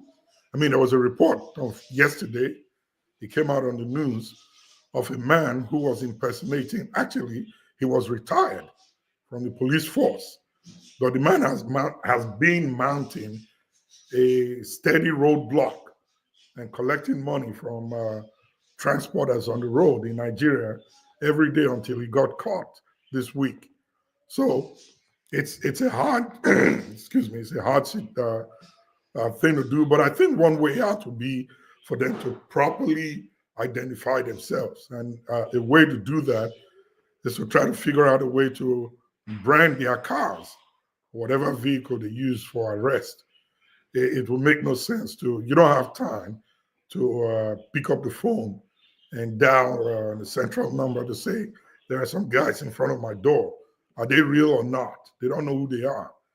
So I think a proper way of identifying themselves, starting with their vehicle, may help. And yes, I know people can replicate those uniforms and so on, but let's try to start from their vehicle that they use to go about to make these arrests.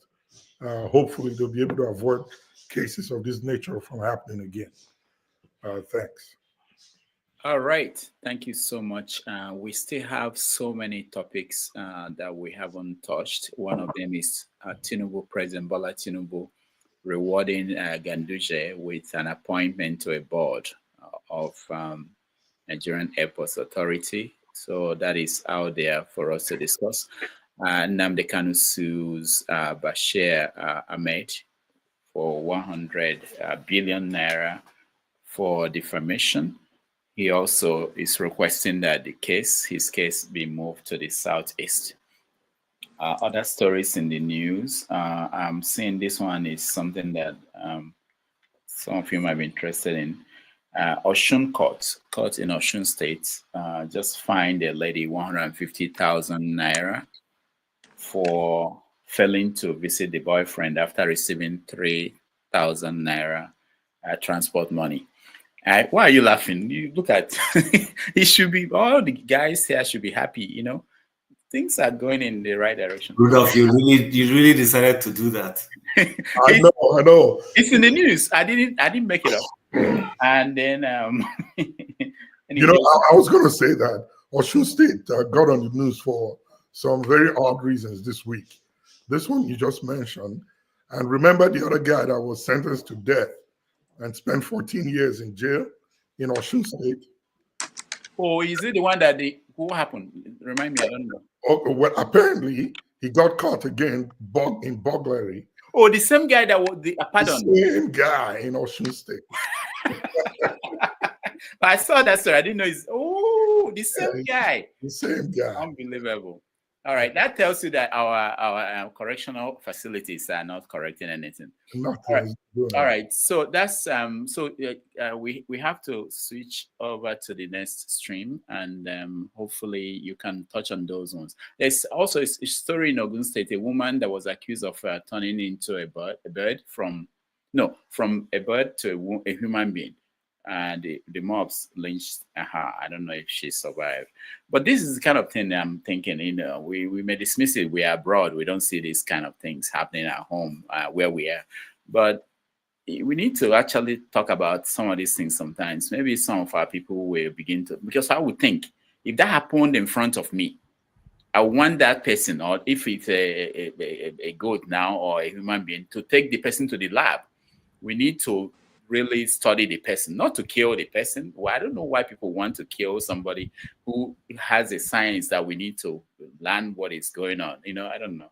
Anyway, that's it from me. Doc, excuse me. What about Sharia debacle in Ekiti State? Yes, I know. That's a good topic. Sharia. I mean, they denied that it wasn't happening. I don't know whether it actually happened. I didn't follow, but I saw that story. Sharia in Ekiti State. So, forefathers, you have a lot of stories to follow up with. But let me just say thank you to those that supported us. AY, Kulata, Dr. Gomez, and AY. You mean AY? Yeah, I said AY. Look, I check outside whether it's raining outside.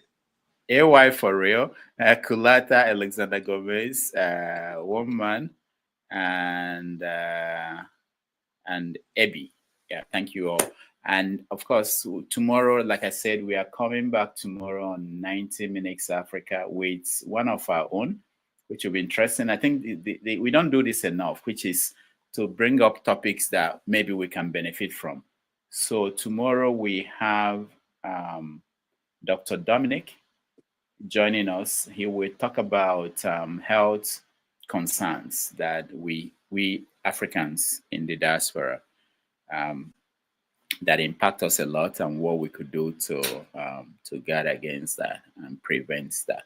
So on that note, I thank all of you for joining me. KJ, thank you so much. Forefathers, thank you. Chim, thank you. Richards, thank you. Tony, thank you. Henry, Ike, NWC, the flagship, all those on the comment section. I appreciate all of you.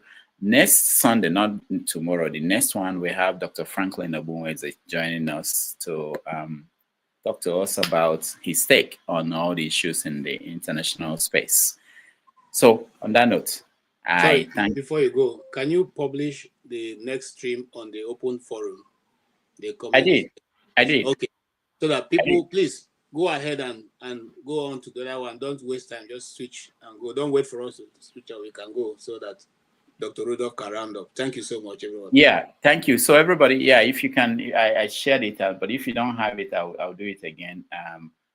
Forefathers is ready to go on. Thank you, everybody, and I'll see you tomorrow.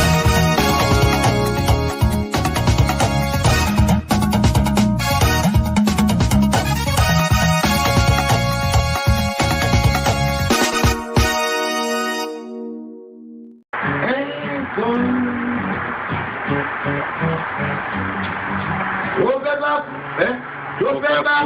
tó fẹ́ kú torí ẹ̀ o. Ọwọ́